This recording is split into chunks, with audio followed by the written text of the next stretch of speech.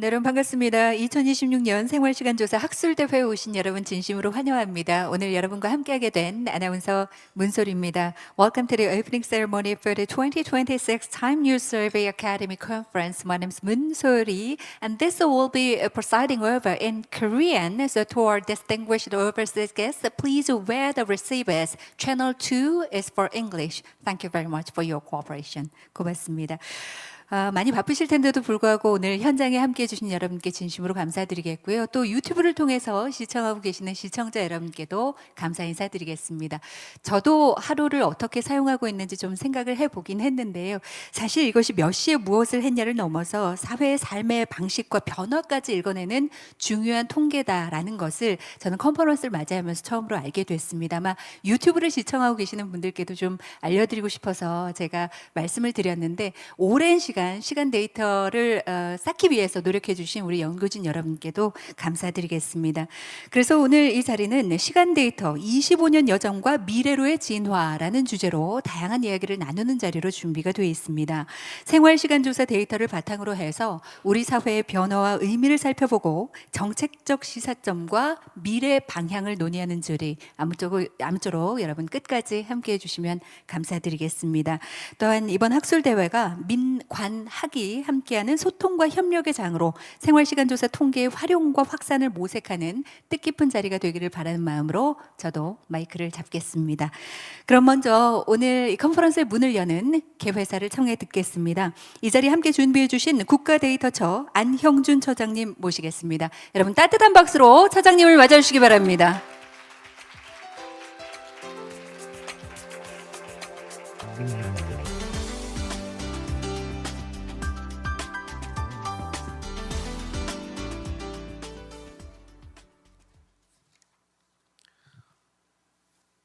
안녕하십니까. 네, 귀빈 여러분, 국가데이터처장 안형준입니다. 반갑습니다. 만물의 생동감이 완연한 5월의 길목에서 2026년 생활시간조사 학술대회를 개최하게 되어 매우 기쁘게 생각합니다. 특히 바쁘신 일정 중에도 기조 강연을 위해 벨기에에서 먼 길 와주신 이냐스 글로리에 교수님, 또 은기수 국제시간학회 부회장님, 그리고 이윤석 한국조사연구학회장님을 비롯해 오늘 이 자리를 빛내주신 모든 참석자 여러분께 깊은 감사의 말씀을 드립니다. 지난 1999년 생활시간조사가 시작된 이래 어느덧 25주년을 맞이했습니다. 2024년 제6회 조사를 거쳐 쌓아온 이 시간의 기록들은 단순히 숫자의 나열만은 아닙니다. 우리 국민이 언제 일하고 언제 쉬며 누구와 소중한 시간을 나눈지를 촘촘하게 기록한 대한민국의 삶의 궤적 그 자체라고 생각하고 있습니다. 이 데이터 속에는 디지털 전환이 가져온 일상의 변화는 물론 돌봄과 일, 가정 양립을 위해 고민해온 우리 사회의 흔적이 고스란히 담겨 있습니다. 오늘 오전에는 은기수 교수님과 이냐스 글로리에 교수님의 특별 강연을 통해 시간 데이터를 둘러싼 한국 사회의 쟁점과 글로벌 동향을 다각적으로 살펴볼 예정입니다. 이어지는 오후 전체 세션에서는 노동, 돌봄, 여가 등 다양한 분석을 통해 미래 사회의 요구를 파악하고 이를 실질적인 정책으로 연결하기 위한 심도 있는 논의가 진행될 예정입니다. 또한 병렬세션을 통해 시간 데이터로 본 일상과 삶의 질, 무급 가사노동의 가치 측정과 같은 핵심 과제들을 구체적으로 다루게 될 것입니다. 내외 귀빈 여러분, 오늘 학술대회는 생활시간조사가 단순히 하루의 시간을 기록하는 통계를 넘어 삶의 구조와 사회적 변화를 읽어내는 중요한 공공자산임을 다시 확인하는 자리가 될 것입니다. 생활시간조사는 개인의 삶의 질과 사회의 지속 가능성을 진단할 뿐만 아니라 미래 사회를 설계하는 데 중요한 나침반 역할을 하게 될 것입니다. 오늘의 논의와 연구가 더 나은 사회를 만드는 소중한 출발점이 되기를 기대합니다. 감사합니다.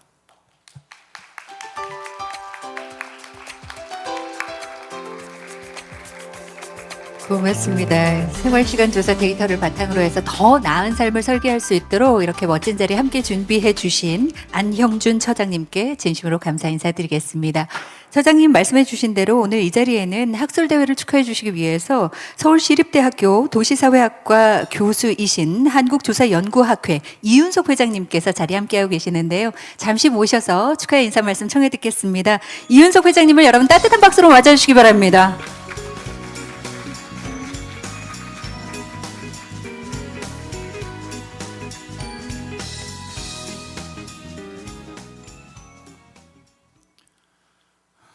안녕하십니까.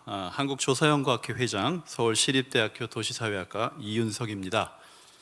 싱그러운 실록의 계절 5월을 맞아 국민의 삶의 궤적을 기록하고 미래를 조망하는 2026년 생활시간조사 학술대회가 개최된 것을 진심으로 축하드립니다. 먼저 대한민국 데이터 행정의 중추적 역할을 수행하면서 이번 대회를 정성껏 준비해 주신 안영준 국가데이터처장님과 관계자 여러분들의 노고에 깊은 감사 말씀을 드립니다. 아울러 바쁜 일정 속에서도 우리나라 통계 발전과 학술 연구를 위해 이 자리에 함께 해주신 내외 기빈 여러분, 그리고 연구자 여러분께도 따뜻한 환영의 인사를 전합니다. 생활시간조사는 지난 1999년 첫 발을 내디딘 이래 지난 25년 동안 우리 국민이 무엇을 하며 누구와 함께 어디서 시간을 보내는지를 가장 정밀하게 포착해온 소중한 국가적 자산입니다. 통계 데이터 중에서도 생활시간 데이터는 국민 개개인의 일상이 집약된 기록이자 우리 사회의 노동, 여가, 돌봄, 그리고 삶의 진을 가늠하는 가장 역동적인 자료라고 생각합니다. 이번 학술대회의 주제인 시간데이터, 25년 여정과 미래로의 진화는 그 의미가 매우 남다릅니다. 우리는 지난 4반세기 동안 아날로그에서 디지털로, 다시 AI와 대전환의 시대로 나아가는 격동의 과정을 목격했습니다. 생활시간조사의 25년 역사는 단순한 숫자의 나열이 아니라 우리 사회가 어떻게 변화해 왔으며 우리가 추구하는 가치가 어디로 향하고 있는지를 보여주는 서사라고 저는 생각합니다. 특히 오늘 프로그램 구성을 보면 한국인의 생활시간 변화에 대한 기조 강연부터 시간 데이터의 미래 가치, 삶의 질과 복지, 그리고 국제 비교 분석에 이르기까지 매우 방대하고 깊이 있는 논의들이 준비되어 있습니다. 이러한 학술적 성취는 단순히 과거를 복귀하는 데 그치지 않고 노동시간 단축, 고령화, 1인 가구 증가와 같은 우리 사회의 시급한 과제들을 해결하기 위한 정책적 영감을 제공할 거라고 믿습니다. 우리 한국조사연구학회는 생활시간조사가 가진 학술적 무게와 사회적 가치를 깊이 인식하고 있습니다. 데이터의 신뢰성을 확보하고 과학적인 조사 방법론을 고도화하는 것은 우리 연구자들의 사명입니다. 오늘날 이 자리가 생활시간 데이터에 대한 단순한 정보의 차원을 넘어 국민의 행복을 실현하는 구체적인 정책과 제도로 진화하는 중요한 전환점이 되기를 희망합니다. 앞으로도 한국조사연구학회는 국가데이터처와 긴밀하게 소통하며 생활시간 조사가 세계적 수준의 데이터 품질을 유지할 수 있도록 최선의 지원을 다할 것을 약속드립니다. 다시 한번 뜻깊은 학술대회 개최를 축하드리며 오늘 함께 하신 모든 분들의 가정에 건강과 행복이 가득하길 기원합니다. 감사합니다.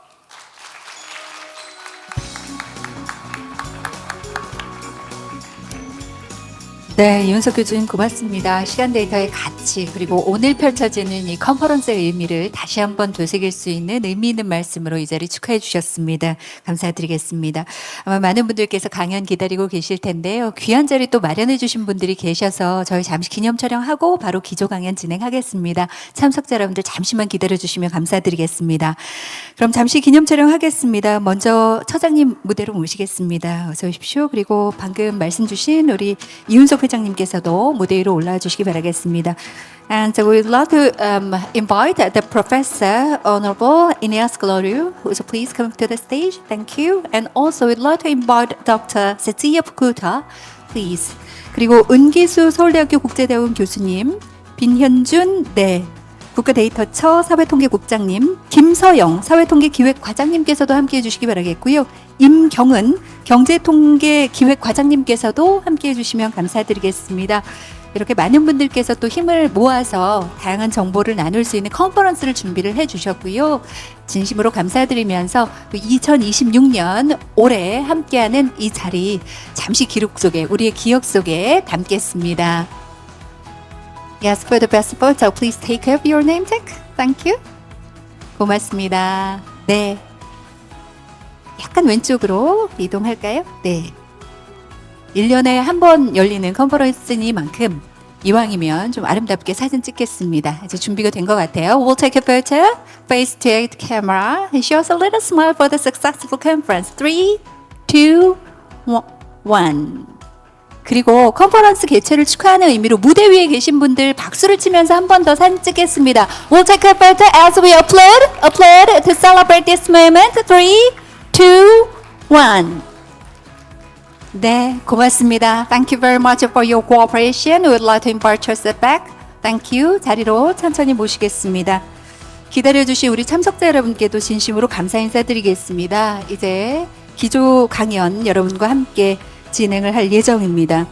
앞서 두 분께서 말씀 속에서 이 시간 데이터가 얼마나 가치를 가지는지, 우리 삶의 방향을 어떻게 바꾸는지, 우리의 미래를 어떻게 만들어 나가는지 굉장히 중요하다는 말씀을 해주셨는데요. 이런 의미를 가지고 또 두 분의 기조 연자께서 여러 가지 정보를 강연 속에 담아 주셨습니다. 오늘 기조연설에서는 생활시간조사를 통해서 한국 사회의 주요 이슈를 짚어보고 또 국제적 흐름과 의의를 함께 살펴보는 뜻깊은 시간으로 준비가 됐고요. 말씀드린 대로 저희 한국어와 영어 동시 통역 서비스가 제공됩니다. 해외 연자께서 함께 하실 예정이어서 혹시 필요하신 분들께서는 채널 1번 맞춰서 사용하시면 되겠습니다. 그리고 이동하실 때는 분실 방지를 위해서 꼭 테이블 위에 올려놓고 이동해 주시면 감사드리겠습니다. 자, 그럼 먼저 첫 번째 기조연설부터 청해 듣겠습니다. 한국 사회 쟁점과 생활시간 조사라는 주제로 서울대학교 국제대학원의 은기수 교수님께서 준비해 주셨는데요. 무대를 모시겠습니다. 여러분 따뜻한 박수로 환영해 주시기 바랍니다. 예, 안녕하세요. 저는 은기수입니다. 제가 이 생활시간조사 통계청에서 여러 조사가 있는데 그 중에서도 1999년 첫 실시된 이 생활시간조사 자료가 너무 흥미로워서 그 자료가 처음에 그 조사가 실시되고 자료가 공개되었을 때 그때는 유료로 구입을 했었습니다. 그래서 유료로 구입을 해가지고 그 자료를 분석하는 작업을 그때 처음 시작을 했었고, 아까도 저 환담을 나눌 때 잠깐 이야기했지만 우리 이윤석 교수님도 제가 바로 모셔가지고 같이 그 분석하는 작업을 실시했었고, 그 이후에도 이 생활시간 조사 자료가 가지고 있는 아주 무궁무진한 그 주제 및 자료 가치에 주목을 해서 여러 이제 동료 학자들과 함께 이 자료를 이용한 그런 연구를 수행하고, 또 국제 그 시간 학회에도 적극적으로 참여하고, 또 거기에 중요한 분들을 또 한국으로 우리 통계청과 함께 협력해서 초청해서 한국에서 이 생활시간 조사가 이루어지고 있고, 그 자료가 굉장히 질이 높고 이를 이용한 연구가 굉장히 활성화되어 있다는 것을 알리고, 그래서 지금 이 자리에 참석하신 이번 학회에 학술대회에 참석하신 그 세 분의 외국 학자들, 벨기에, 미국, 일본에서 오신 분들 뿐만 아니라 그 중요 인사들을 계속 모셨고, 오늘 참석하신 세 분은 2016년에 그 국제시간학회 총회가 그 서울대에서 통계청의 후원과 함께 열렸는데 그때도 참석하셨던 분들입니다. 그러니까 2016년에도 참석했던 분들이 10년이 지난 오늘 2026년 이 생활시간조사 학회에 또 참석해서 같이 또 이야기를 나누고 이 한국 자료와 또 비교하는 그런 연구 결과를 발표할 것으로 기대되어서 과거를 회상해 보니까 정말 감개무량합니다. 여기에 지금 그 국가데이터에서 일하시는 여러분들이 오셨는데 아마 다 담당하고 있는 조사 자료가 굉장히 중요하고 또 그렇게 생각하실 것 같아요. 경제 자료도 중요하고 인구 센서도 중요하고 여러 자료 중요한데, 이 사회통계국에서 다루고 있는 생활시간 조사 자료가 비교적 조사가 이제 최근에 이루어지기 시작했고, 그래서 상대적으로 좀 덜 알려진 측면이 있는데, 우리가 이제 삶의 질을 중요하게 생각하고 일상생활의 다양성에 주목을 하면서 또 우리 사회가 직면하고 있는 여러 문제들을 해결하는데 중요한 증거 자료와 또 단서를 제공하고 있어서 이 자료를 활용한 그런 연구와 또 정책 수립에도 깊이 관여되어 있기 때문에 아마 이 조사의 의의와 또 자료 활용성은 앞으로도 계속 증가할 것으로 생각을 합니다. 오늘 통계청에서 오신 여러분도 계시고 또 이 자료를 가지고 연구를 수행하신 여러분들께서 오셔서 특히 2024년에 실시된 이 조사 자료를 중심으로 이야기를 나눌 때 이 조사가 갖는 의의와 그 활용도가 심도 있게 논의될 것이라고 생각을 합니다. 네. 저는 오늘 이 자리에서 뭐 여러 가지 분석할 그 주제가 많은데 제가 처음에는 여기 포함은 안 됐지만 시간 비용권도 다루고 여러 가지 다뤘는데 오늘은 그 중에서 그 몇 가지 측면만 뽑아서 잠깐 소개해드리고 기조 강연으로 소개해드리고 앞으로 오후에 또 계속 진행될 그 여러 가지 주제 발표에 마중물 역할을 할 수 있지 않을까 그렇게 생각을 합니다. 첫 번째는 성평등 측면에서 이 생활시간 자료가 가지고 있는 의의, 그 다음에 이제 또 노동정책의 변화에 따라서 주 52시간제가 도입되고 그래서 그 전후에 우리 한국 사회에 어떤 변화가 있게 되었는지, 또 오후에 우리 전주원 박사님께서 이 주제를 심도 있게 분석하실 건데 그 분야를 잠깐 다뤄보고요. 그 다음에 일과 가정의 양립, 한국이 직면하고 있는 이 초저출산의 원인 중에 하나이기도 하고 우리의 삶의 질에 깊이 관여되어 있는 일과 가정의 양립 문제, 그 다음에 이제 우리 일상생활에서 유급노동, 무급노동, 뭐 수면, 여가 이런 것들이 다 우리 일상생활을 구성하는 중요한 요인인데 이들 사이에 어떤 관계가 있고 또 어떤 변화가 있는지 이런 측면을 다루고, 아쉽게도 제가 시간 빈곤을 준비를 했는데 발표 시간에 너무 넘치는 것 같아서 그 부분은 빼고 오늘은 이 주제에만 맞춰서 간단하게 말씀드리고자 합니다. 먼저 한국에서 생활시간 조사의 역사라고 할까요? 그런 걸 잠깐 한번 생각해 볼 필요가 있을 것 같습니다. 통계청에서 이 1999년에 생활시간 조사를 하기에 앞서서 한국에서는 이미 그 국민생활시간조사라는 것이 실시되었어요. 이제 KBS가 일본의 그 이제 NHK 이런 데서 이미 생활시간조사, 이 국민생활시간조사 주로 미디어 사용 초점을 맞춰가지고 이런 조사가 있었기 때문에 그 서울대학교 옛날에는 신문방송학과, 지금은 언론정보학과인데 거기에 재직하고 계시던 추광영 교수님이란 분이 이 KBS와 이 협력을 해가지고 국민생활시간조사를 그때 이제 기획하기 시작하셨어요. 1981년에 이걸 기획하셔가지고 1985년에 이제 본격적으로 이제 조사가 실시되었고, 지금도 그 언론정보학과에 계시는 이재현 교수께서 그때는 대학원생으로 이 추광영 교수님과 함께 이 조사에 참여하시고 조사를 했습니다. 저도 그때 그 같이 옆에서 이 조사를 보면서 그때는 제가 이 조사에 너무 무지해가지고 무슨 이런 조사를 다 하나, 무슨 뭐 10분 단위, 뭐 15분 단위로 너 뭐 했냐 이런 거 조사해가지고 이걸 뭐에 쓰겠다고 이런 조사를 하나, 제가 그때는 참 무지해서 그걸 냉소적으로 바라봤던 그런 기억이 있습니다. 그런데 나중에 이제 공부하고 보니까 세상에 이렇게 귀한 조사를 그때 했었구나, 그걸 제가 깨달았었는데요.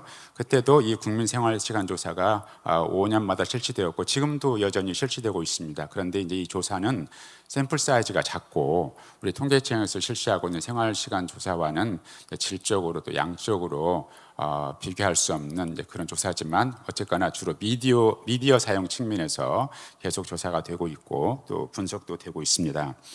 그 다음에 이제 통계청의 이제 생활시간 조사가 있는데요. 여기에는 또 그 배경이 있는데, 첫 번째 이 통계청의 제1회 생활시간 조사 1999년 실시된 이 조사는 사실은 그 주 관심과 목적이 여성들의 그 무급 가사노동 또는 무급 돌봄 노동 등과 같이 눈에 보이지 않는 이런 노동이 얼마나 큰 기여를 하고 있는지, 그것을 위성 계정을 구축해서 그 보여줄 목적으로 처음에 실시되었습니다. 뭐 다양한 그 이유가 있었겠지만 이 배경에는 1995년 중국 베이징에서 열렸던 그 국제 여성 대회에 권고가 큰 작용을 했습니다. 이 국제 여성 대회가 계속 열려왔는데 이제 베이징에서 열린 국제 여성 대회에서 여성들이 기여하고 있는 노동, 생산 이런 것들이 이 겉으로 드러나 있는 국민 계정에는 완전히 배제되어 있고, 따라서 여성들의 기여가 전혀 나타나지 않고 있고 또는 저평가되고 있다.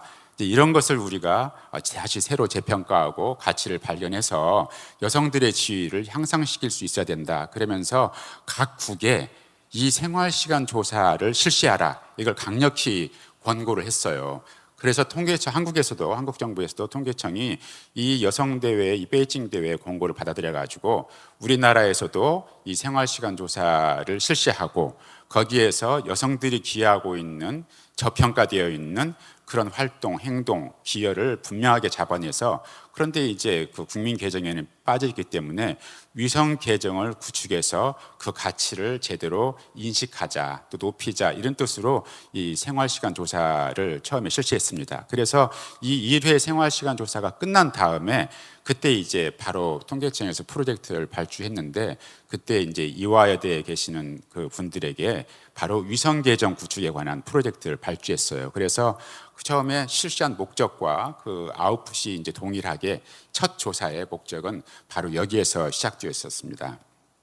이게 이제 베이징 대회에서 채택된 여러 가지 그 문서들 가운데 나오는 건데, 여성들이 큰 기여를 하고 있음에도 불구하고 제대로 평가되지 못하고 있는 면, 거기에 따라서 여성들의 그 활동과 행동 또 생산 이런 것을 적극적으로 인지하고 반영해야 된다, 이제 이런 것들을 권고하는 것이었고요. 그래서 우리나라에서도 처음으로 위성 계정을 구축하려는 시도가 이제 실시되었고, 오늘 발표에 바로 이어지겠지만 통계청에서 마침 며칠 전에 2024년 생활시간조사 자료를 이용해 가지고 이 가계 생산이 어떻게 이루어지고 있고 여성들의 무급노동이 얼마나 큰 가치를 가지고 있는지 그 발표하는 보도자료를 제가 봤습니다. 그래서 오늘 자료에는 저는 그 부분을 잠깐 집어넣었고, 오후에 또 다른 분께서 거기에 대해서 자세하게 발표해 주실 걸로 생각을 합니다.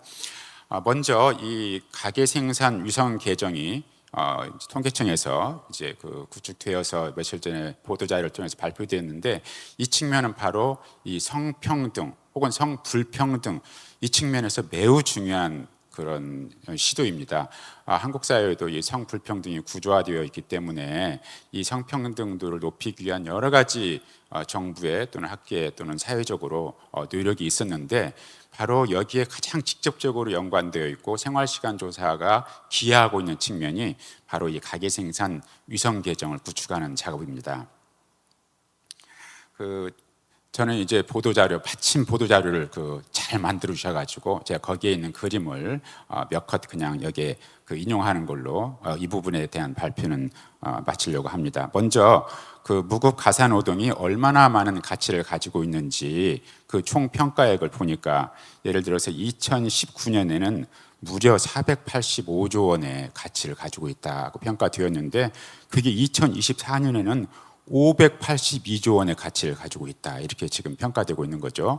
무급 노동의 가치를 주로 이제 두 가지 방식으로 계산하는데, 어쨌거나 그 계산 방식에 따르면 이 정도의 가치를 가지고 있다. 그런데 이 가치를 누구도 모르고 있는 거죠. 누구도 모르고 있고, 그것이 주로 여성들에 의해서 행해지고 있는데, 여성들이 얼마나 많은 기여를 하고 있는지가 이제 무시되고 모르고 있으면 그만큼 여성들의 기여가 감춰져 있고, 또 여성들의 역할이 또 저평가되는 그런 측면이 있는 거죠.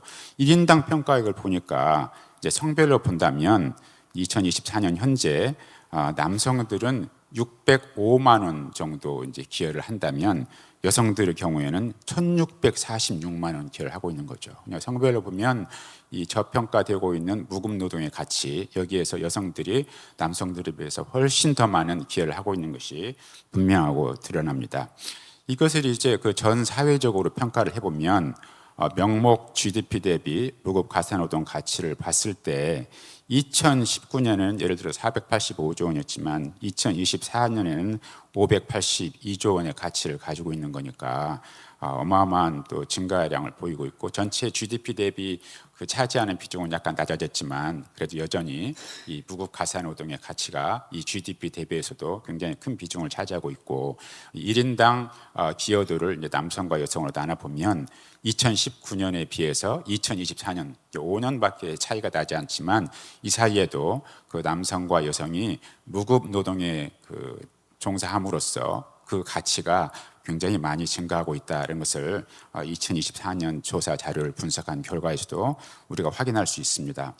마지막으로 이 무급 가사노동 또는 무급 노동의 가치를 이 성별, 그다음에 또 취업자 이 분순으로 나눠보면, 혼인 상태별로 나눠보면 압도적으로 여성들이 많은 기여를 하고 있음을 알 수가 있죠.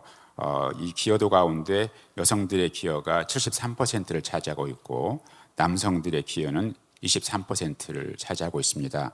또 혼인 상태를 보면은 기혼자가 88%를 기여하고 있고 미혼자는 또 12%를 기여하고 있습니다. 바꾸어 말하면 기혼 여성들이, 한국의 기혼 여성들이 남들이 알아주지 않는 이 무급 노동을 수행함으로써 사실은 한국 사회가 정상적으로 돌아가고 있는 거죠.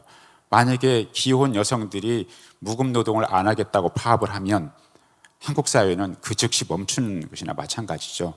코로나 사태 때 우리가 그것을 직접적으로 경험을 했습니다. 비로소 코로나 사태를 겪으면서 돌봄이 얼마나 중요한 것이었는지, 그처럼 인지되어지 않았던 돌봄이 만약에 사라진다면, 멈춘다면, 돌봄을 수행하는 대부분의 여성들이 돌봄을 하지 않는다면 그 즉시 사회가 정상적인 기능을 하지 못하고 스탑된다는 것을 우리가 코로나 사태 때 경험을 하게 되었고, 코로나 사태가 부정적인 그런 영향도 많이 끼쳤지만 저는 긍정적인 것 중에 하나가 바로 돌봄의 재발견, 그 돌봄을 제공하는 여성들의 기여의 재발견, 이것이 코로나 사태가 우리한테 준 가장 긍정적인 그 효과 중에 하나가 아닌가 그렇게 생각을 합니다. 그래서 여성들이 기여하고 있는 이 무급 노동의 가치를 다시 한번 재발견함으로써 결국은 이 사회는 남성과 여성이 숫자라도 절반씩 존재할 뿐만 아니라 남성과 여성이 보이든 보이지 않든 다 동일한 정도로 기여를 하고 있기 때문에 이 사회가 정상적으로 기능하고 운영되고 있다는 것을 우리는 이 유성계정의 구축을 통해서 확인할 수가 있습니다. 따라서 이 생활시간 조사 자료를 분석하면서 거기에서 나타난 이 경험적인 증거를 가지고서 우리가 이 한국 사회에 만연되어 있는 구조화된 성불평등을 극복하고 성평등한 사회로 나가는데 적극적으로 활용해야 되겠다, 그런 생각을 하게 됩니다. 두 번째는 주 52시간제 전후 유급 노동 시간의 간단한 소개인데요. 이게 왜 굉장히 중요하냐면 여러분도 잘 아시다시피 한국이 세계적으로 노동시간이 가장 긴 나라 중에 하나로 다 잘 알려져 있습니다. 지난 1970년대, 60년대, 70년대, 80년대 우리가 그 산업화 경제 성장 정책을 추진할 때 그것에 기반한 것이 결국은 저임금과 아주 높은 긴 노동시간에 기반한 그런 바탕에서 한국의 산업화와 이 경제 성장이 가능했거든요. 그래서 잠자는 것도 죄악시되고 조금만 게을러도 죄악시되고 무조건 눈 뜨고 있으면은 일해야 되고, 그리고 또 한국 사회에서는 남성들이 새벽에 별 보고 나가서 밤에 한밤중에 별 보고 들어오는 것이 마치 미덕인 것처럼 다 그렇게 받아들이던 그런 시대를 우리가 지나오지 않았습니까? 그만큼 긴 노동, 정말 남성이나 여성이나 막론하고 이 긴 노동을 통해서 지금 우리가 누리고 있는 이 풍요로움이 가능하게 되었는데, 그런데 이제 시간이 지나면서 거기에 대한 이제 부작용이 많이 나타나게 된 것이죠. 그래서 한국 사회에서도 이제 이처럼 긴 노동 시간은 지금의 한국 사회에 적합하지 않고 어떻게든지 좀 노동 시간을 단축해보자, 이런 이제 제도적인 변화가 일어나게 됐습니다. 그것이 첫 번째는 주 5일제의 도입이었죠. 그전에는 토요일도 당연히 일하는 때였지만 토요일 휴무제를 도입해서 주 5일만 우리가 일하고 이틀은 주말로 쉬자. 이제 첫 번째 가장 근본적인 그런 노동 정책의 변화였고, 두 번째가 이제 2017년, 18년, 19년 이 연간에 도입돼서 이제 실시되게 된 주 52시간제 이 노동 정책의 도입인 거죠. 결국은 이처럼 제도적인 변화, 노동 정책의 변화에 따라서 우리의 일상생활이 큰 영향을 받습니다. 첫 번째는 노동 시간이 이제 줄어들게 되니까 노동 시간 줄어든 만큼 이제 다른 활동을 할 수 있는 여지가 이제 생기는 거죠. 이제 두 번째는 우리가 그동안에 잘 몰랐던 이제 가족 시간의 재발견이라든지 아니면 가족과 함께하는 시간이라든지 아니면 자기 개발의 시간이라든지 이런 데 쓸 수 있는 시간이 늘어나면서 개인의 일상생활이 근본적으로 이제 변하게 되는 것이죠. 그래서 이처럼 제도적인 변화가 이루어지게 되면 개인적인 수준에서 거기에 어떻게 조응하면서 변화가 이루어지는지 이게 학술적으로도 매우 중요한 주제이고 또 실질적으로도 우리의 삶에도 직접적으로 영향을 미치는 주제가 바로 이 노동정책의 변화입니다. 그런데 이제 노동정책의 변화 가운데 주 52시간제 도입이 과연 어떠한 변화를 일으켰는가, 이걸 보기 위해서는 이 제도가 이제 정착되고 난 2024년 조사 자료와 그 10년 전인 2014년 조사 자료를 분석해 보면 주 52시간제 이 노동정책 그 도입이 과연 어떠한 변화를 일으켰는지를 저희들이 알아볼 수가 있습니다. 이제 첫 번째 그림은 이제 유급 노동 시간이 전체 평균, 평일과 주말을 다 포함해서 연령별로, 성별로 어떠한 변화를 가져왔는지를 분석한 건데요. 이 숫자를 다 보시기 굉장히 어렵기 때문에 제가 이제 밑에 간단한 그 의미를 이제 요약한 걸 이제 보여드리는데, 그리고 이 자료는 생활시간 조사 자료 조사 대상자를 모두 분석한 것이 아니고 이 전일제로 일하고 있는 남성과 여성을 이제 뽑아가지고 이제 분석한 것입니다. 왜냐하면 이분들이 직접적으로 유급 노동 시간을 감소에 영향을 받아서 일상생활이 어떻게 변했는지를 보여주는 그런 직접적인 대상이기 때문에 이 통계청에서 발표한 2024년 생활시간조사 결과와 제가 오늘 말씀드린 내용은 좀 차이가 납니다. 왜냐하면 제가 그 섹션마다 분석하는 그 분석 대상자가 다르기 때문에, 그래서 혹시라도 제가 발표하는 내용과 여러분들이 통계청에서 생활시간조사 자료를 분석해 가지고 내놓은 그런 평균가가 다르다면 그건 뭐 서로의 분석에 오류가 있는 것이 아니고 분석 대상자의 차이에서 나오는 그런 차이라고 인지해 주시면 고맙겠습니다. 그래서 이번 이 일회일 그림을 유급 노동 시간의 이 변화의 그 의미는 뭐냐면, 모든 연령대에서 2014년에 대비해서 2024년에는 다 유급 노동 시간이 의미 있게 감소한 것으로 나타납니다. 특히 이 전일제로 일하는 그 분들 가운데는 30대 남성에서 이 감소 폭이 최대로 마이너스 37.5분, 즉 평균 하루 37.5분 정도 유급 노동 시간이 감소한 걸로 나타나는데, 이 성별로 차이는 2014년이나 2024년 동일하게 유지되고 있어서 여성보다는 남성들이 그 평균 유급 노동 시간이 긴 것으로 나타납니다. 두 번째는 이제 이게 평일에 한정해서 평일 근무일에 한정해서 보면 2024년 마찬가지로 이 30대 남성에게서 이 유급 노동 시간의 감소가 제일 두드러지는데, 그러나 전반적으로 전 연령대에서 이 평일 유급 노동 시간의 감소가 관찰되고, 그래서 주 52시간제 그 효과가 이 평일에서 가장 명확하게 나타나는 것으로 분석되었습니다. 이건 이제 주말에는 그러면 이 노동 시간이, 유급 노동 시간이 어떻게 변화했는지를 이제 보여주는 이제 그래프인데, 마찬가지로 이 주말 유급 노동은 평일보다는 당연히 낮은데, 특이하게도 2024년 자료를 보면 60에서 64세 여성들의 이 유급 노동 시간이 남성보다 높은 그런 특이한 패턴이 관찰이 됩니다. 아마도 이 고령층의 노동 시장 참여도가 높아지면서 이 주말에도 이 고령 여성층에서 이 유급 노동 시간이 좀 높은 것으로 나오지만, 주 52시간제 도입을 통해서 이 주말 노동도 마찬가지로 상대적으로 감소하는 것으로 나타납니다. 이처럼 이 유급 노동 시간을 감소하고자 하는 이 정부 노력에 따라서 주 52시간제가 도입되고, 뭐 이 주 52시간제 도입을 통해서 여러 가지 그 논쟁이 있습니다. 이제 우리나라 그 산업 구조상 어떤 분야에서는 주 52시간제 노동을 해서는 안 되고, 어떤 때는 뭐 일주일 내내 일도 해야 되고, 뭐 하루 20시간 일할 수 있으면 다 일해야 되고, 이런 것도 가능해져야 되는데, 엄격한 주 52시간제 정책에 따라서 그걸 못하게 되니까 문제가 많다, 뭐 이런 주장도 나오고 그러는데, 또 며칠 전 어떤 분은 신문에 칼럼을 쓰셨는데, 지금도 한국의 노동 시간은 너무 길다, 이걸 다시 감소하고 더 줄여야 된다, 이런 주장을 펼치는 주장도 있고, 그래서 유급 노동 시간을 둘러싼 논쟁은 사실은 끝이 없습니다. 개인적으로는 우리가 주 4일만 일하고 살 수 있으면 얼마나 좋을까요? 그래서 주 4일제 도입도 강하게 주장하시는 분도 있는데, 어쨌거나 이 유급 노동 시간의 감소는 제가 생각할 때는 사회적으로 거스를 수 없는 그런 필연적인 삶의 질을 높이기 위한 필연적인 그 변화의 방향이 아닐까, 그렇게 생각을 하고, 우리나라 정부도 이에 맞춰서 노력을 하고 있다, 그렇게 평가할 수가 있겠습니다. 세 번째 제가 말씀드리고 싶은 주제는 일과 가정의 양립입니다.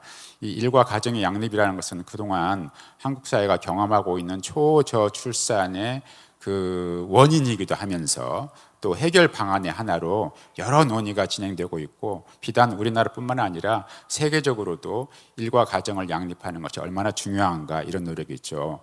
제가 바로 이 국제시간학회가 그 전에 이 핀란드에서 열렸을 때 한번 그 참석을 해서 깜짝 놀랐었는데, 그때가 여름이었어요. 그런데 그 국제시간학회 그 회원 참석자들이 대부분 묵고 있는 호텔에 아침을 먹으러 갔더니 그 젊은 부부들이 그 어린아이들을 데리고 여행하면서 그 호텔에 투숙하면서 아침을 먹으러 온 거예요. 그런데 아이들이 뭐 조용히 있겠습니까? 뭐 어디서는 울고 있고 뭐 시끄럽고 뭐 그러는데, 그걸 사람들이 다 당연하게 받아들이면서 그 젊은 부부들이 애 데리고 여행하면서 아침 식사를 하고 있는 거예요. 제가 한국에 아침 호텔을 한번 가본 적이 있는데 조용합니다. 뭐 애 데리고 오는 부부 뭐 찾아볼 수가 없고요. 그 다음에 낮 시간인데도 그 해가 이제 북극권에 높이 떠 있는데 사람들이 한가롭게 그 커피도 마시고 맥주도 마시고 있는 모습을 보면서, 아니 왜 이 사람들이 일을 안 하고 지금 이 시간에 이러고 있나? 제가 그런 생각을 한 적이 있어요. 그만큼 그 사람들 삶 속에서 노동을 하면서 생산성을 높이면서도 그 남는 시간을 제가 충분히 즐기면서 얼마든지 일과 여가를 양립할 수 있고, 또 마찬가지로 이 가정생활도 양립할 수 있는 모습을 보면서, 아, 이게 바로 이런 나라들과 우리나라의 얼마나 출산율 수준이 낮은가, 여기에서도 그 원인을 극명하게 우리가 쉽게 찾아볼 수 있구나, 그런 경험을 한 적이 있습니다. 그만큼 일과 가정의 양립이 중요한데, 노동시간이 길다면 일과 가정을 양립할 수가 없겠죠. 그래서 저는 여기에서 맞벌이 부부와 호벌이 부부만을 이제 뽑아가지고 이 일과 가정의 양립이 어떻게 되고 있는지 이제 보고 있는데, 한국 현실에서 특히 이제 이 저출산 상황과 연관지어 본다면 아직도 우리는 그 연간 근로 시간이 굉장히 이제 높은 편에 속하고, 이게 지금 계속 악순환을 거듭하고 있고요. 그 다음에 이제 여기에 관해서는 뭐 수많은 이제 연구들이 있고, 외국 같은 경우에는 다양한 정책을 도입하고, 마찬가지로 우리나라도 일과 가정을 양립하기 위해서 정부 나름대로의 여러 정책을 만들고 시행하면서 노력을 하고 있지만, 아직도 우리 사회에서는 일과 가정을 양립하는 것이 참 쉽지 않은 그런 현실에 놓여 있다고 말씀을 드릴 수가 있겠습니다. 이게 맞벌이 부부와 호벌이 부부를 2014년과 2024년에 과연 일상생활이 어떻게 되고 있는지를 이제 제가 분석을 해서 이제 비교를 해보았는데, 마찬가지로 이 그래프는 이제 보기가 힘들기 때문에 거기에 중요한 그 발견 내용을 밑에 간단하게 정리를 했는데, 맞벌이 남성의 경우에 이제 유급 노동 시간이 감소하고 대신 이제 여가 시간이 또 의미 있게 이제 증가하고 있는 현상이 보입니다. 맞벌이 여성들의 경우에는 그럼에도 불구하고 여전히 무급 노동이 여전히 높은 그런 상황에 놓여 있습니다. 근데 이제 호벌이 여성의 경우에는 남성들이 일을 하고 이제 여성들은 이제 일을 하지 않기 때문에 상대적으로 어느 남성과 여성에 비해서도 여가 시간이 이제 가장 많은 이제 그런 상황을 이제 볼 수가 있습니다. 이걸 이제 맞벌이 남성 또 여성, 또 호벌이 남성, 여성, 이렇게 제가 이제 상세하게 이제 분석을 해보았는데, 이 맞벌이 남성의 경우에는 이 주 52시간제 이제 도입을 통해서 역시 유급 노동 시간이 이제 크게 이제 감소하면서 다른 활동들의 이제 시간들이 많이 증가하고 있는 거예요. 그 중에 참 특이한 것이 이제 맞벌이 남성들의 경우는 대부분 이제 또 자녀들이 있는 경우들이 많기 때문에 이 무급 노동에도 이제 적극적으로 이제 참여하기 시작하고 있고, 또 여가도 이제 조금씩 이제 즐기고 있고, 특히 자기 관리 시간이 많이 늘어나는 것으로 나타납니다. 그래서 그 전에는 뭐 남성들은 그럴 리가 없겠지만 이 지하철에서 화장하는 여성들을 많이 볼 수가 있었는데, 이제는 지하철에서 화장하지 않아도 집에서 화장하고 나와도 됐을 정도로 시간이 확보되지 않았을까, 이제 그런 생각이 들 정도로 이 자기관리 시간도 늘어나고 있습니다. 이제 맞벌이 여성의 경우인데 마찬가지로 이 셀프 케어 시간이 이제 평균 13분 정도 증가한 것으로 나타나거든요. 이게 평균이니까 이 사람마다 이제 개인차가 있기 때문에 마찬가지로 유급 노동 시간이 감소하면서 다른 활동들, 여가라든지 또 이런 시간이 감소하고 또 맞벌이 여성들의 경우에는 이 무급 가사노동 시간도 동시에 이제 감소하는 것으로 나타나게 됩니다. 그래서 주 52시간제 도입에 이 맞벌이 여성들에게 좀 더 긍정적인 영향이 있지 않았을까 그렇게 생각을 하고요.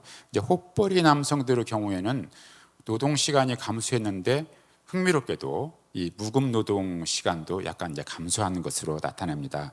대신 이 호벌이 남성들은 이제 여가에 조금 더 많은 시간을 쓸 수 있게 되고요. 또 셀프 케어에도 자기 관리에도 관리 시간도 역시 의미 있게 증가하고 있는 것도 나타납니다. 이제 호벌이 여성들의 경우에도 뭐 호벌이 여성이니까 당연히 사실은 이 페이드 워크라는 것이 의미가 없는데 우리나라 자료에는 호벌이라고 되어 있는데도 때로 그 일지에 내가 일을 했다고 또 기록되어 있는 그런 경우들이 있는데 여기서는 감소하면서 호벌이 여성들의 경우에도 이 여가 시간이 이제 증가하고 있는 양상을 볼 수 있습니다. 그래서 일과 가정의 양립의 측면에서 보면 주 52시간제 도입과 같은 이런 노동 정책의 변화가 무엇보다도 이 긴 노동 시간을 감소시킴으로써 이제 자기 관리, 이제 잠을 잔다든지 아니면 자기 관리를 한다든지 아니면 여가를 보낸다든지 그것을 개인적으로 혼자 보낼 수도 있고 또 가족과 함께 보낼 수 있는 그런 시간이 늘어남으로써 일과 가정의 양립에 조금은 긍정적인 그런 영향을 미치고 있다. 그래서 정리하면 노동 시간 감소는 어느 층에서도 또 확인할 수가 있고 또 남성의 가사 참여도 이제 소폭 이제 증가한 것으로 나타나지만 맞벌이 여성의 부담은 여전히 이제 존재하고 있고 그 다음에 2024년 현재 일과 가정의 양립은 이전에 비해서 이제 조금씩 나아지고 있다 이렇게 말씀드릴 수가 있겠습니다. 전반적으로 이제 여러 가지 활동들이 있는데 그 중에서 이제 유급노동, 여가, 이제 수면과의 관계를 마지막으로 한번 제가 설명을 드리면 이제 이 분석은 전일제 임금 노동자를 대상으로 분석이 되었기 때문에 통계청이 2024년 생활시간조사를 실시하고 그 요약해서 수면이 감소되었다. 이제 이런 발표가 굉장히 좀 흥미로운 결과였거든요. 그런데 이제 전체를 대상으로 했을 때는 수면 시간이 감소했지만 이 전일제 이 노동자를 대상으로 해서 분석을 해보면 그와는 약간 다른 그런 결과가 나타나는데 이 평균 수면 시간은 이제 전반적으로는 전체 대상자는 감소하지만 이 전일제 노동자 경우에는 오히려 이제 증가한 것으로 나타나게 됩니다. 이제 이 표에서는 맨 오른쪽 두 개의 이 칼럼만 이제 보시면 될 것 같아요. 2014년과 2024년을 비교했을 때 유급 노동 시간이 예컨대 남성과 여성의 어떤 정도로 변화했는가를 보는 것인데 예를 들어서 여기 맨 이게 지금 2014년과 24년을 비교했을 때 남성들의 경우에 유급 노동 시간이 모든 연령층에서 다 이 정도로 이제 크게 감소하고 있는 것 나타나고 있고 여성들의 경우에도 유급 노동 시간이 감소하는 것 나타나는데 흥미롭게도 이제 이 20대, 30대 여성들의 경우에는 오히려 2014년에 비해서 2024년에 이 유급 노동 시간이 이제 증가된 것으로 나타나고 있습니다. 이 층만 제외하면 분명히 유급 노동 시간이 이제 감소되고 있고요. 무급 노동 시간도 비교해 보면 이 남성들의 경우에 2014년에 비해서 거의 모든 연령층에서 이 무급 노동 시간이 이제 증가하고 있는 그런 경향을 우리가 확인하고 반면에 여성들의 경우에는 무급 노동에서 조금씩 해방되고 있는 이제 그런 그 현상을 우리가 발견할 수가 있습니다. 20대와 이 30대 여성들이 무급 노동에서 조금씩 해방되고 있다 이렇게 볼 수가 있죠. 제가 해방이라는 용어를 쓰는 건 너무 과격한 용어 같아요. 해방과는 거리가 멉니다. 약간 줄었을 뿐입니다. 이렇게 또 말씀하실 분이 분명히 계시기 때문에 해방이란 말은 그럼 쓰지 않고 조금 부담이 경감되었다 이렇게 말씀을 드리겠습니다. 여가는 상대적으로 이제 증가하는 현상을 이제 볼 수가 있습니다. 마찬가지로 이 남성들의 경우에도 2014년에 비해서 2024년에 이 여가가 증가되었어요. 그래서 여가는 굉장히 흥미로운 영역입니다. 도대체 어떤 여가를 도대체 즐기고 있는 건가? 그 전에는 그 회식도 많고 그래서 특히 이 전일제 노동하시는 분들은 회사 끝난 다음에 뭐 이 회식 자리를 통해서 여가를 즐기는 경향이 많았다면 요즘은 그런 경향이 많이 사라지고 있잖아요. 그렇기 때문에 이 여가 시간의 증가가 어떤 방향으로 이루어지고 있고 그것이 개인뿐만이 아니라 사회적으로 큰 함의를 갖는데 여기에 관해서 조금 더 상세한 그 분석이 이루어지면 한국 사회를 변화하는 데 큰 도움이 될 것 같습니다. 여성들의 경우에는 주로 젊은 여성들에서는 여가 시간이 증가되었는데 오히려 이제 연령층이 높아지면서 여가 시간이 그렇게 늘지 않고 오히려 약간 감소된 것 같은 그런 경향을 발견하게 됩니다. 이제 여기에서는 조금 여가를 이제 세부적으로 이제 간단히 좀 분석을 해봤는데요. 그 분석 결과를 말씀을 드리면 2024년에 10대와 20대는 이제 남성들의 경우에 그 게임 시간이 이제 급증하고 있는 것으로 보입니다. 그리고 이제 미디어 여가가 이제 모든 연령대에서 가장 큰 비중을 차지하고요. 스포츠 활동은 5, 60대에서 상대적으로 높고 이 유급 노동의 감소와 결국 게임, 미디어 여가 증가로 연결되고 있는 것이 아닌가 이제 그렇게 생각이 됩니다.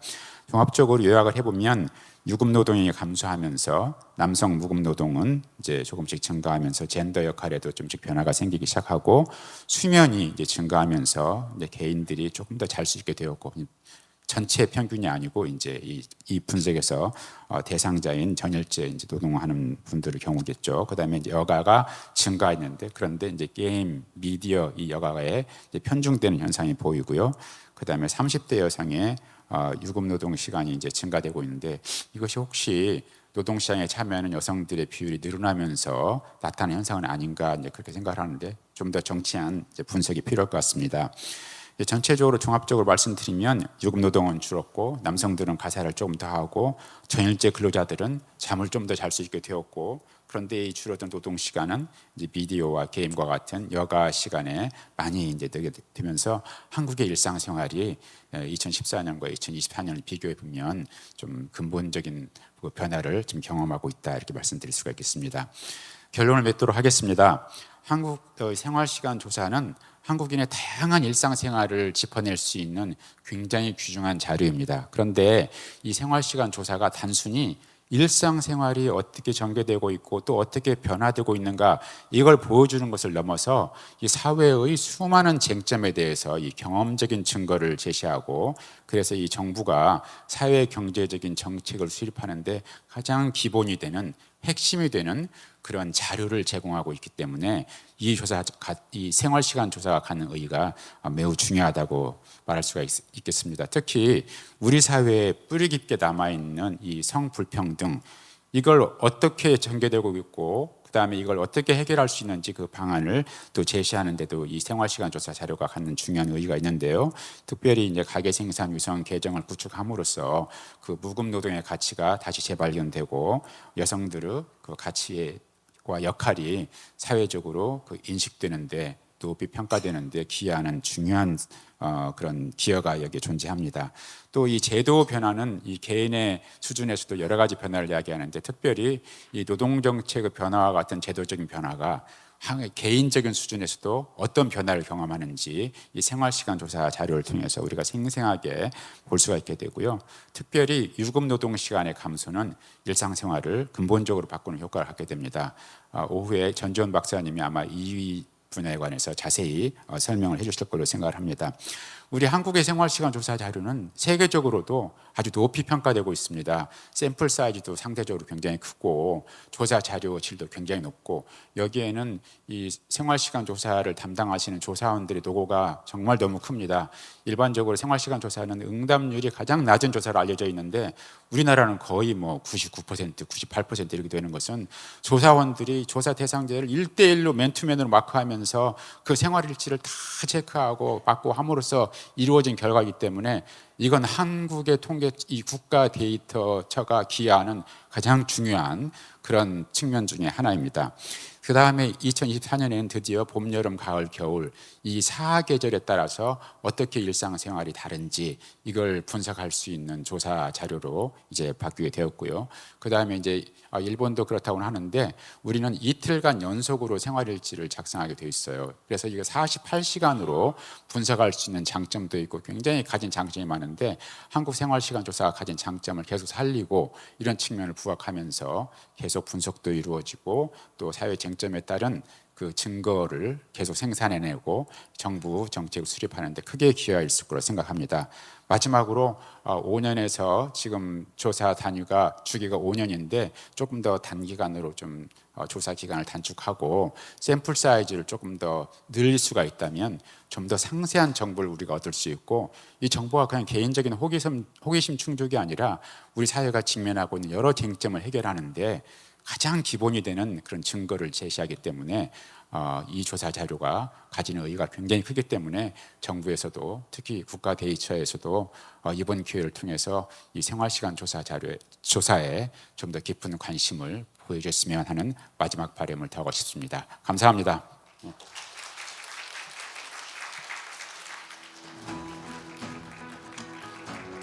네, 정말 중요한 말씀을 담아서 오늘 기조연설해 주신 서울대학교 국제대학원의 은기수 교수님께 진심으로 감사 인사드리겠습니다.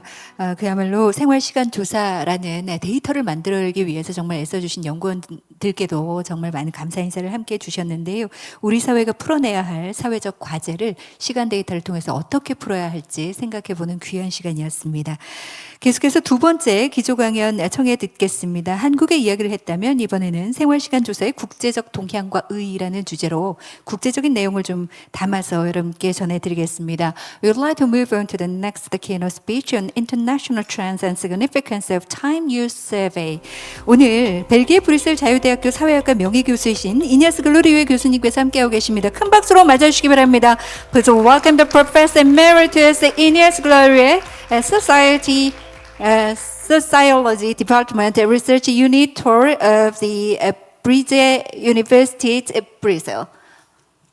Would you please start? Thank you very much for joining us today. Thank you.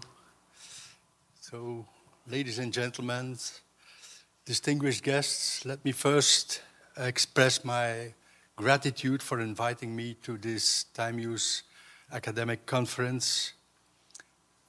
It's a pleasure to be here. It's always a pleasure to be in Seoul, a very nice city. And I'm invited here to talk about international trends and the significance of time use surveys. And let me start with the second part, the significance, very briefly, which will help us to say some things about the trends in methodologies to collect the data. So, I forgot this. Okay, so time is sometimes considered as one of the most democratic commodities, one of the most democratic resources. Unlike money, for example, we all have an equal amount of time. We have 24 hours a day, 7 days a week, 365 days a year. So we cannot save time neither. Well, we often speak in these terms, but we cannot save it. We are always spending it. Even if we are doing nothing, even if we are sleeping, time is going on, it continues to pass.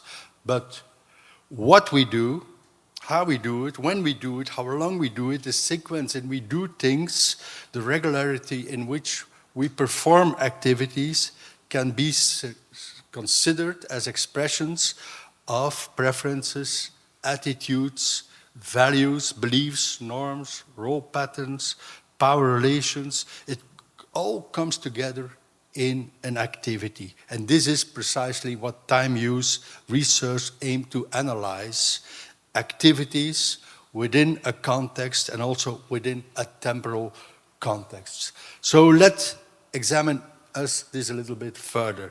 Central in time use research, unlike most other research, the focus is not on the individual, not on the actor, but on the activity itself. So we analyze activities and we consider the actor as a property of an activity.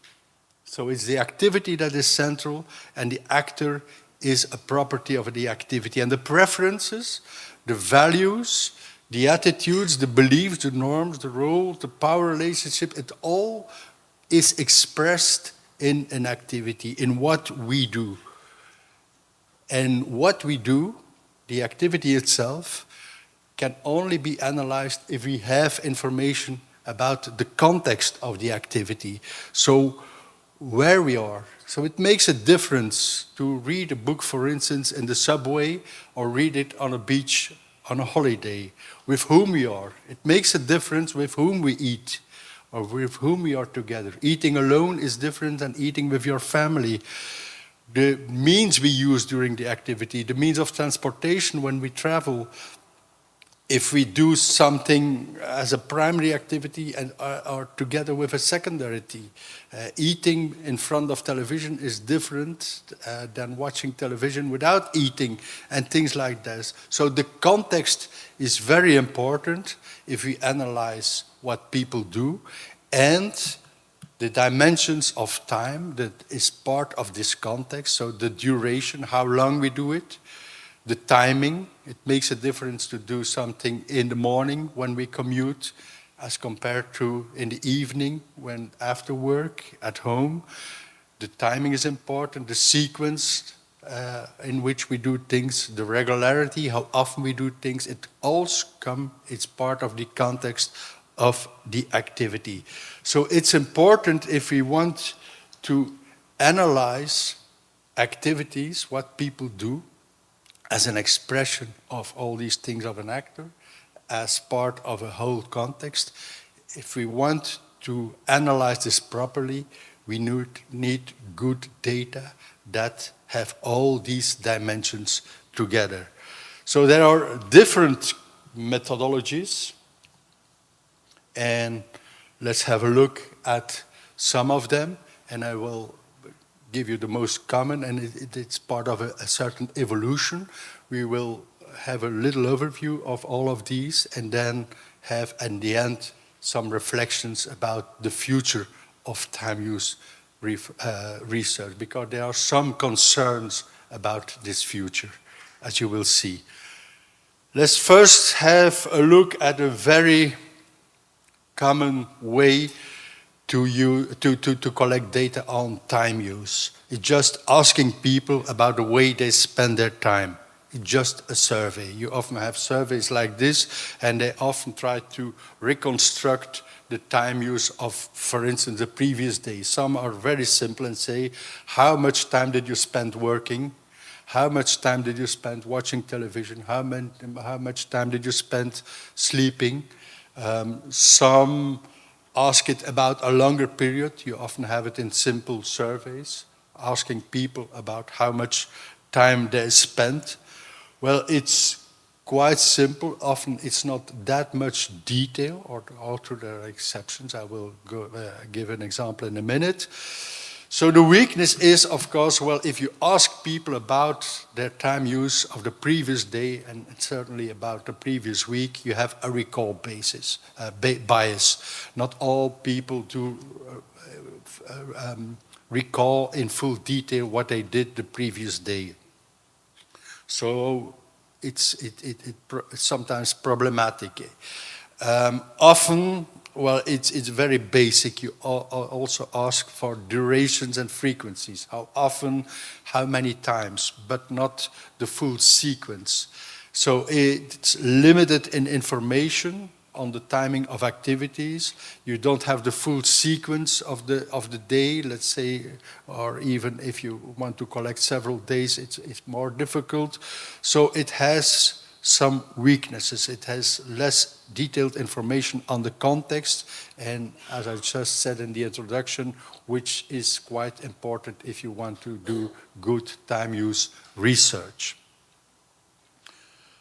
But there are some good examples of retrospective time use research as well. You have the American Time Use Survey, which is running since 2003. It's running on a daily basis since 2003. People are asked every day a sample, not a big sample every day, but it makes a big sample in total, just called by telephone and asked, what did you do yesterday? And they try to reconstruct the day from the morning till the evening, not minute by minute, every 30 minutes. It's one of the weaknesses, I will point to that. So it's a day after interview. They use a list of pre-coded activities, 465 codes, and they also register secondary activities with whom, where, and mode of transportation. So in fact, they try to reconstruct the whole context of the activity, but they just interview it the day after. Here you see a scheme. It's a computer-assisted interview. A scheme, it's those who are familiar with the Korean time use survey or the harmonized European time use survey. It looks very familiar. But as you can see, probably on the right column, they ask it by half an hour, whereas the Korean time use survey is every 10 minutes. It's less granularity, as we say. So here you see a call center. It's by telephone. People are called up and asked to reconstruct their day every 30 minutes. So one of the strengths, or several strengths of this time use survey, well, the respondent burden is low. As you will see, other methodologies, the respondent burden is much higher. So they just have to answer questions of the interviewer. So they have good response rates in the United States. It's not so expensive. You don't have travel costs. The interviewers don't travel to the homes. You have direct coding. So the activities are coded while the interviewer is doing the interview. Just typed in on the computer. And the American Time Use Survey has a long series of comparable data. They have, well, but in between 2003 and 24, more than 250,000 interviews conducted, which is huge. So, and they have every day of the year. So this is really a nice data set, but it has some weaknesses as well. It still is a day after interview. It's not a self-completing diary. So you have this recall bias. You cannot have all the details. So it's less detailed because you only have 30-minute slots.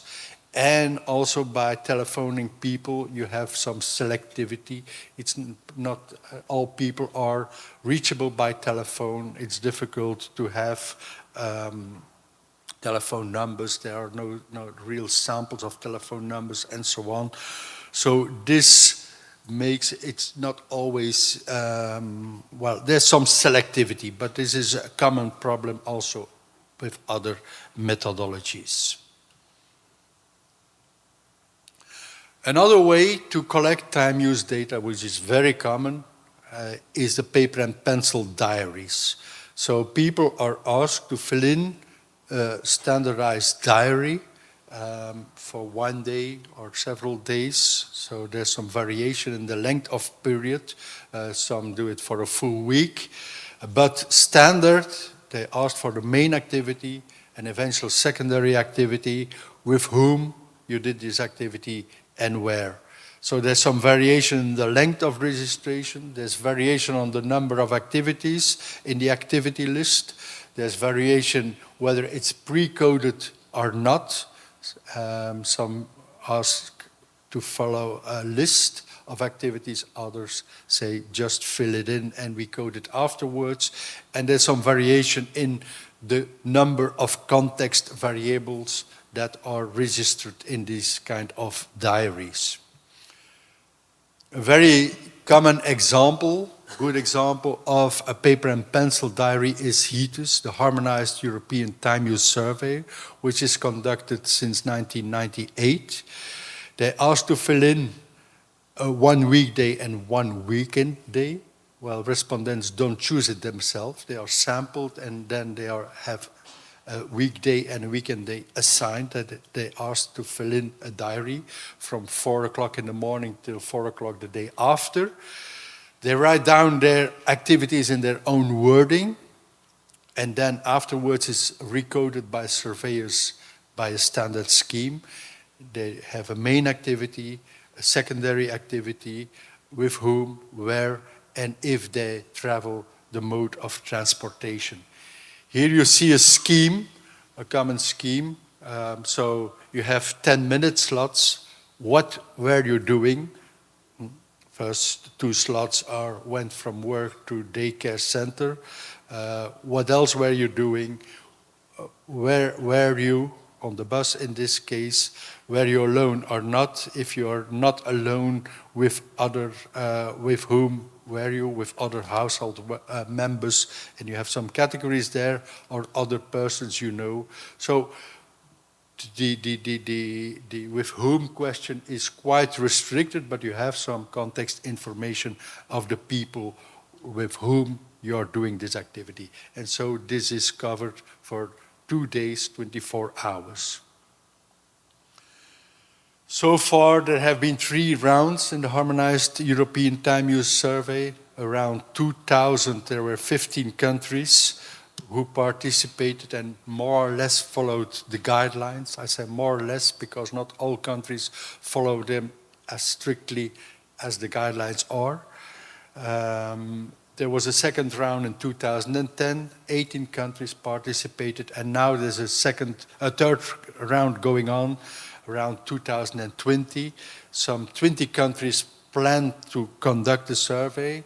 This round will end in 2026. You see, not all countries participate in the same year. But as I can say now, there will not be 20 countries because some countries planned, but then did not conduct this time use survey. Belgium, for instance, planned to do time use survey in 24, but they started, but they stopped it because the response rates were too low. So this is an issue. I will come to that in a minute. The response rate, the respondent burn is a big issue in time use research. So if we look at HETUS and the paper and pencil methodology, well, the strength is, of course, direct registration. So direct registration means less recall bias. People can keep the diary on the go. They can take several times a day to fill in the diary. Every time they have some time, they can fill in the activities. They don't have to wait till the day after. You have very detailed information on daily behavior every 10 minutes, detailed activity list, quite some context. So you have a lot of information to analyze these data in all kind of different ways, as I pointed to in the introduction of my presentation. The weakness, well, the weakness is the respondent burn. So response rates are going down every round, every time new time use surveys are conducting. This is really a big concern. And the other thing is it's very expensive. So there's a lot of travel costs and costs for interviewers going to the homes, making appointments, explaining how to keep the diary, leaving the diary, and then often they collect it back or it's sent it back by post.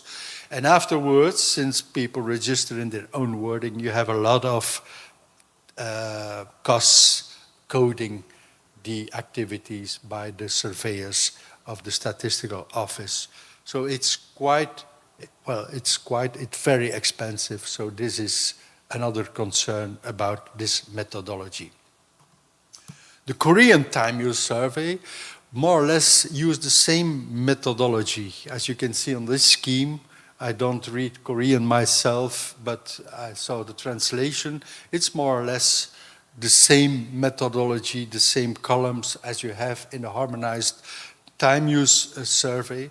Korean time use survey, as some of you probably know, and Professor Eun already explained, is conducted since 1999. Every 5 years consistently. Here you have the big numbers of the samples. It's really huge. The methodology is very consistent between 1999 and 2019. Well, the survey months were expanded, and in 2024, the last round, there were 12,750 sampled households nationwide. Almost all households participated. More than 25,000 individuals participated, have filled in a diary. Korean, as such, has one of the longest series of comparable data in time use in the world. It's really impressive because the European time use survey, well, in every different round, there's not always all the same countries. Also, the methodology is not always comparable. Here, it is very consistent. You have a long time series.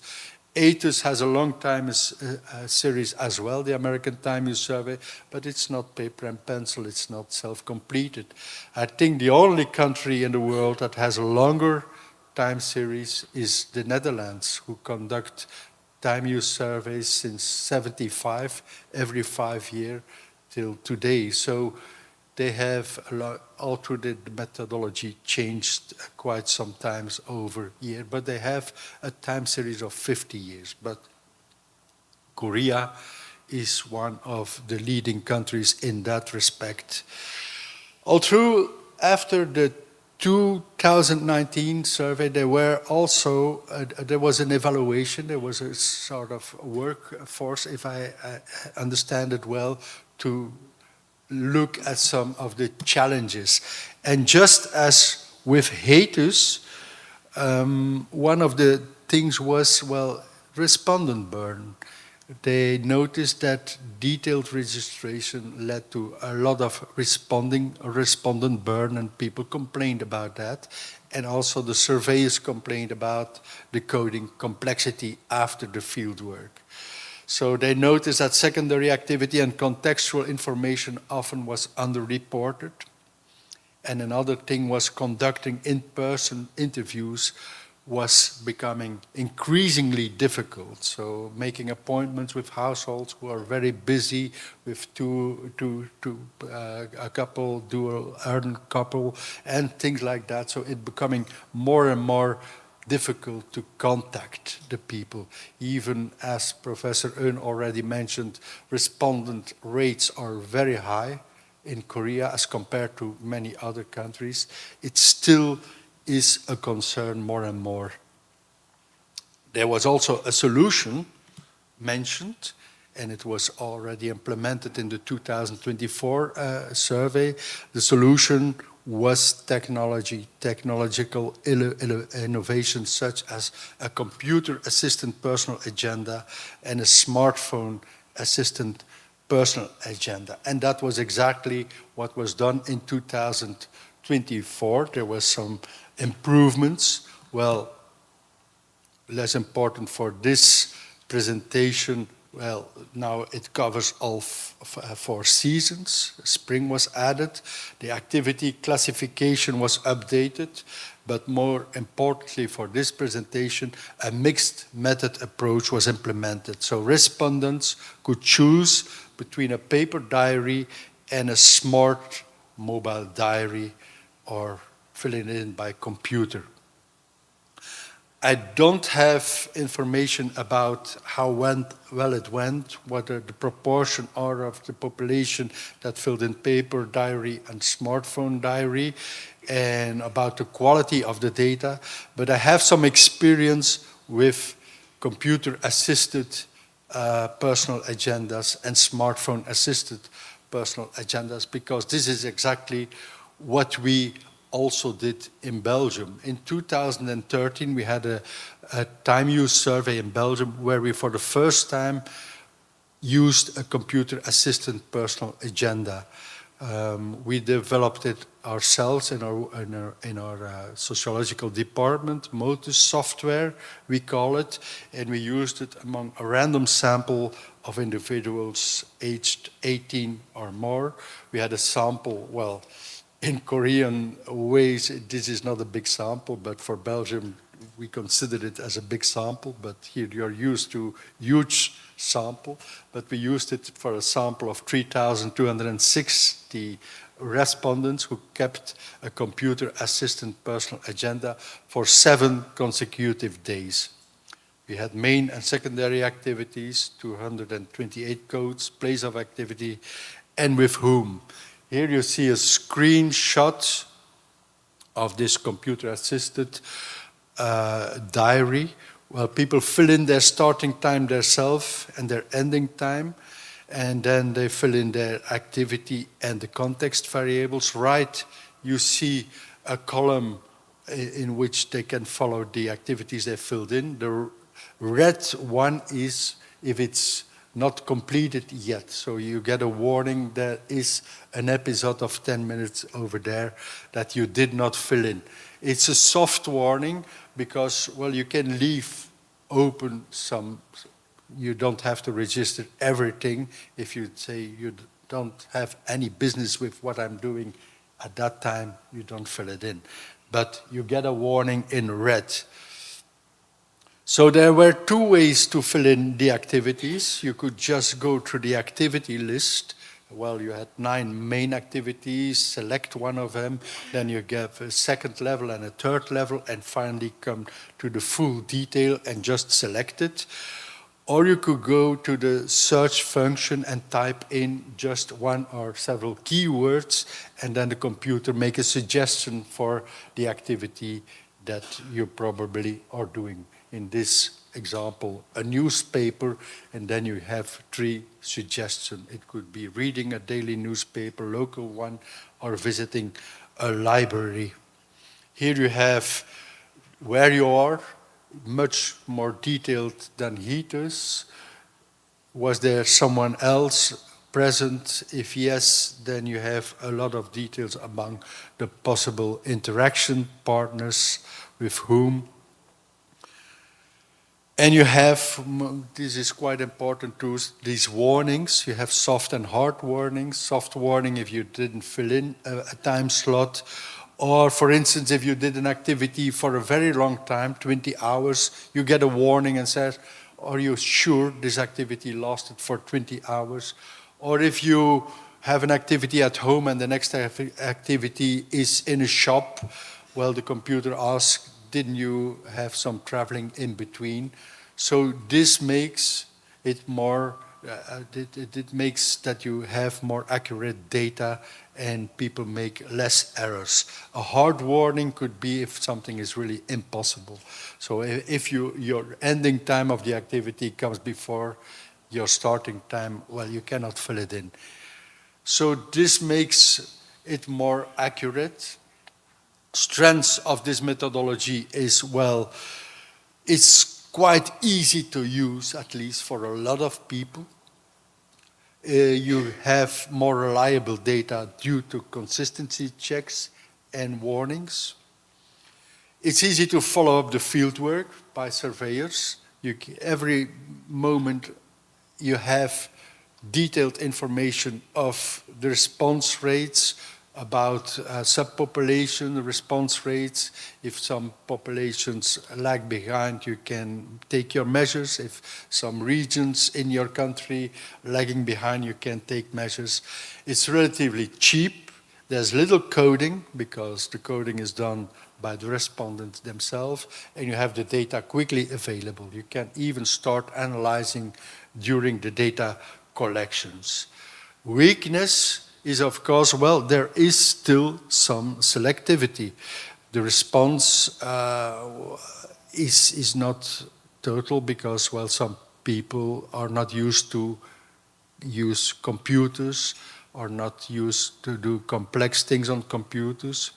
There are more and more concerns also, well, people are invited by a letter and they receive a link to follow, to go to the diary or to scan a QR code. There's more and more concerns of people doing this because they fear of phishing, they don't trust this letter.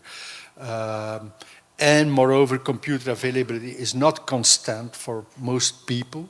So they cannot fill in the diary during the day on the go. So that is why we, after this 2013 survey, we started developing a smartphone assisted personal agenda. Here you see some screenshots. It's also what we call Motus software. I will not go into the details. This is a more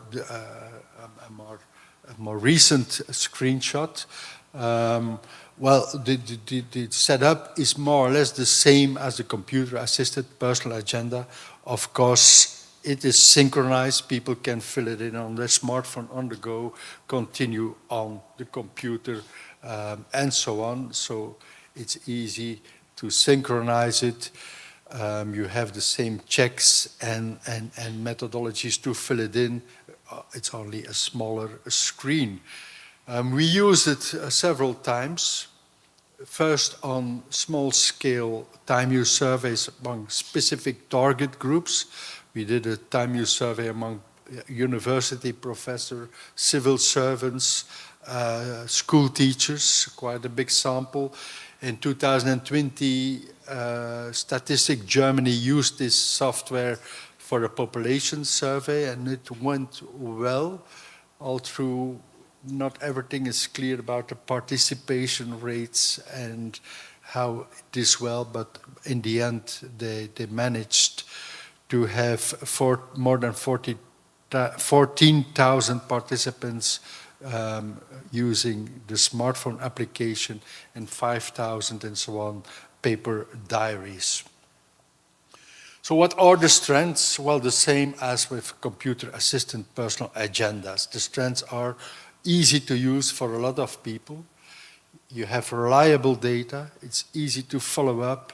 Little coding involved. The data are quickly available. The synchronization between computer-assisted and smartphone-assisted is easy. The modularity, it's easy to adapt the software to specific target groups. We even used it for population samples, but for instance, some at random sample was assigned to a transportation module and another was assigned to a media model. So that is easy to manage with a smartphone and a computer. So it's excellent for specific target samples like professors, school teachers, and so on.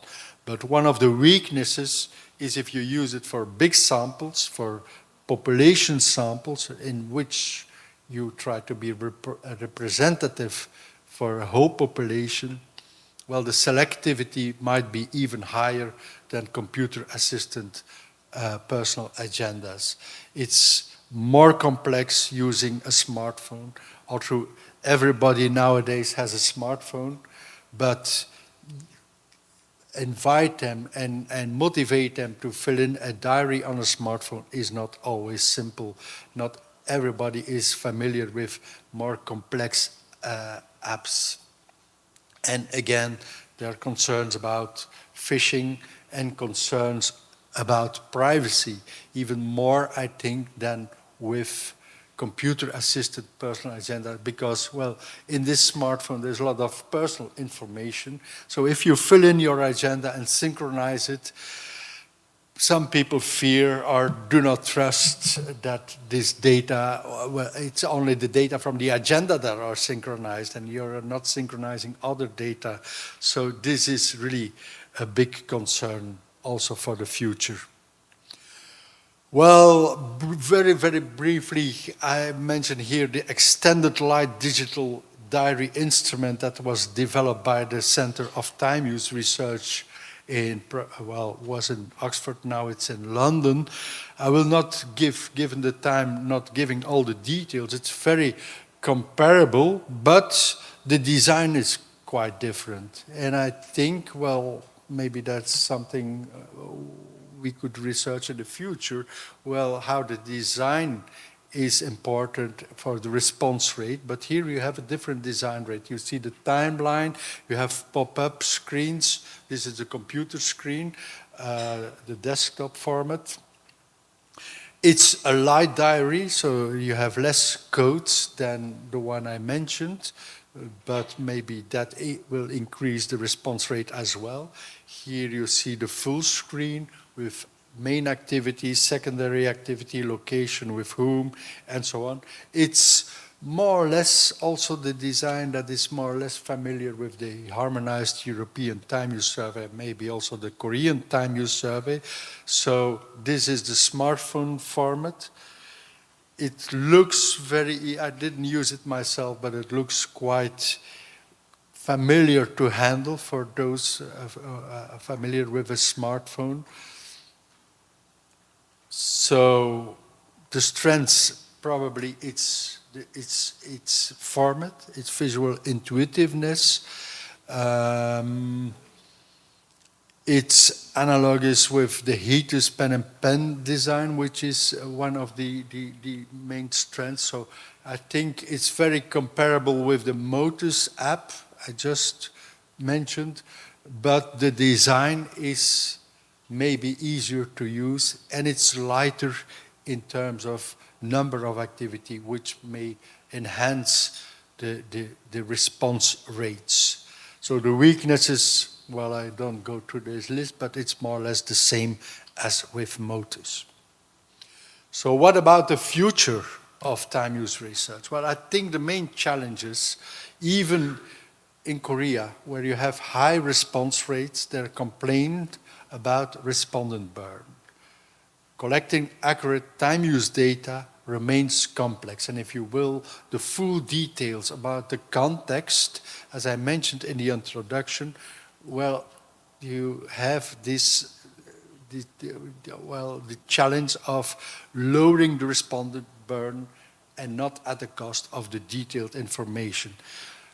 Also already mentioned a few times, the growing distrust of following links and scanning QR codes and the increasing concern about privacy. So we see in most countries declining participation rates and increasing selectivity, because it's not only having big samples, but as most of you know, it's not the number of people in your sample, but it's the selectivity which causes problems. You can have a big sample, but with big portions of the population not represented in your sample, so you will not have a representative sample for your population you have in mind. So one thing is not only having big sample, but decreasing the selectivity. And I have a few ideas, but they are very rough ideas and maybe some wild ideas, and they will not solve all this problem, but mainly the respondents' burden. Because, well, I think everybody in this room has this machine here. Well, not only this smartphone, but most of us have other wearables, a smart watch or a smart ring or smart lenses maybe, and these things collect information about our daily activities and the time and the durations of the activities. If we look at a smartphone, we have an agenda in it. It has information of the location, our movements. If you have a timeline activated in Google Maps, at the end of the day, you can see where you were, how did you travel from A to B, and so on. You have information on the social context, the social media you use, emails that you send or receive. Your smartwatch gives you information on your sleep patterns, the quality of sleep, your workouts, stress, steps, heart rate, location as well. So you have a lot of information already here about your time use. And this is not only what we wear, but in our homes, we have more and more devices that have information about our daily behavior. Well, some have a doorbell, and you know who comes in.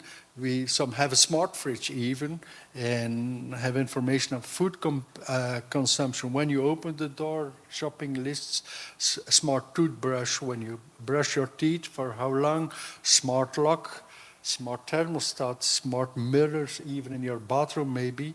In your car, you can see the trips you made, the media you used in your car. So all this information is there somewhere, and it's all collected most of the time in your smartphone.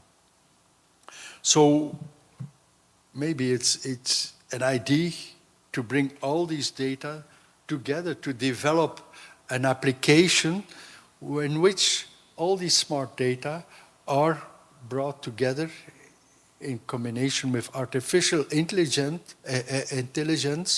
and it can bring together, and instead of self-completed diaries, you have AI completed diaries. So your diary will complete it, well, I don't know, maybe 50%, 60, maybe in the future 80% by AI. And you just have to look up at your smartphone and look if the data are accurate. And if not, you can fill them in, and what is missing, you can complete it. And not just typing, because not everybody is acquainted with this typing, but I can imagine just talking, or the application will ask, well, there's some information lacking about what did you do between 10 and 10:30, what did you do then, and with whom, and you just talk. Or you can talk on the go. You're leaving your office in the evening. Well, I'm not now leaving my office and going to the subway, and it's implemented in the app. And the end of the day, or if you have some time during the day, you just have to look at your diary, complete it if you want, correct it if it's not correct, and so on. But it's quite easy, or it could be easy. So the respondent burn could be very, very low. But of course, some of the concerns are still there. Well, privacy, maybe even higher than now. So you have to convince people that you're really reliable in that respect. But that's already there. If you fill in, if you ever have filled in a diary yourself, you see it's very private. You share your daily life with statisticians from Statistics Bureau, so it's already private. But of course, you have to be trusted. Maybe one of the main challenges will also be for the researchers to deal with this complexity of data, but this is something that can be solved. And another thing will be the comparability. If we change methodology every now and then, well, of course, we have to see that the data are harmonized so that we can keep timelines and we don't have other data every time we change the methodology. So thank you very much.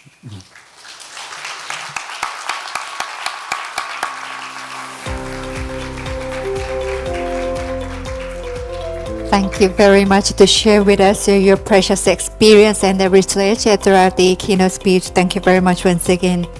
기조 강연을 통해서 함께 연구해온 여러 가지 자료들 또 정보들 함께 전해주셨습니다. 함께 해주신 이안스 글로리 교수님께 진심으로 감사 인사드리겠습니다. 아마 오늘 오전에 진행된 여러 가지 강연을 통해서 이곳에 계시는 연구진 여러분께도 다양한 정보들을 나누는 시간이 되지 않았나라는 생각이 듭니다. 2026년 생활시간조사 학술대회 오전 일정 여러분과 함께 했는데요. 끝까지 함께 해주신 여러분께 진심으로 감사 인사드리겠습니다. 참가자 여러분께서는 오늘 오후 1시 반까지 점심 식사 시간이 예정이 돼 있어서 편안하게 식사하시고 쉬시면 되겠는데요. 이 자리에서 식사하실 수 있도록 저희가 바로 서빙해 드릴 예정입니다. 앉은 채로 조금만 기다려 주시면 감사드리겠습니다. 그리고 식사 기다리시는 동안 저희 화면을 통해서 QR코드 송출해 드릴 예정입니다. 화면 함께 봐주시면 감사드리겠고요. 만족도 조사를 실시하고 있습니다. 스캔하셔서 들어가시면 여러분의 의견을 개진하실 수가 있는데요. 더 나은 컨퍼런스를 위해서 여러분 많은 참여 부탁드리겠습니다. 만족도 조사에 참여해 주시면 저희 또 커피 쿠폰도 드릴 예정이니까요. 함께해 주시면 감사드리겠습니다. 마지막 세션이 종료되면 또 기념품도 전달드릴 예정이니까요. 오늘 하루 끝까지 함께해 주시길 바라면서 오전 세션은 오전 일정은 모두 마무리 짓겠습니다. 식사 맛있게 하십시오. 고맙습니다.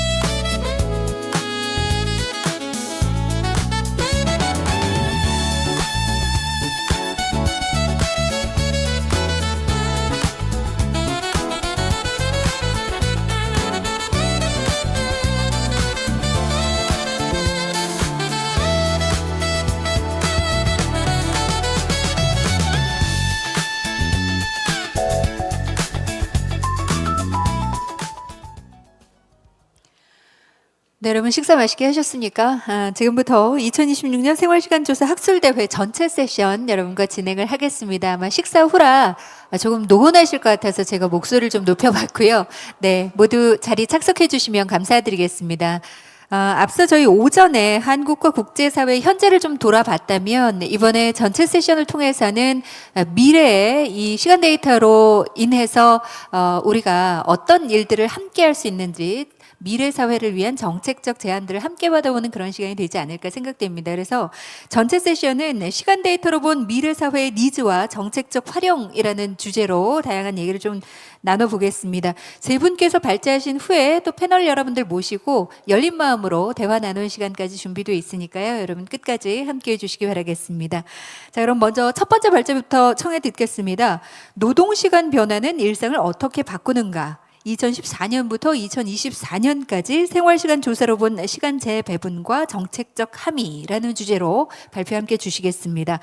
전지원 서울대학교 국제이주와 포용사회센터 책임연구원께서 준비해 주셨습니다. 여러분 따뜻한 박수로 맞아주시기 바랍니다.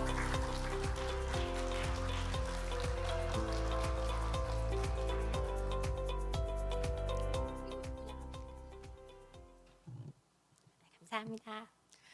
네, 안녕하세요. 서울대 국제이주 포용사회센터 책임연구원 전지원입니다. 점심 식사 직후니까 저도 약간 텐션을 올려보도록 하겠습니다.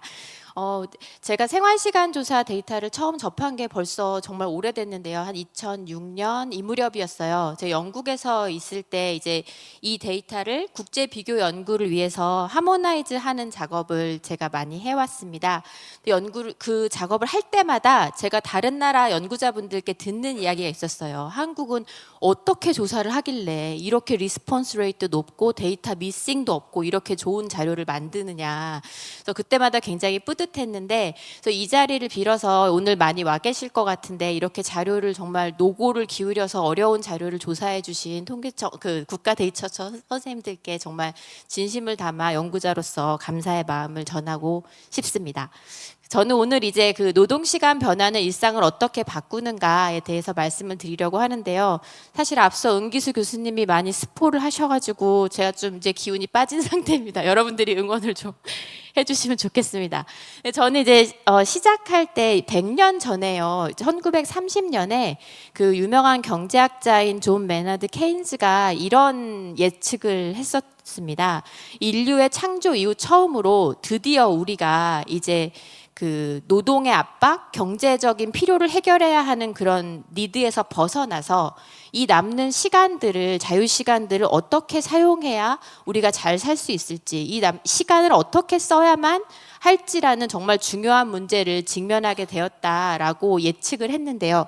제가 처음 이 글을 읽었을 때만 해도 진짜 그런 날이 올까? 왜냐면 아직 우리는 정말 긴 노동시간에 시달리고 있었잖아요. 그렇게 해서 별로 믿지는 않았었는데 얼마 전에 AI가 등장을 하면서 이 시대가 올 수도 있겠다. 우리가 정말 이 남는 시간에 뭘 해야 될지를 고민하는 시대가 진짜 올 수도 있겠다는 생각이 들었습니다. 그래서 그 지난달에 바로 오픈 AI에서 그 AI가 등장하면서 이것이 근로자들에게도 이익이 되기 위해서는 주 32시간, 주 4일 근무제 같은 것들이 시급히 도입돼야 된다라는 걸 역설하는 그런 에세이를 냈고요.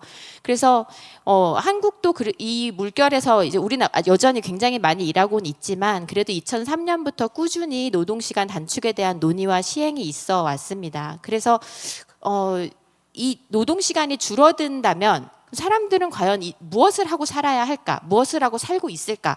이거를 보기에 2024년 생활시간 데이터는 굉장히 그 중요한 자료다라는 생각이 들어서 오늘 그 이야기를 함께 나누고 싶다는 생각을 했습니다. 왜냐하면 이 생활시간 조사 데이터는 아까 아침에도 들으셨지만 설문응답이 아니라 24시간 하루 일지 기반이잖아요. 그래서 굉장히 구체적으로 우리가 무엇을 하는지를 알 수 있습니다. 더군다나 하루가 1440분이라는 아까 이네이스 교수님 말씀하셨듯이 이제 시간은 굉장히 데모크라틱한 자원이라고 하셨잖아요. 그래서 모두에게 똑같은 시간이 주어져 있고 어떤 영역이 하나가 축소가 되면 필연적으로 다른 영역은 늘어날 수밖에 없는 그런 구조이기 때문에 이 생활시간 데이터를 통해서 보면 지난 10년간 어떤 변화가 있었는지를 저희가 좀 미루어 짐작해 볼 수는 있다. 그러나 제가 이제 사과 말씀을 드리면 이거는 어떤 엄정한 그런 인과 분석은 아니고요. 오늘은 데이터를 소개해 달라는 요청을 제가 받아서 좀 더 이렇게 그냥 그 재배분의 양상을 기술하는 방식으로 말씀을 드리겠다는 양해를 먼저 구합니다. 그래서 제가 사용한 자료는 KTUS 2014, 2019, 2024년 자료인데 주로 2024년과 2014년을 비교를 했고요. 그리고 9월 일지만 사용을 했습니다. 왜냐하면 이게 그 비교 연구용으로 사용하라고 통계청에서 국가데이터처에서 안내를 주셨더라고요. 그리고 저는 아까 은기수 교수님께서는 비슷한 내용을 연령별로 분석을 하셨는데 저는 가구 유형별로 들여다보았습니다. 왜냐하면 같은 6시 퇴근이라고 하더라도 가구가 어떤 맥락에 있는지에 따라서 그 퇴근 시간의 의미가 크게 달라지기 때문입니다. 예를 들어서 우리가 흔히 생각할 수 있지만 자녀가 있는 아버지는 6시 칼퇴근을 한 다음에 아이와 시간을 보낼 가능성이 더 높을 것이고 30대 박 대리님은 이렇게 러닝을 하러 가거나 북클럽에 참여할 수도 있을 거 아니겠습니까? 그럼 이 두 분의 시간 구성은 매우 다르겠죠. 그리고 지난 그 인구 고령화 저출생의 여파를 제가 여실히 느낀 것이 이 생활시간 데이터 샘플만 비교를 해봤을 때도 10세 미만 자녀를 둔 가구는 큰 폭으로 감소를 했습니다. 27.2%에서 16.4%로 줄어들었고 자녀가 없는데 여기선 진짜 자녀가 없는 건 아니고요. 어린 자녀가 없는 가구들을 제가 이제 들여다봤는데 어린 자녀를 두지 않은 가구들이 34.8%, 31.1% 이런 식으로 대다수를 차지하는 걸로 지난 10년 사이에도 이렇게 큰 변화가 저희 샘플에서도 관찰이 됐습니다. 그래서 이거를 바라볼 때 그럼 어떠한 관점으로 볼 것인가라고 했을 때 저는 이제 그 라이프 밸런스 모델이라고 시간 재배분을 바라보는 그런 모델이 있는데요. 이거는 기존의 그 일 가정 양립 워크 라이프 밸런스에서는 유급 노동을 워크로 보고 나머지 가사 돌봄 이런 것들을 사실은 이것도 일인데도 다 그 라이프 안에 여가와 함께 뭉뚱그려 버리기 때문에 비가시화가 됩니다. 그래서 그거를 한계를 극복해 보자는 차원에서 이제 오히려 그냥 그런 일 아님 이런 것이 아니라 내가 그 시간을 사용할 때 얼마나 많은 그 자유가 있는지 선택권이 있는지 아니면 얼마나 고정된 시간인지에 따라 분류하는 틀로서 제약 시간, 재량 시간, 회복 시간 이렇게 분류하는 큰 틀을 사용을 하고요. 하지만 오늘 이야기를 할 때는 좀 더 이 안에서도 좀 더 구체적인 것으로 어떻게 시간이 흘러갔는지를 보여드리고자 합니다. 그럼 먼저 우리가 생각해보고 싶은 것은 진짜 유급 노동 시간이 줄었는가? 그리고 줄었다면 누구의 시간이 얼마나 줄었는가라는 부분입니다. 그래서 이 첫 번째 상단에 있는 그래프는 시간 데이터 결과는 아니고요. 이거는 이제 응답자분들한테 물어본 거예요. 주당 근로시간을 몇 시간이나 일하십니까? 이렇게 그냥 물어본 건데 여기서도 여실히 나타납니다. 지금 35시간 이하 근무하시는 분들이 2014년에 비해서 2024년에는 큰 폭으로 늘어났죠. 그리고 53시간 이상 장시간 근무하시는 분들은 29.9%에서 9.8%로 줄었습니다. 물론 이것은 전일제만 본 것이 아니고요. 그냥 전체를 제가 봤기 때문에 이 안에는 파트타임이 늘어나고 여러 가지 사회 구조의 변화가 들어 있겠으나 그런 걸 다 포괄해도 우리나라의 주당 근로시간은 지금 이렇게까지 달라졌다. 10년 사이에 매우 큰 변화죠. 그리고 이거는 간단히 아까 은 교수님 말씀하셔서 넘어가겠지만 실제 저희가 다이어리 분석을 해봐도 거의 모든 집단에서 유급 노동 시간이 줄어든 것으로 나타납니다. 자영업자의 경우에만 유의한 변화가 나타나지 않고 오히려 약간 증가하는 것으로 나타났는데요. 이런 변화가 관찰이 되었습니다. 그렇다면 이 감소한 유급 노동으로 약간 한 20몇 분에서 1시간가량 이렇게 줄어든 이 시간은 과연 어디로 흘러갔을까요? 우리가 흔히 생각하면은 재량 시간, 약간 여가가 늘어났겠지 이렇게 생각하기가 되게 쉽습니다. 아니면 잠을 더 잤을 거야 이런 생각을 하기 쉬운데 실제로는 어디로 갔는지 저희가 한번 보면 재밌을 것 같습니다. 그래서 첫 번째 가능성은 의무 시간 내부에서 재배분이 일어날 수 있다. 그리고 실제로 재량 시간 중에서도 여가가 늘어날 수 있다. 아니면은 개인 관리 아까 그 교수님 거에서 잠깐 나왔었죠. 개인 관리 시간이 늘어나는 거 이런 것들이 그런데 그 각 가구적 맥락에 따라 어떤 루트로 어떻게 달라지는가 그거를 보고자 했습니다. 그래서 저희가 오늘 들여다보는 것은 노동시간 감소 자체가 중요한 게 아니라 그 시간이 과연 무엇으로 채워졌는가를 생각해 보자라는 측면입니다. 그래서 먼저 첫 번째 그룹은 맞벌이고 10세 미만 자녀를 둔 가구입니다.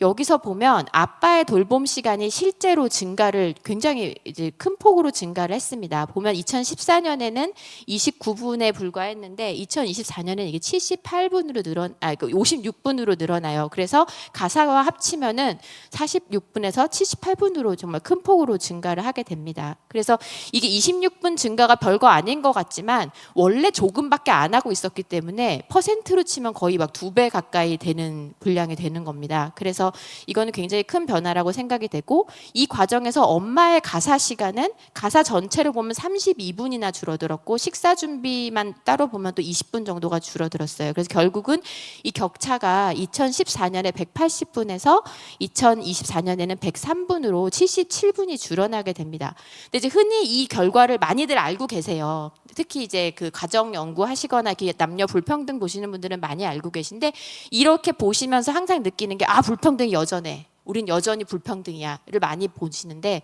사실 저는 여기서 굉장히 한국이 재밌는 걸 보여주고 있다고 생각합니다. 조건이 바뀌면 행동이 바뀐다는 거죠. 그러니까 그동안 남자가 하기 싫어서 못해서 안 했던 것이 아니라 어떻게 보면 굉장히 긴 장시간 노동에 시달리고 있어서 못했던 것이 아닐까?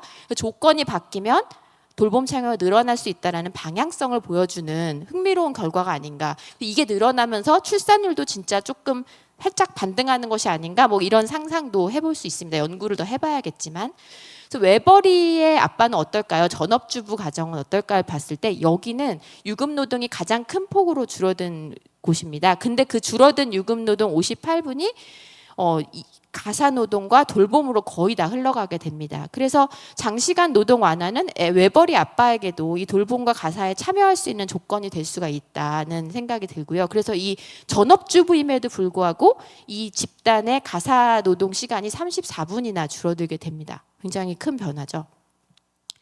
그럼 아이가 없으면 어떨까? 이건 이제 여기는 사실 아이가 아예 없는 딩크는 아니고 그러니까 10세 미만, 그러니까 돌봄 부담에서 상대적으로 조금 자유로운 가구예요. 그래서 자녀가 없을 수도 있고 아예 어린 자녀만 없을 수도 있습니다. 그래서 여기서는 어떻게 되느냐를 살펴봤더니 여기서도 마찬가지로 그리고 사실 아이가 없으면은 뭔가 여가가 늘어날 것 같잖아요. 근데 그렇지 않고 이 남편이 줄어든 유급 노동 시간이 가사 참여로 많이 이전이 되는 것으로 나옵니다. 심지어 외벌이 쪽에서는 전업주부 아내의 어떤 수동적 여가, 넷플릭스 보고 약간 이런 여가가 증가를 하게 됩니다. 그래서 자녀가 돌봄 부담이 상대적으로 적더라도 부부의 시간과 역할이 좀 더 이렇게 같이 하는 쪽으로 재조정되는 방향으로 한국 사회가 변해가고 있는 것을 이 데이터가 보여주지 않나 라는 생각이 듭니다.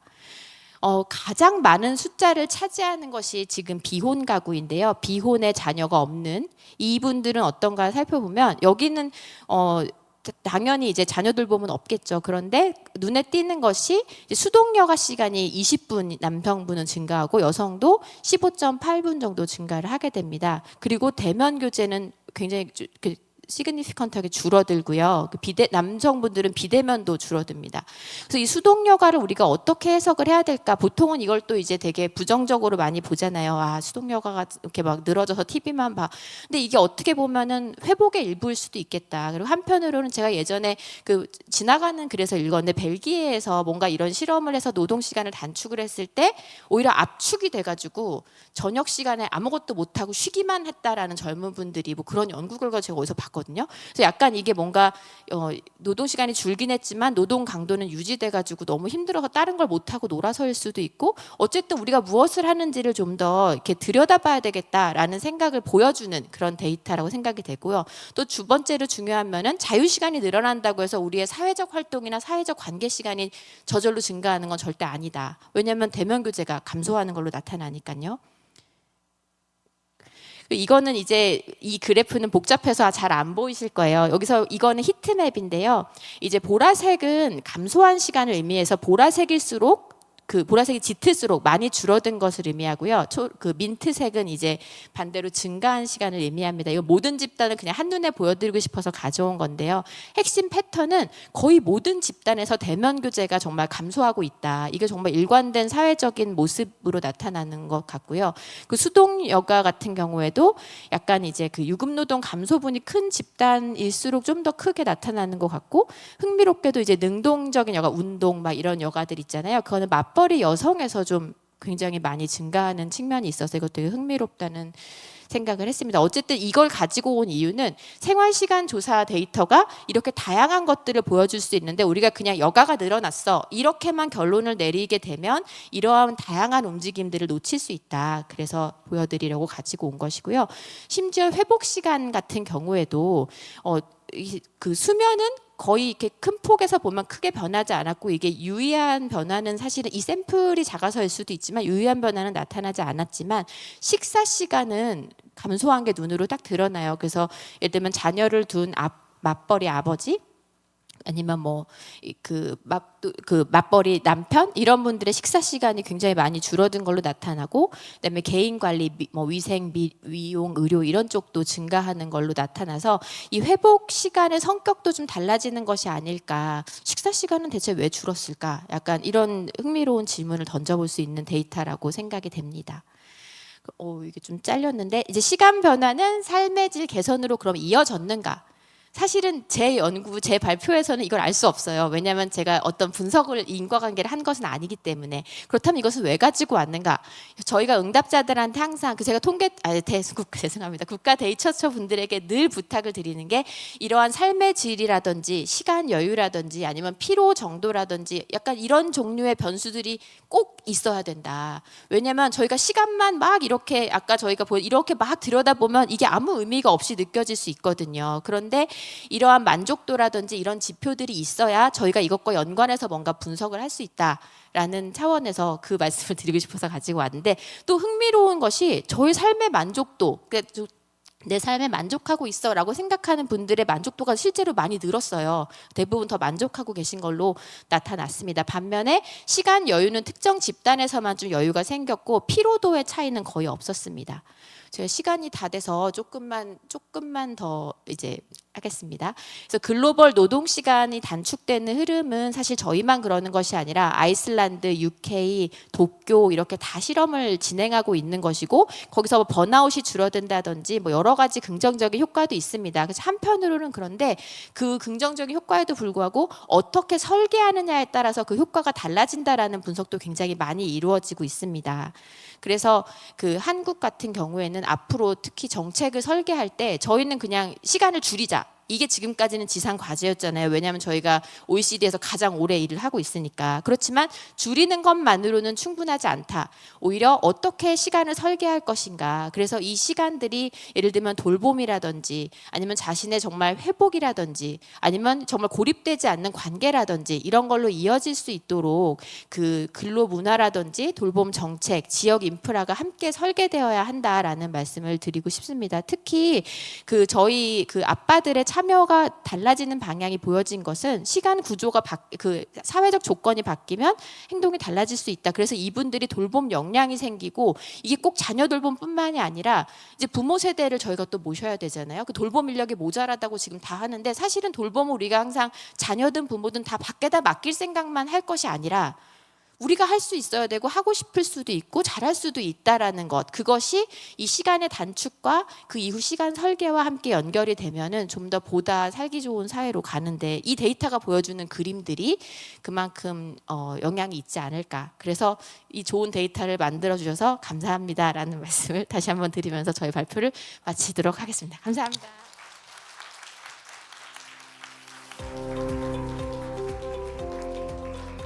고맙습니다. 이 귀한 데이터를 바탕으로 해서 또 다양한 정보를 나눠주신 전지원 책임연구원님께도 진심으로 감사드리겠습니다. 노동시간 변화는 일상을 어떻게 바꾸는가라는 주제로 앞으로 우리가 시간을 어떻게 배분해야 되는지까지 생각해 볼 수 있는 시간이었고요.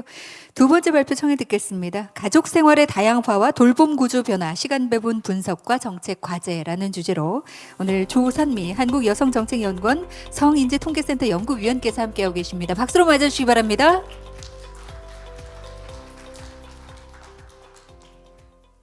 네, 안녕하세요. 한국여성정책연구위원 조선미입니다. 네, 저는 오늘 주제를 돌봄으로 가져와 봤어요. 사실 돌봄은 좀 이제 전통적인 주제이기도 하고, 뭐 돌봄하면 보통 성별화되어 있다 이런 얘기 많이 하죠. 근데 어떤 또 새로운 얘기 할 수 있을까 고민을 해봤는데, 사실 저희가 뭐 지금 25년 생활시간조사를 수행해 왔는데, 돌봄과 관련해서는 가족 구조가 많이 변화했잖아요. 특히 또 저출생 고령화가 또 인구 구조가 변화되면서 또 우리의 이렇게 청년기, 중장년기, 노년기 생애 이행의 그 과업도 많이 변화시키고, 이런 가족 생활과 가족 구조의 모습이 변화하는 가운데 우리가 뭐 돌봄 제공의 양상을 어떻게 또 이렇게 다양하게 바라볼 수 있을까? 저도 이 생활시간 조사 자료를 활용해서 뭐 어떻게 하면 다양한 측면을 또 보여주고 활용도를 또 이렇게 아이디어를 줄 수 있을까? 이런 차원으로 저도 좀 이렇게 디스크립티브하지만 또 이런 다양한 측면을 볼 수 있다 제안하는 방식으로 이 발표를 준비해 봤습니다. 네, 이게 저의 목차고요.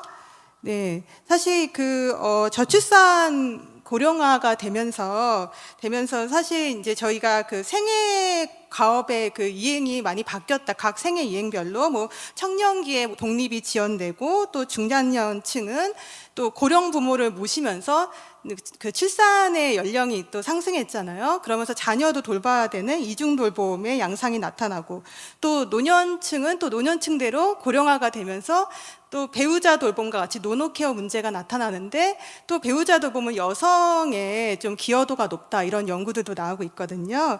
이렇게 뭐 또 1인 가구가 지금 거의 뭐 이렇게 많은 다수를 차지하면서 1인 가구의 뭐 자기 돌봄이나 사회적 고립 문제 이런 문제들이 이렇게 나타나고 있는데 이렇게 돌봄 이슈가 이제 최근 들어서 뭐 영케어러도 있고 이중 돌봄 문제 혹은 뭐 배우자 돌봄 노년기에 손자녀 돌봄도 있고 1인 가구 돌봄도 있고 다양해지고 있다.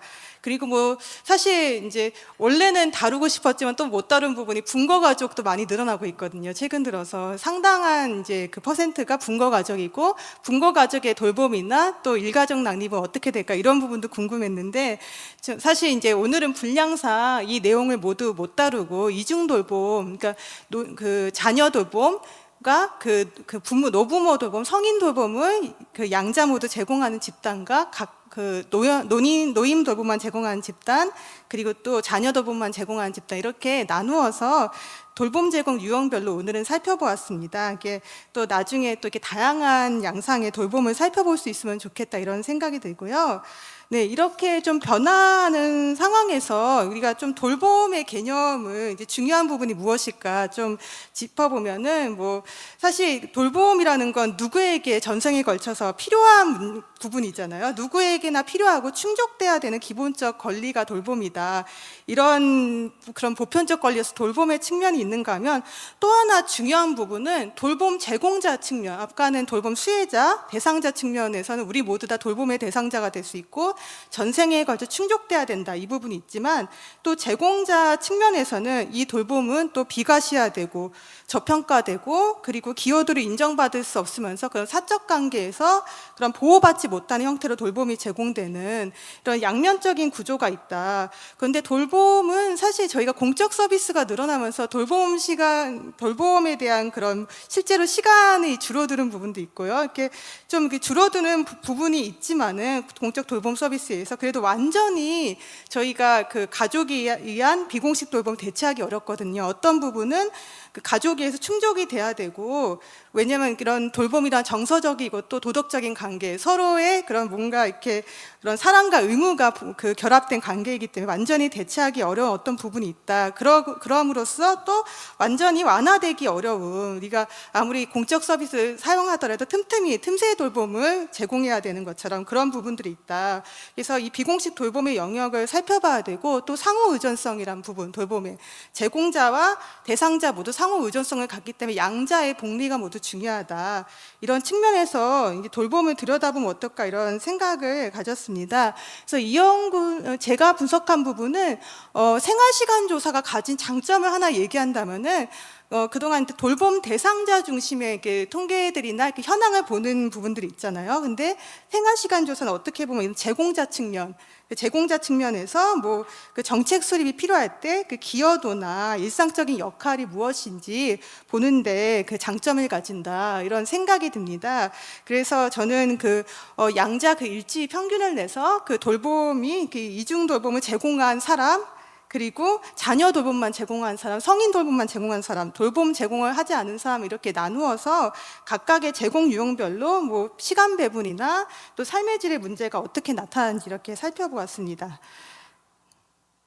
네, 그래서 뭐 이거는 뭐 돌봄은 흔히 뭐 비공식 돌봄, 공식 돌봄 나누는데, 이 생활시간 조사에서 볼 수 있는 거는 가족이나 이 사적인 관계에서 제공하는 비공식 돌봄의 영역이고요.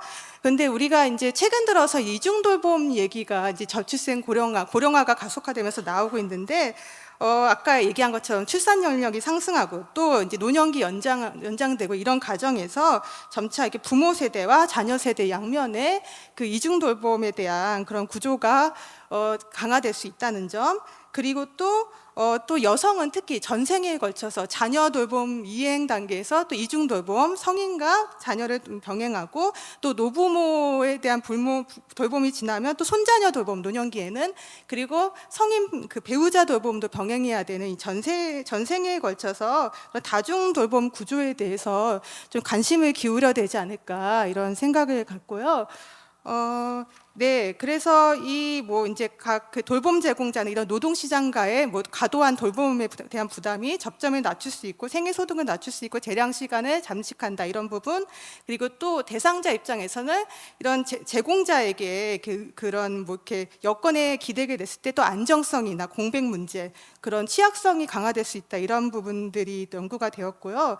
또 보통은 성인 가사 시간과 성인 돌봄은 늘어날수록 만족도가 낮아지는데, 또 자녀 돌봄은 좀 이제 또 늘어날수록 만족도가 높아지는, 특히 인터랙티브 차일드 케어처럼 좀 놀아주고 교류하고 이런 거는 또 자녀의 돌봄 시간이 늘어난다고 해서 반드시 삶의 질이 낮아지지 않는 그런 좀 돌봄 유형별로 차이가 있다, 이런 부분들을 좀 고려를 해야 될 것 같습니다. 그래서 분석 결과를 이거 살펴보면 일단 분포를 살펴봤어요. 근데 이 돌봄 제공 유형별로 어떻게 분포가 나타나는지 봤는데, 이것이 꼭 이렇게 저희 대표성을 가진 모집단 분포는 아닙니다. 왜냐하면 지금 생활시간조사에서 제가 분류한 거는 일지에서 실제 돌봄을 제공했느냐 유형별로 분류했기 때문에 굉장히 스트릭트하게 분류한 거죠, 저는. 그래서 실제는 이보다 훨씬 많을 수 있는데, 아무튼 실제 일지에서 제공이 나타난 패턴으로 유형을 분류하면은 과거보다는 이중 돌봄을 수행하는 응답자의 비중은 낮아졌습니다. 아마 공적 서비스로 돌봄이 이렇게 좀 대체되기 시작하면서 실제 돌봄 제공의 비중은 낮아질 수 있다고 그렇게 추정을 했고요. 그리고 좀 특이한 부분은 이제 30대에서 점차 40대로 자녀 돌봄이든 성인 돌봄이든 이중 돌봄이든 이동하는 양상, 여전히 여성에게 좀 집중된 구조, 이렇게 나타났고요. 이거는 이제 분포를 그래프로 좀 그려봤고, 네, 그리고 그 다음에 또 돌봄 제공을 필수 시간, 의무 시간, 여가 시간 이렇게 나눠서 살펴봤는데, 네, 돌봄을 제공하는, 특히 자녀 돌봄이나 이중 돌봄을 제공하는 여성은 의무 시간이 여전히 긴, 그러니까 일이나 뭐 돌봄, 가사 돌봄 같이 필수적으로 제공하는 시간이 여전히 길게 나타나고, 그리고 상대적으로 이제 10년 전보다, 2014년 전보다 의무 시간이 감소했으나 그런 상대적 차이, 성별 격차는 여전히 좀 유지되고 있다, 이런 부분들이 특징적이라고 볼 수 있습니다. 네, 그래서 이거는 또 시각화를 해봤는데, 뭐 보면은 과거보다 의무 시간이 완화됐고, 그러나 의무 시간의 성별 격차는 유지되는데, 특히 뭐 성인 돌봄과 이중 돌봄에서 의무 시간의 성격차는 여전히 높은 수준. 근데 반대로 자녀 돌봄만 수행하는 그런 돌봄 제공 유형에서는 좀 성별 격차가 완화되는 구조가 보여요. 그래서 좀 이것도 세대별 좀 차이가 있는 그런 양상이 나타나는 거 아닐까. 젊은 세대는 점차 그런 뭐 성별 격차, 가사 돌봄에 대한 그런 완화되는 추세, 근데 또 성인 돌봄이나 또 이중 돌봄을 수행하는 중장년층 이상에서는 여전히 유지되는 구조, 이런 부분을 살펴볼 수 있었습니다. 네, 그래서 이것도 좀 이중 돌봄을 좀 이번에는 일, 가사, 돌봄별로 좀 나누어서 의무 시간을 살펴봤는데 그 확실히 남성의 돌봄 참여가 늘어나는 그런 양상이 보이지만은 그 각 돌봄 제공 유형별로 좀 성별 분업의 양상은 다르다. 일가 돌봄에 대한 이중 돌봄은 좀 그 이중 돌봄을 제공하는 유형에서는 여성은 가사 돌봄, 남성은 일 이렇게 좀 성별 분업화된 구조가 여전히 유지되고 있고 자녀 돌봄에서는 남성이 상대적으로 그 돌봄에 참여가 증가하면서 일가 돌봄이 좀 병행되는 구조 그리고 성인 돌봄의 경우는 둘 다 일시간은 낮은데 여성에게 돌봄이 집중된 구조 이렇게 차이가 있고요. 그런데 세 유형 모두 돌봄 시간, 그러니까 돌봄 얘기하면 무급 노동 얘기하면 돌봄이 있고 가사의 영역이 있는데 돌봄에서의 남성 참여는 상대적으로 늘어났는데 이 가사 노동에서는 여전히 좀 어느 정도 공고한 성별 격차가 여성이 좀 더 압도적으로 수행하고 있는 그런 구조는 병행되고 있다. 이런 부분을 발견했습니다. 그리고 이번에 시간대로 분석을 해서 행동 참여율 추이를 보고 좀 그러니까 어떤 양상이 나타나는지 살펴봤는데요. 그 이중 돌봄에 한해서 살펴봤는데 보면은 그 이른 시간대부터 가사를 먼저 준비하고 그런 다음에 성인 돌봄을 수행하고 자녀 돌봄 수행하고 일터로 가서 다시 돌아올 때는 일터에서 퇴근하다가 성인 돌봄 수행하고 자녀 돌봄, 가사 돌봄 마무리하고 이런 좀 촘촘히 그 성인 돌봄과 그러니까 가사가 좀 병행되는 그 행동 참여율이 증가하는 그런 양상이 나타난다. 이거 뭐 성인 돌봄 특성상 뭐 미미하긴 하지만 새벽 시간대도 일부 활동량이 감지되는 이런 차이가 있었고 이거를 성별로 나눠봤는데 대체로 앞에 본 패턴이 여성의 패턴과 일치합니다. 그래서 여성은 이렇게 좀 촘촘히 기상부터 마지막 그 일과 마무리까지 촘촘히 가사와 돌봄을 병행하고 그리고 성인 돌봄은 좀 더 간헐적이고 좀 전 시간대에 맞춰 좀 그 걸쳐서 진행되는가 하면 자녀 돌봄은 비교적 그 일과 시간대가 뚜렷한 오전과 오후 등하원 시간대가 뚜렷한 그런 양상이 스케줄 배분의 양상의 차이가 있다. 그래서 이건 성인 돌봄이 가진 그런 대상자의 좀 맞춤형이나 좀 각각의 고유한 수요를 각기 가지는 그런 차이에 따라서 이런 결과가 나왔다.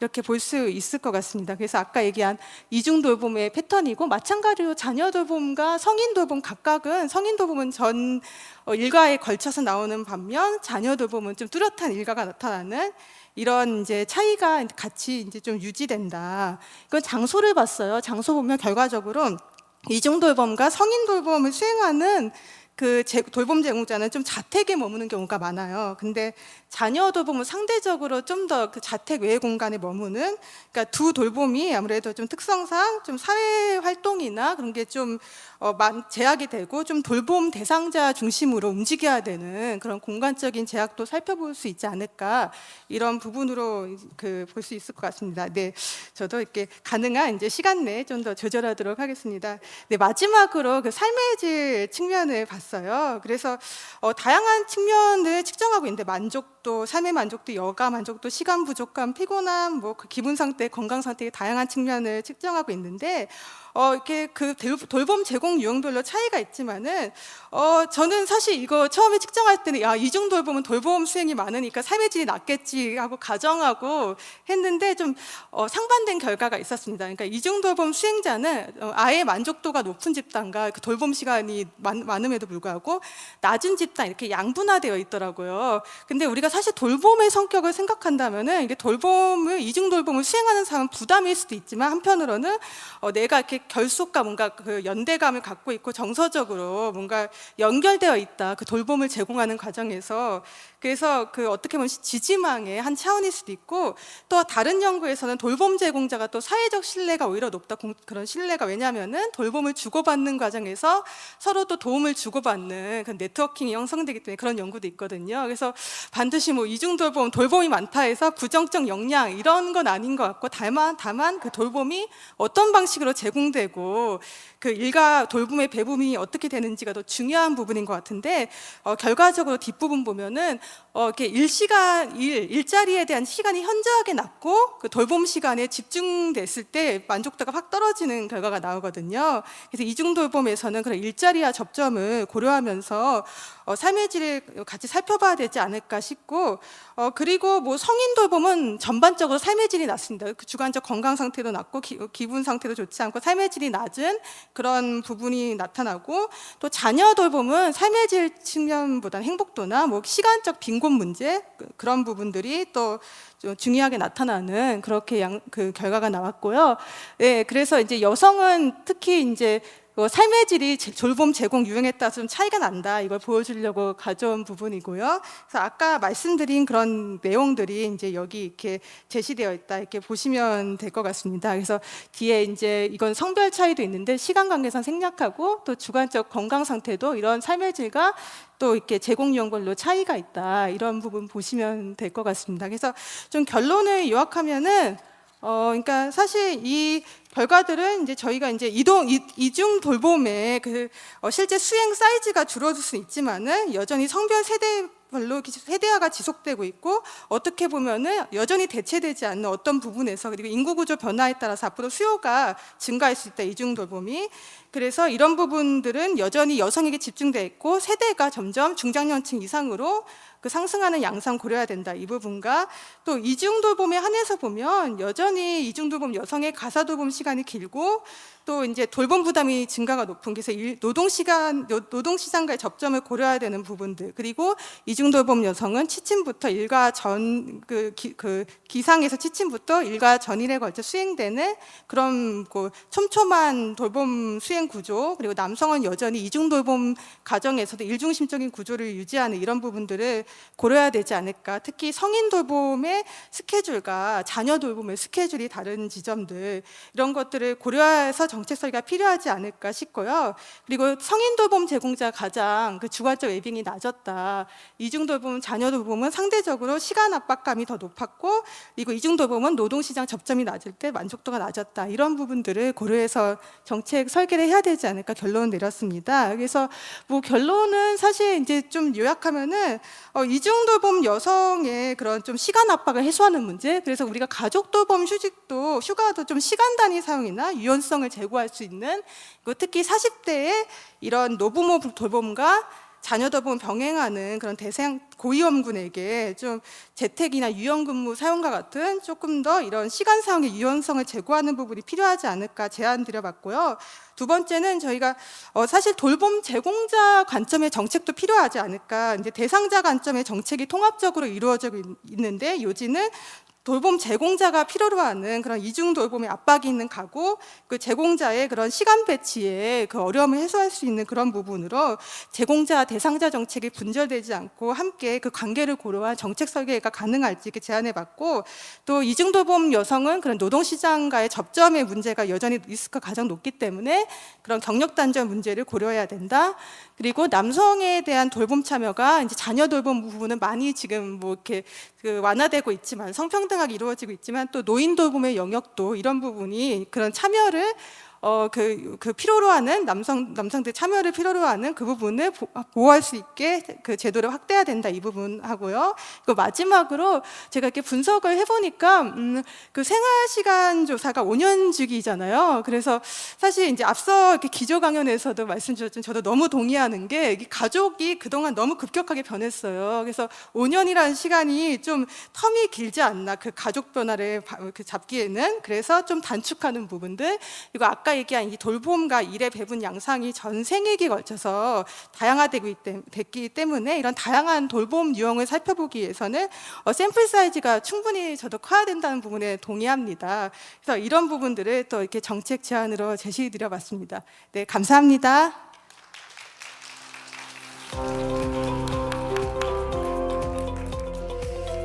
고맙습니다. 다양하게 변화하고 있는 이 돌봄주거 구조 안에서 시간 배분 어떻게 해야 되는지, 그리고 어떤 정책을 써야 하는지 함께 제언해 주셨습니다. 조선미 연구위원님께 감사드리겠고요. 세 번째 발표는 생활시간조사로 본 저녁 있는 삶, 지수의 구성과 정책적 함의라는 주제로 함께 해주시겠습니다. 권순범 성남시정연구원 경제사회연구실 연구위원이십니다. 박수로 맞아주시기 바랍니다. 안녕하세요. 저는 성남시정연구원의 권순범입니다. 저는 이제 한국방송통신대학교의 서지원 교수님과 함께 이제 생활시간 조사를 통해서 소위 저녁 있는 삶에 대해서 이제 살펴보려고 했습니다. 다만 저희가 이제 오늘 발표드리는 부분은 아직 이제 정교화된 부분이라든지 타당성이 검토된 부분은 아니지만 이러한 식으로 이제 생활시간 조사 데이터가 활용될 수 있다라는 점을 좀 참고하셨으면 좋겠습니다.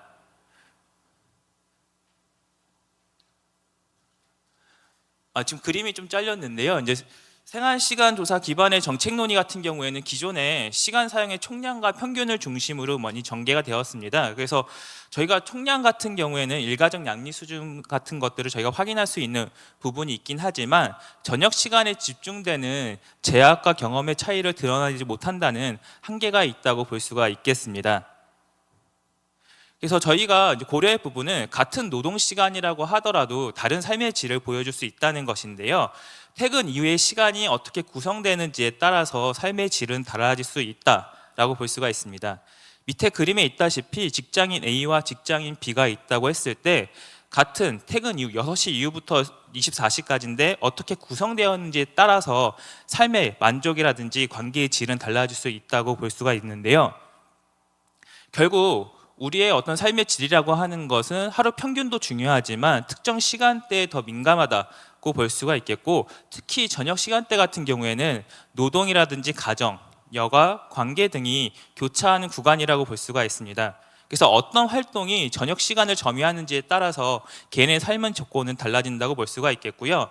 그래서 저녁의 구성 방식은 삶의 질 격차를 선명하게 드러내는 지점이다라고 볼 수가 있겠습니다. 그래서 저녁 시간의 활동은 또 개인의 선택만이 아니라 구조적 제약까지 함께 작동한 결과라고 볼 수가 있는데요.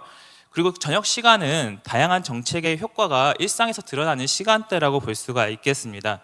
그래서 일이나 학습 같은 경우에는 노동시장 구조라든지 교육체계, 그리고 가정관리나 돌봄은 가족 구조나 성별 역할 분담, 그리고 여가나 관계는 시간 여유, 소득, 지역사회 자원 등이 반영되는 부분이라고 볼 수가 있겠습니다.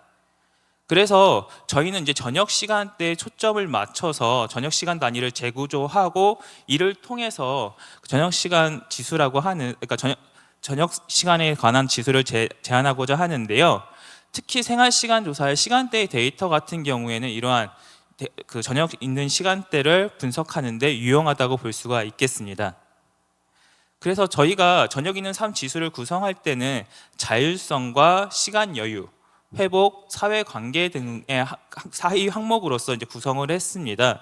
그래서 이를 통해서 집단 간 격차와 이제 구조적 제약 요인을 살펴보려고 했는데, 이제 구체적으로 보시면 저희가 저녁 시간을 4개 하위 요인 차원으로 이제 구분한 것은 어떻게 보면 저녁 시간의 기능과 저녁 시간이 어떤 지향, 그러니까 자기 지향이냐 관계 지향이냐에 따라서 구분을 했습니다.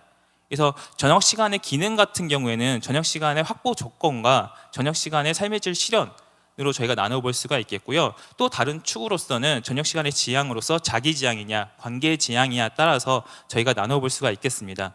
그렇게 해서 저희가 구분한 것이 4개 하위 지수라고 볼 수가 있겠고요. 그래서 첫 번째로 자율성 지수 같은 경우에는 저녁 시간을 개인의 선택에 따라 사용할 수 있는가와 관련된 부분이라고 볼 수가 있습니다. 그래서 우리의 저녁 시간이 일이나 학습, 이동 같은 활동이 얼만큼 잠식되지 않는지를 보여준다고 볼 수가 있겠고요. 점수가 높을수록 저녁 시간을 개인의 필요와 선택에 따라 활용할 여지가 크다고 볼 수가 있겠습니다.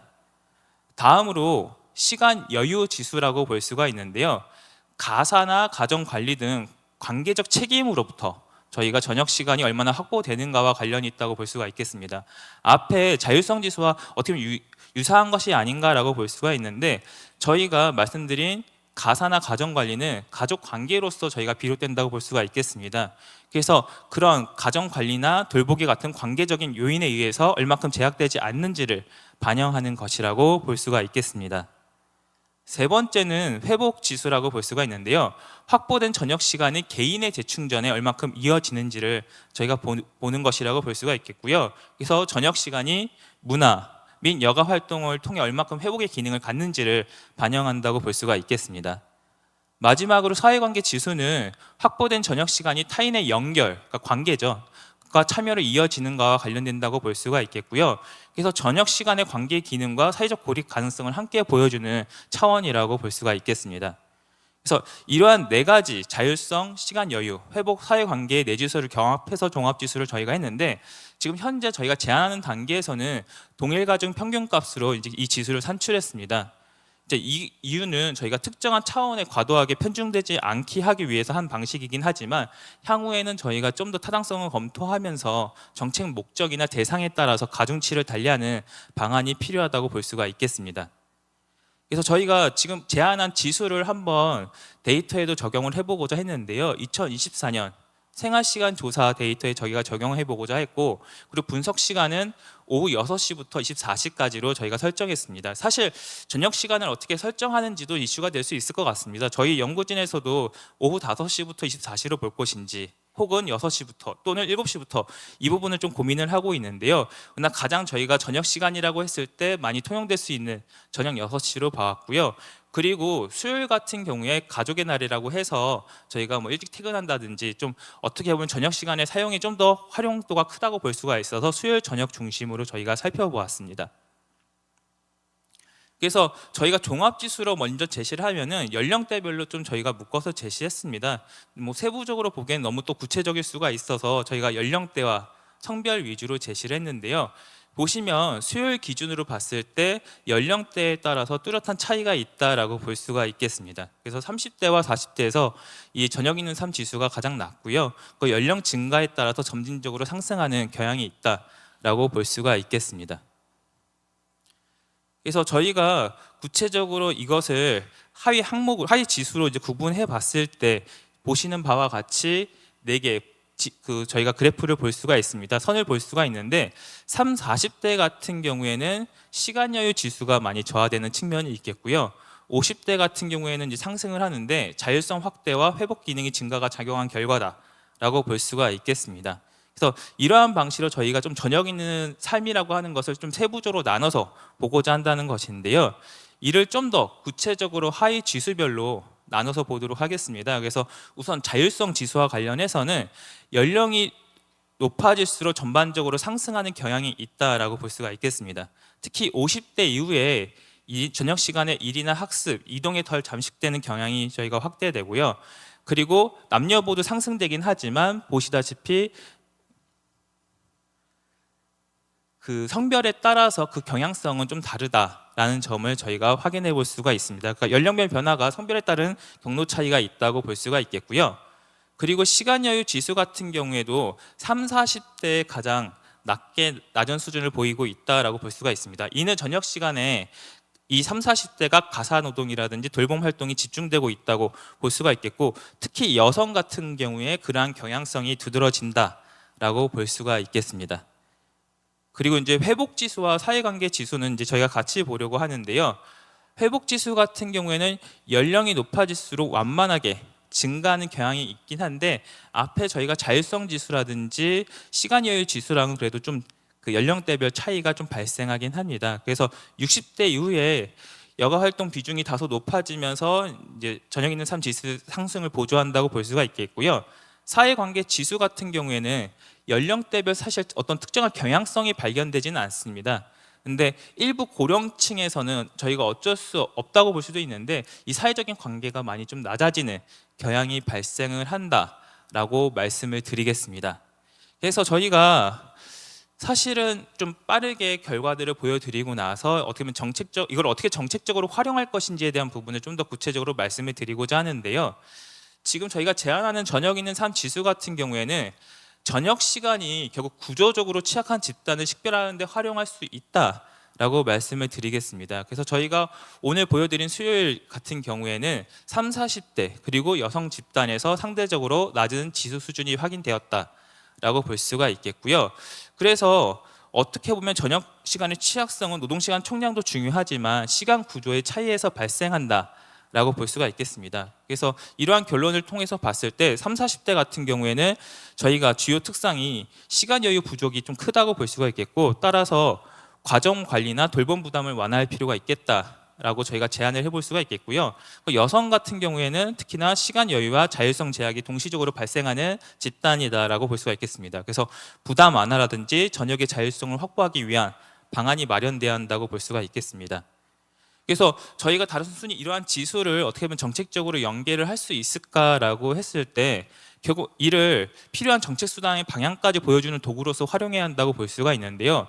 예컨대 자율성 지수 같은 경우에는 앞서 말씀드린 것처럼 일이나 학습, 이동 활동의 제약과 관련된 부분이기 때문에 이로부터 저녁 시간을 확보하는 것이 중요하겠고요. 따라서 유형 근무라든지 저녁 시간대의 교통, 퇴근 이후의 업무 관행 같은 부분이 개선되어야 한다라고 볼 수가 있겠습니다. 시간 여유 지수 같은 경우에는 가정 관리나 돌봄 부담의 해소가 중요하다고 볼 수가 있는데 돌봄 서비스 확충이라든지 가사 돌봄 지원, 성별 부담 완화 등이 이와 관련된다고 볼 수가 있겠습니다. 그리고 회복 지수 같은 경우는 여가를 통한 재충전이라고 볼 수가 있어서 문화, 여가 인프라 확충과 관련된 정책 대응이 필요하다라고 볼 수가 있겠고요. 마지막으로 사회관계 지수 같은 경우에는 교제 참여의 가능성을 나타내는 것으로서 커뮤니티 형성 지원이라든지 사회 참여 지원 등의 정책 대응 방향으로서 저희가 설계할 수 있겠다라고 말씀을 드리겠습니다. 그래서 사실 이러한 지수들을 저희가 주제를 제안받았을 때 어떤 정책적인 활용과 관련된 부분을 말씀을 주셨는데요. 그래서 어떤 정책의 성과관리 도구로서도 활용할 수 있지 않을까라는 부분을 고민을 해봤습니다. 그래서 정책 전후의 변화를 비교할 수 있는 도구로서 활용할 수 있지 않나라는 점을 저희가 생각해 봤는데요. 예컨대 유효근무제 확대 이후에 자율성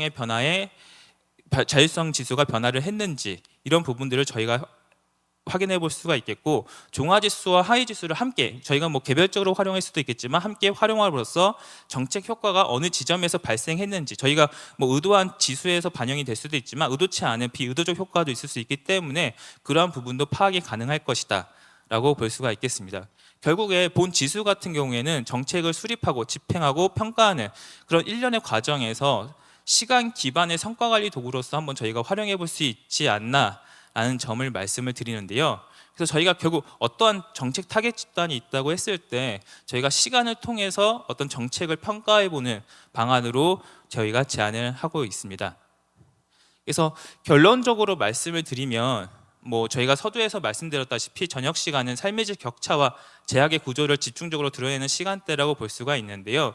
그래서 저희가 이를 4가지 이제 하위 지수로 이제 구성을 했지만 사실 이 부분에 대해서는 좀 더 검토가 필요하지만 중요한 부분은 결국 저녁 시간대에 저희가 어떻게 시간을 쓰는지에 따라서 개인의 삶의 질이 달라질 수 있다는 점에 저희가 포커스를 맞췄다는 부분이고요.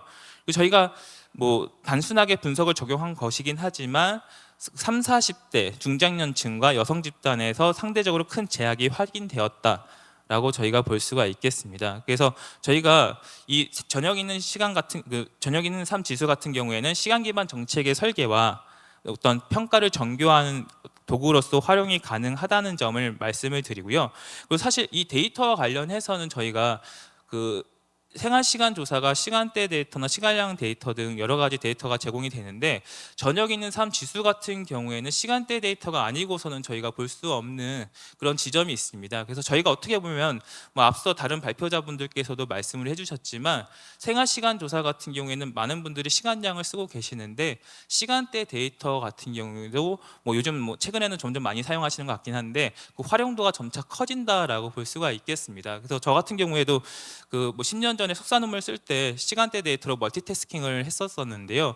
사실은 저희가 무궁무진하게 쓸 수 있는 그 내용들이 시간대 데이터에 있어서 저희가 그러한 부분을 본 어떤 저녁 있는 삶 지수라고 하는 연구를 통해서 보여드렸다고 볼 수가 있겠고, 그래서 많은 분들이 이렇게 어떤 시간대 데이터를 다양하게 활용하는 부분을 정책적인 활용과 연계해서 사용하시면 보다 그 데이터의 유용성이 커지지 않을까라는 점을 말씀을 드리면서 발표를 마치도록 하겠습니다. 감사합니다.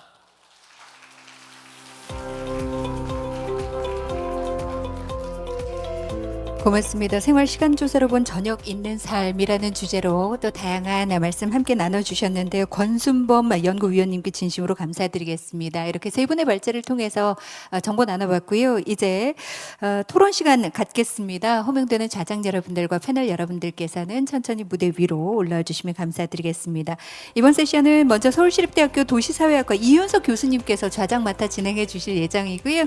그리고 발제해 주셨던 전지원 서울대학교 국제이주와 포용사회센터 책임연구원님, 조선미 한국여성정책연구원 성인지통계센터 연구위원님 함께 하시겠습니다. 그리고 패널로는 서지원 한국방송통신대학교 생활과학부 교수님과 정용찬 홍익대학교 교양과 교수님, 그리고 김진욱 서강대학교 신학대학원 사회복지전공 교수님 함께 모시고 열린 이야기 나눠보도록 하겠습니다. 좌장 맡아주신 이윤석 교수님께서 진행해 주시겠습니다. 여러분 먼저 박수로 환영해 주시기 바랍니다.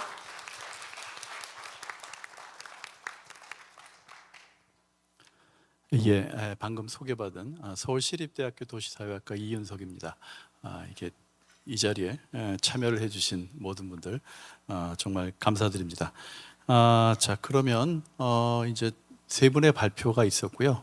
이제 세 분의 토론이 있을 예정인데요. 어떻게 토론을 지금 저희가 사실 원래 한 15분쯤에 끝날 예정이었었는데 이제 워낙 풍부한 내용을 전달하다가 보니까 조금 좀 시간이 오버가 돼서 지금 현재 한 25분입니다. 그래서 이제 45분에 끝이 나야 될 테니까 전체적으로 저희한테 한 20분 정도의 시간이 있는 것 같아요. 그래서 일단은 토론을 해주시는 분들은 일단 시간이 순서가 되면은 약 한 7분을 넘기지 않고 얘기를 좀 해주시기를 좀 부탁드리겠습니다. 그러면 어떻게 그럼 먼저 어떤 순서로 얘기를 해드리는 게 좋을까요? 그럼 가까이 계시는 우리 홍익대학교의 그 정영찬 그 교수님께서 먼저 얘기를 해주시겠습니까? 네, 안녕하세요. 홍익대 정용찬입니다. 사실 제가 이제 학교에 작년에 옮겨갔고요. 학교 가기 전에는 정보통신정책연구원에서 이제 꽤 오랫동안 연구를 했는데, 제가 거기에 있을 때 한 2010년에 기획한 국가 승인 통계가 하나 있는데, 그 한국 미디어 패널 조사입니다. 그래서 한국 미디어 패널 조사에서는 이제 미디어 이용을 사람들이 어떻게 하나를 이제 조사하는, 매년 이제 패널을 5천 가구 패널을 이제 고정해 놓고 조사하는 건데요. 미디어 다이어리가 있습니다. 그러니까 이제 그게 생활시간조사의 미디어판, 축소판이라고 할 수 있거든요. 그래서 그 조사를 제가 오랫동안 하면서 사실은 다이어리에 쓰는 응답보다는 이런 여러 가지, 그 다음에 이제 그걸 통해서 저희도 이제 매년 학술대회를 하기 때문에 그 이용자 관점에서 여러 가지 고민을 하는데, 마침 이제 또 생활시간조사가 이제 5년마다 하는 생활시간조사, 또 올해 이 컨퍼런스에 참여하게 돼서 매우 이제 의미 깊게 생각을 합니다. 그 세 분의 발표에 대해서 뭐 사실은 시간이 짧기 때문에 뭐 간단하게 이제 궁금한 부분까지 이제 하나씩 정도 하고, 이 시간이 될지 모르겠습니다. 공통적으로 제가 이제 뭐 좀 의견을 듣고 싶은 거, 이거는 뭐 선택입니다. 그러니까 발표자께서 취사 선택하시면 될 것 같습니다. 맨 첫 번째 발표는 사실 뭐 여러분들께서 잘 들으셨겠지만 그 굉장히 이제 의미 있는 그 연구인 것 같습니다. 이제 시간 배당이라는 것들이 이제 줄어들었는데 이게 어디로 갔는가를 확인해 봤더니 생각보다 좀 그 우리의 삶의 행복 관점에서 보면은 뭐 바람직한 쪽으로 가고 있느냐, 뭐 약간 이런 게 아닌 것 같다라는 이제 이야기들이 나오고 있는데, 저도 이제 OECD에서 뭐 디지털 경제 측정 같은 그 작업반 일을 하면서 보면 그 OECD의 이제 지표들이 쭉 있는데, 양적 지표 같은 성장을 나타내는 지표는 우리나라가 굉장히 상위권이거든요. 근데 이제 질적 지표로 가면은 또 밑에서 또 그 탑에서 뭐 탑3 정도를 하고 있고, 그래서 노동 시간도 가장 많은 이제 나라 중에 하나이고, 또 뭐 노인 복지나 뭐 어린이, 여성 이런 쪽으로 가면 또 굉장히 순위가 낮은. 그래서 이제 사실은 이런 그 연구들이 굉장히 중요하다는 생각이 들고요. 그래서 이제 이 연구는 저는 이제 그 뭐 내용에 대해서는 이미 뭐 많은 말씀을 해주셨기 때문에, 그 앞으로 또 이제 노동 시간이 줄어들 것이기 때문에 사실 그런 관점에서는 굉장히 이제 후속 연구도 뭐 필요하다라는 생각을 하고 있습니다. 그래서 궁금증은 이제 뭐 질문을 하나 드린다면요. 그 뭐 사실은 이제 AI 시대가 도래해서 각 부문에서 이제 영향을 미치고 있는데, 그 최근에 이제 보도 보셨겠지만 오픈 AI 같은 경우에 그 로봇세 도입해야 된다. 뭐 물론 로봇세는 굉장히 오래된 개념입니다만 이제 본격적으로 도입을 해야 된다. 주당 32시간 이걸 해야 된다라고 하는데, 제가 오전에 이제 무슨 박사학위 논문 심사가 있었는데 거기에 오신 분이 근무하시는 데가 이미 2년 전부터 32시간제를 지금 하고 있는 직장을 다니셔서 제가 한번 물어봤습니다. 어떠냐 그랬더니 이제 이틀만 출근하고 주당 32시간인데 기획팀이기 때문에 일을 하다 보면은 야근을 너무 많이 한다. 그래서 32시간을 스스로 못 지키고 있다. 이렇게 말씀하시더라고요. 그래서 제가 이제 이런 것들을 봤을 때 그 AI 시대에 이제 4.5일제 시범 사업 뭐 경기도에서 하고 있기도 한데 이게 이제 화두인데 발표자께서 이제 생각하시기에는 그 세 가지 배당 말씀하셨잖아요. 돌봄, 회복, 관계 이런 건데 그 AI 기술이 이제 도입되면 어느 정도 좀 확보될 가능성이 이제 점점 좀 높아지지 않을까 이런 생각이 드는데 그때 이제 유휴 시간을 그러면 이제 의미 있게 채워야 되는데 그러기 위해서는 이게 어떤 개인이나 가정의 어떤 의지만으로 되는 게 아니기 때문에 정부가 어떻게 보면 가장 우선순위로 해야 될 어떤 정책이랄까 이런 것들이 어떤 게 있으면 좋겠는지 그게 좀 궁금합니다. 두 번째 이제 조섭민 박사님 발표도 역시 이제 이게 돌봄이라는 게 이제 거의 이제 저희 집도 그렇지만은 이제 사회화되고 있는 그런 상황인데 그 돌봄권이라는 이 기본권적인 관점에서 이제 분석을 해주셔서 굉장히 의미 있는 거라고 생각을 하고요. 제가 이제 궁금한 질문 하나 드리면 역시 이제 그 AI 시대 관점에서 이제 최근에 이제 AI 돌봄이 이제 로봇이라든지 이제 IoT 뭐 이런 거를 활용해 가지고 비대면 쪽으로 지금 많이 뭐 고민하고 있는데 그 또 이제 1인 가구 대상으로 하기도 하고 또 그렇지 않은 가구 대상으로 하기도 하고 있는데 그 발표 자료 중에서 이제 그 돌봄의 질적 고도화 뭐 이런 말씀을 해주셨잖아요. 그런 관점에서 볼 때 이제 이런 기술적인 수단 그러니까 뭐 로봇이라든지 아니면 뭐 웨어러블 뭐 기기 이런 것들이 그 인간적인 관계적 돌봄을 대체 혹은 보조할 수 있는 걸로 보시는 건지 뭐 물론 대체하려면 시간 아직 많이 걸리겠지만은 왜냐하면 이미 이제 뭐 아주 그 작은 거지만 경기도 같은 경우는 포천에서 그 혼자 계시는 그 독거노인들 대상으로 주기적으로 AI가 이제 전화를 걸어가지고 서로 대화하고 말벗이 되는 그런 서비스를 지금 지자체에서 하고 있거든요. 그래서 그런 부분에 대한 어떤 그 AI 대체가 질적인 어떤 그 돌봄권에 어떤 영향을 줄 것인지 좀 궁금합니다. 그리고 세 번째 발표는 이제 뭐 그 방금 가장 늦게 발표했기 때문에 여러분들도 잘 이제 기억이 더 생생하실 텐데 이제 일생활 균형인데 이게 사실 지켜지면 매우 바람직하지만 이제 어려운 부분이거든요. 그래서 그런데 이제 사실은 그런 것들을 잘 우리가 어떤 정책을 만든다든지 우리 스스로 이걸 지키려면 사실 척도가 중요하지 않습니까? 그러니까 측정할 수 없는 거는 우리가 관리할 수 없기 때문에 그런 관점에서 이 다차원 척도라는 게 굉장히 좀 가치가 이제 크다라고 생각을 하고 있는데요. 그 이제 세 번째 발표자분께도 이제 질문을 하나 드리면 그 우리나라가 이제 사실 이미 한 5, 6년 전부터 스마트폰 세계 1위입니다. 그리고 이제 그 초고속 인터넷망도 세계 1위입니다. 근데 사실 그 GDP 같은 경우 보면은 뭐 10위권 정도니까 상당히 그런 인프라 쪽은 많이 발달돼 있고 그 제가 무슨 박물관에서 잠깐 본 건데 그 독일에 있는 그 현대미술 하시는 분이 매년 우리나라를 찾아와서 이분이 오셔가지고 뭐 뭘 하냐면은 그냥 공항에서 내릴 때부터 우리나라 사람들을 촬영해가지고 작품을 만듭니다. 왜 촬영하나 봤더니 지하철만 타면 모든 사람들이 스마트폰을 보고 있는 게 너무너무 신기한 거예요. 외국 사람의 눈에는. 우리는 하나도 안 신기한데.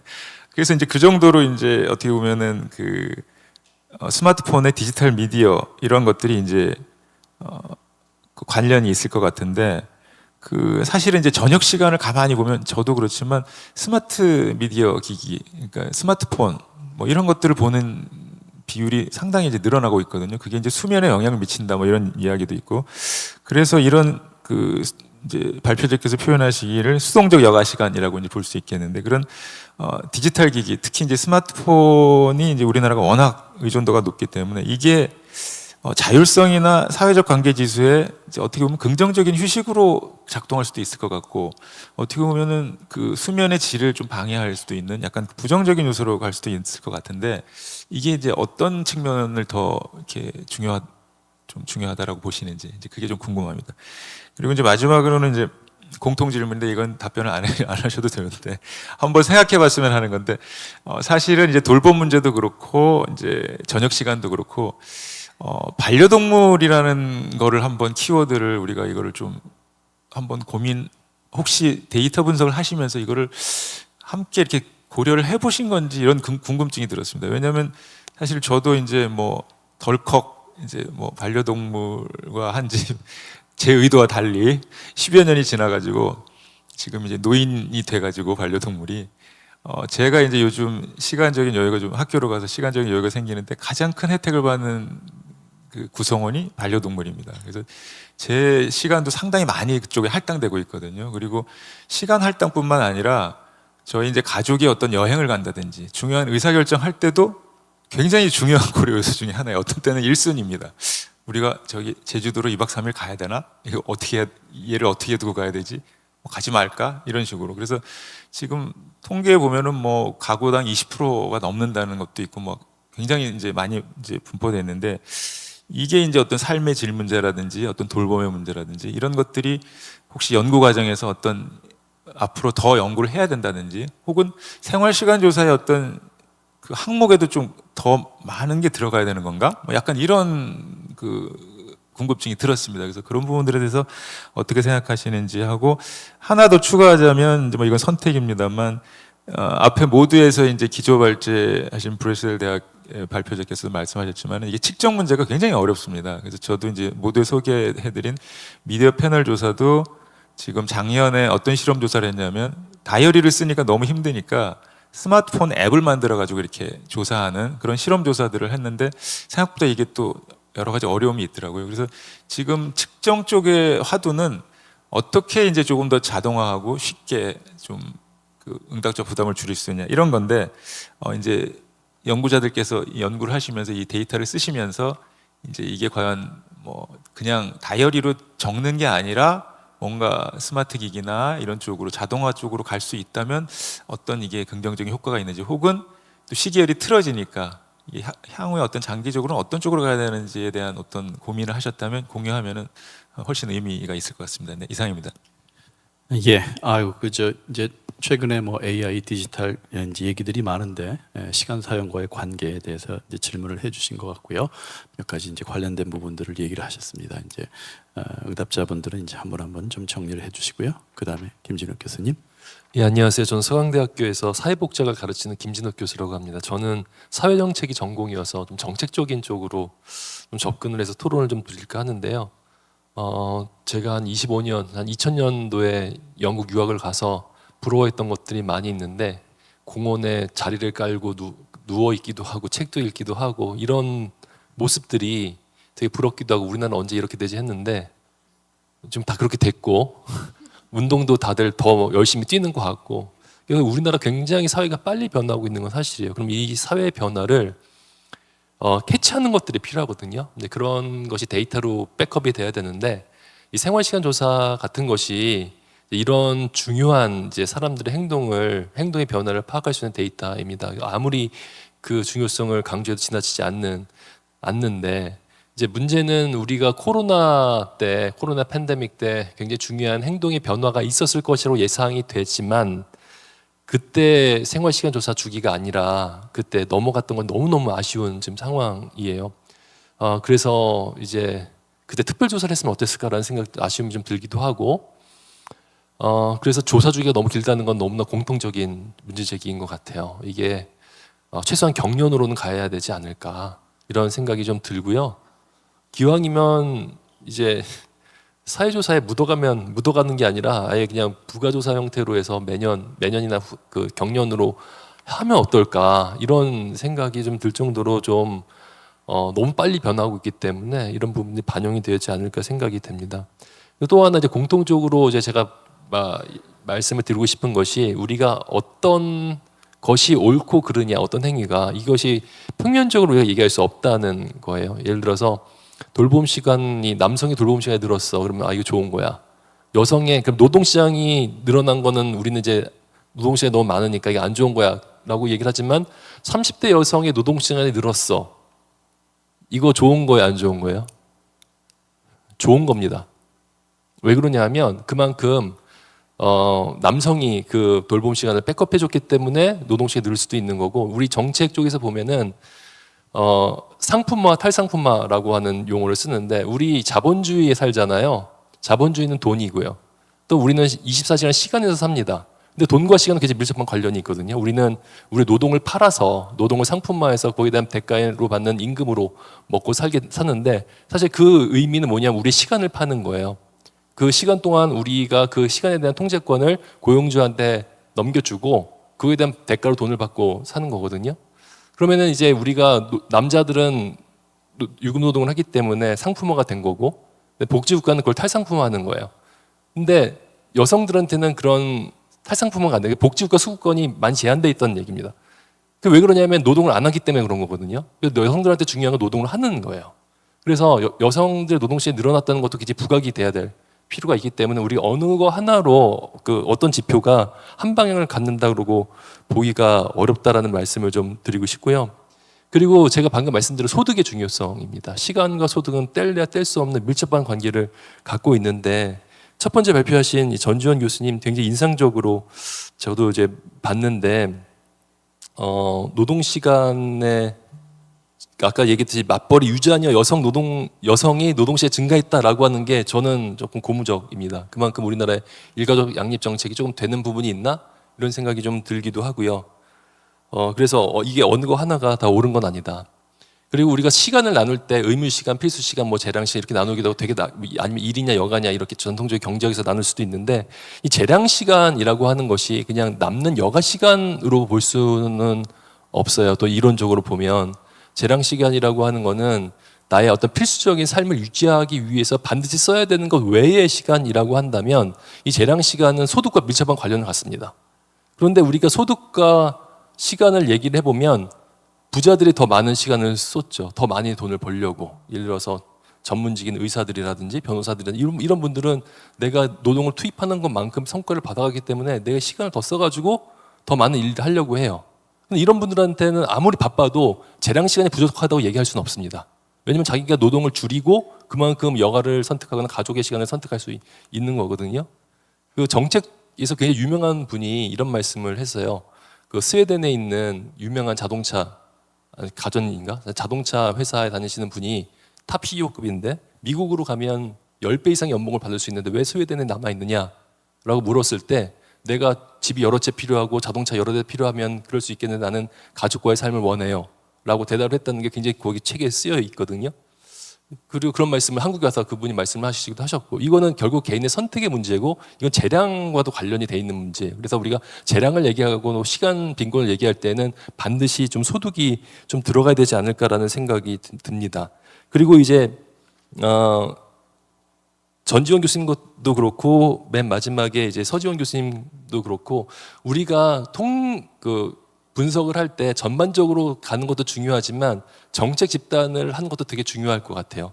예를 들어서 자영업 같은 경우 굉장히 열악하게 나와 있는 것 같아요. 서지원 교수님, 전지원 교수님 발표에서 보면 실제로 그렇습니다. 그러면 이 자영업에 대한 연구가 조금 더 필요할 수도 있겠다. 그리고 사람들이 일과 생활의 시간을 구성할 때 자녀의 유무, 결혼했는지 안 했는지 유무 굉장히 중요해요. 연령대나 성별로만 얘기할 수는 없어요. 특히 이제 우리나라 1인 가구 비중이 40% 가까이 되기 때문에 40%를 넘을 거기 때문에 1인 가구를 좀 떼봐야 되거든요. 근데 1인 가구한테 그 맨 마지막에 하셨던 시간 여유 지수라고 하는 건 무엇을 의미할까? 이게 과연 좋기만 한 걸까? 이런 생각을 해볼 수 있는 거예요. 이거는 되게 저도 저녁에 있는 삶의 지수에서는 굉장히 흥미롭게 들었는데 이것이 좀 더 적실성을 가지려면 정책 대상별로 좀 구분을 해봐야 돼요. 그래서 1인 가구 안에서 어떤 사람들이 저녁에 있는 삶의 지수가 높고 어떤 사람은 그렇지 않은지 동일 가구 유형 안에서의 분석이 더 많이 필요한 것이 아닐까 이런 생각을 했고 또 하나는 이게 왜 다른 요일로 하면은 왜 꼭 수요일이지라는 생각인데 그냥 아예 다 평일로 하면 어떤 결과가 나오는지 좀 궁금하고 한 발짝 더 나아가면 저녁이 있는 삶의 지수가 아니라 주말이 있는 삶이 더 중요할 수도 있겠다. 왜냐하면 저녁은 이라고 하는 거는 우리가 유급 노동을 하는 직장인 대상으로 하는 거예요. 만약에 노인분들, 전업주부, 일하지 않는 분들한테는 저녁이라고 하는 것이 그다지 큰 의미를 갖지 않잖아요. 그래서 이런 부분들이 좀 가면 좋지 않을까라는 생각이 좀 들었고요. 그리고 이제 조선미 박사님 돌봄 시간 같은 경우는 뭐 여전히 뭐 비슷한 방향인 것 같아서 이 조사 이 데이터를 쓰는 연구자가 내리는 결론이 뭐 비슷한 데이터를 쓰더라도 상당히 좀 이렇게 다를 수 있구나라는 생각을 드는데, 저는 이제 여기서는 이중 돌봄이 굉장히 중요한 포인트라고 생각이 되거든요. 이게 더 많아질 거기 때문에. 왜냐하면 40대가 이제 좌출산 고령화 되면서 출산율이 늦어졌잖아요. 40대로 이제 돌봄이 집중되면서 이 40대라는 연령대는 또 부모님도 돌봐야 되는 이중 돌봄이 앞으로 더 많아질 가능성이 더 큽니다. 그렇게 되면 이중 돌봄에 대한 분석이 세부적으로 들어갈 필요가 있는데 이 샘플 사이즈가 이 생활시간 조사로는 부족하지 않을까 이런 생각이 좀 들어서 여기서 어떻게 생각하시는지 마지막으로 여쭙고 제 토론을 좀 마치도록 하겠습니다. 예, 감사합니다. 그럼 저 마지막으로 서지원 교수님 어떻게? 그 토론을 하시기 위해서 나오신 거죠? 예, 그 대답을 하시기 위해서 나오신 거죠? 예, 죄송합니다. 제가 잠시 착각을 했네요. 예, 그 이제 두 분의 이제 여러 가지 그 얘기를 해주셨는데요. 뭐 이제 데이터에 대해서, 정책에 대해서, 변화에 대해서 말씀을 해주셨습니다. 그러면 그 이제 발표를 해주신 세 분이 대답을 해주실 건데, 그 이제 발표 순서대로 얘기를 하도록 하죠. 먼저 전지원 선생님. 네. 너무 많은 좋은 말씀을 해주셔가지고 시간도 굉장히 짧기 때문에 뭐라고 말해야 될지 모르겠는데, 다시 또 그 아까 이네이스 교수님의 화두가 떠올랐어요. 시간이 공평하다고 했는데 안 공평하구나. 그러니까 지금 그 이제 김시욱 교수님 말씀을 들으면서 안 공평하다라는 걸 우리도 염두에 두고 연구와 정책을 해야 될 것 같다라는 생각이 들고요.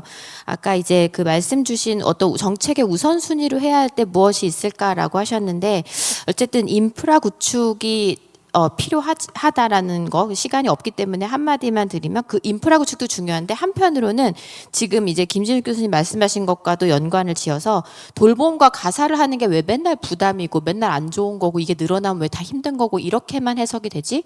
라고 했을 때 보상이 없기 때문이다. 레코그니션이 없기 때문이다라는 생각이 들어요. 그래서 이거는 어떻게 보면 우리 사회적으로 여기에 대한 보상과 인식 전환, 어떤 정말 그런 것들이 정책적으로 어떻게 가능할지는 좀 더 고민을 해봐야겠지만 그런 게 필요할 것 같다라는 게 하나 그런 약간 이제 그런 말씀을 소득이든 뭐든 이렇게 말씀을 드립니다. 그리고 반려동물 관련해서는 저희 예전에 지도교수 선생님께서 그 개를 키우셨거든요. 그래서 그분만 모두가 반대하는데 그분만 펫케어를 따로 꼭 카테고리에 넣어야 된다.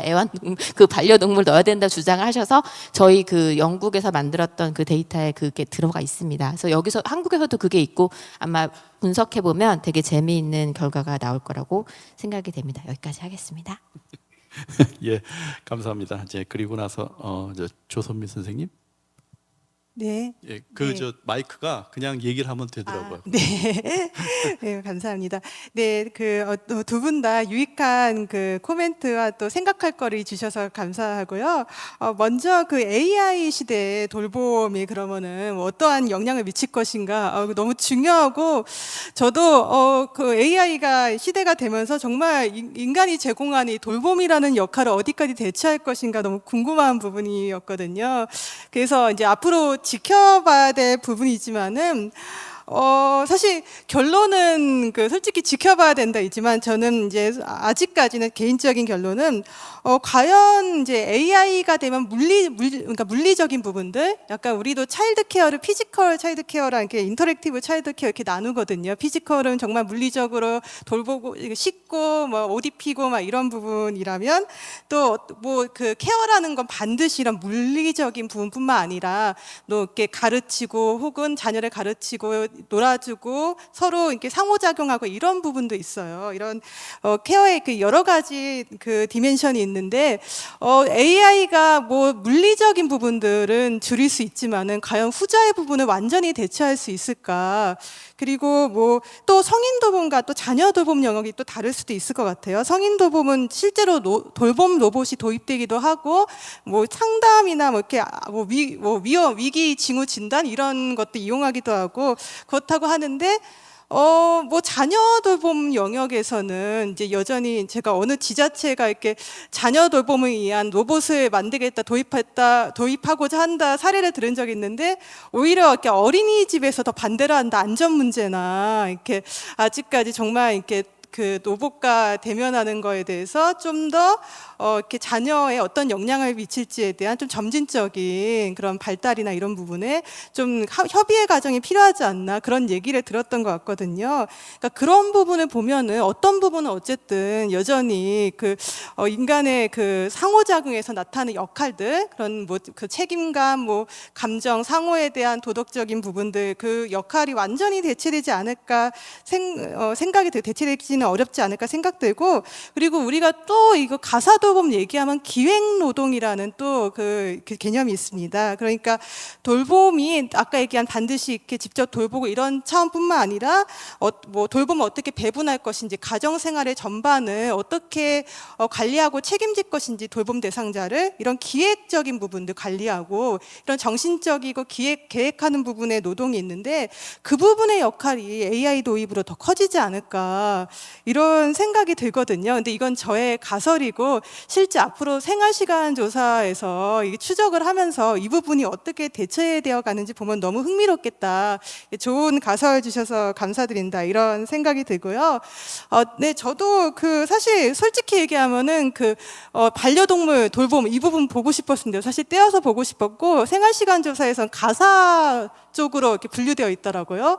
그래서 이 부분만 떼어보고 싶었는데 뭐 샘플 사이즈가 작을까봐 제가 약간 킵해두었습니다. 저도 앞으로 이 그 반려동물 돌봄의 추이가 어떻게 되는지 다시 살펴볼 기회가 있으면 살펴보고, 뭐 다른 연구 보면은 이제 자녀 돌봄은 시간이 늘어날수록 만족도가 늘어난다는 그런 연구가 많잖아요. 그리고 마찬가지로 반려동물 돌봄도 물론 그런 부담이 되는 구조도 있지만은 또 이렇게 늘어나면 또 이렇게 오히려 삶의 질이나 만족도에 긍정적인 영향을 미치는 부분도 있을 거다. 이런 양가적인 면을 모두 고려해서 보면 좋겠다. 이런 생각이 듭니다. 네, 그리고 두 번째 또 주신 그 의견 중 하나가, 네, 저도 이중돌봄 부분이 사실 주인공이었습니다. 제 부분에 이렇게 좀 비교 집단을 중고 집단을 위해서 다양하게 보긴 했는데, 사실 이제 앞으로 저출생 고령화가 되면은 이 이중돌봄에 대한 그 시간 양 자체가 실제 늘어나지 않더라도 아까 얘기한 관리, 기획의 측면 또는 그런 인터랙티브하게 어떠한 개입하는 부분에 대한 중요도가 높아질 것이다 생각을 했고, 근데 이 이중돌봄을 저도 잘 측정하고 싶었는데 남성의 좀 샘플 사이즈가 작고 확실히 지금의 샘플 사이즈 수로는 좀 이중돌봄의 구조를 좀 더 자세히 들여다보기에는 좀 적은 부분이 있어서 좀 이렇게 많이 늘렸으면 좋겠다. 이 데이터상으로 그런 수요를 말씀드리고, 사실 우리 이중돌봄도 두 가지 그 안에서도 이용할 수 있거든요. 하나는 중장년층이 자녀 돌봄과 노인 돌봄을 병행하는 구조가 있을 수 있고, 한편으로는 좀 더 노년기, 은퇴기에 접어든 집단이 손자녀를 돌보면서 그리고 본인의 그런 배우자, 연로한 배우자를 함께 돌보는 이런 이제 다양한 구조가 있을 수 있거든요. 성인 돌봄과 자녀 돌봄의 병행에는 그거를 좀 나눠서 보기 위해서는 사실 지금보다 더 표본수가 많이 구축되어 확인이 가능하다. 그래서 이런 부분들을 앞으로 그 반영해 주면은 연구자로서 정말 많은 도움이 될 것 같습니다. 감사합니다.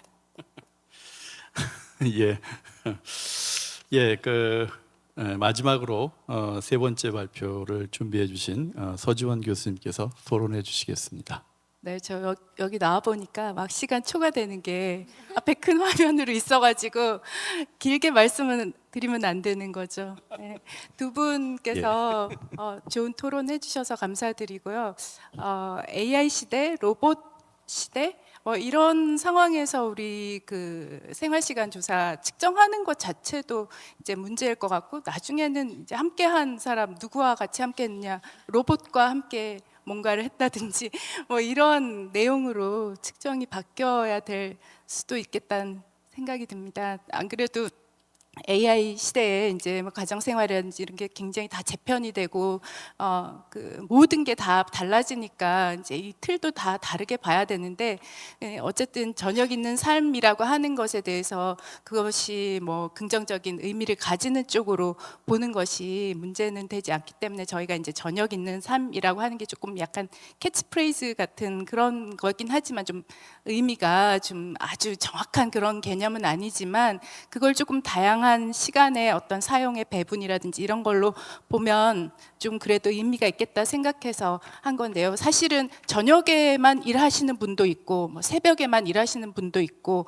하기 때문에 1인 가구도 물론 이제 가족으로서의 삶을 그러니까 혼자서 주로 살아가고 근데 이제 1인 가구 같은 경우도 이제 다른 사람들하고의 관계 같은 거를 분석하는 연구를 요즘에 많이 이제 다른 이제 같이 살고 있지 않지만 가족원들하고 주말에 어떤 시간을 다인 가구하고 달리 보는가 이런 연구도 있더라고요. 근데 그런 거 보면은 1인 가구가 오히려 더 가족들하고 주말 시간을 보내고 이런 패턴도 나타나는 걸로 봐서 이제 다 다른 조건의 삶을 살고 있는데 고용 조건이나 뭐 특히 자영업 같은 경우에 살고 있는데 그 모든 사람들을 위해서 하나의 어떤 측정 도구로서 이렇게 평가할 수 있고 그렇다고 보지는 않지만 그냥 일반적인 도구로서 이렇게 해서 취약한 집단이 어딘지 하는 것이 좀 잘 드러나게 되고 그러면 정책적으로 타겟할 수 있는 그런 가능성이 조금 더 높아질 수 있겠다고 생각해서 이렇게 발표를 드리게 됐고요.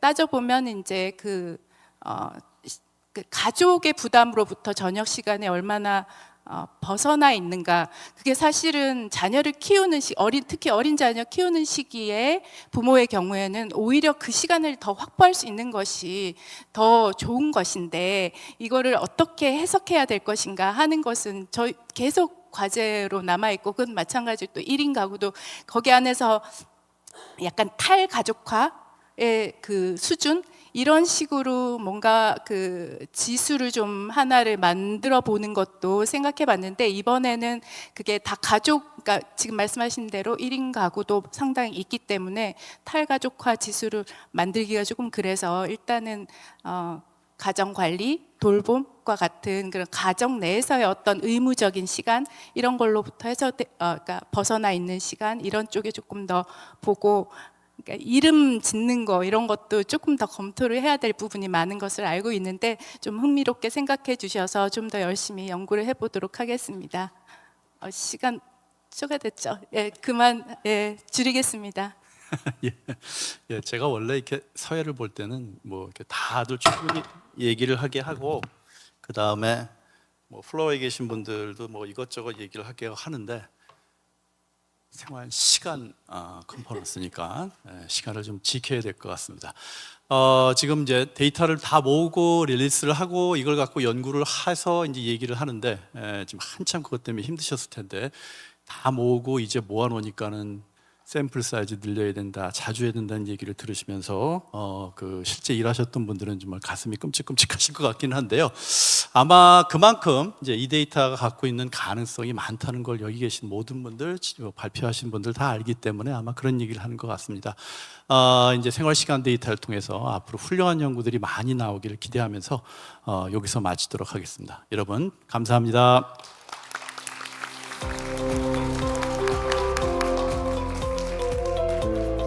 고맙습니다. 저장 맡아 이끌어주신 이윤석 교수님과 패널 여러분께 다시 한번 여러분 큰 박수 부탁드리겠습니다. 고맙습니다.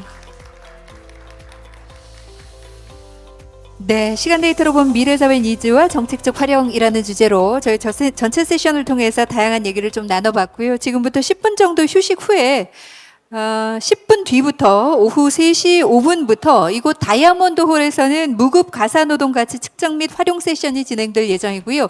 루비 홀에서는 생활시간 데이터를 통한 일상과 삶의 질 세션이 각각 진행이 될 예정입니다. 원하시는 세션으로 이동을 하셔서 함께 청해 들어주시면 감사드리겠고요.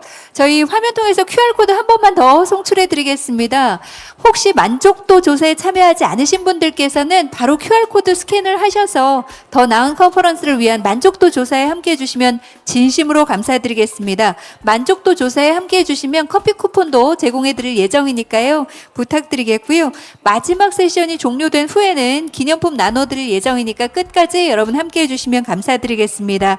함께해 주신 여러분께 감사드리면서 3시 5분부터 진행되는 세션에도 여러분의 많은 참여 부탁드리겠습니다. 저는 여기서 인사드립니다. 고맙습니다.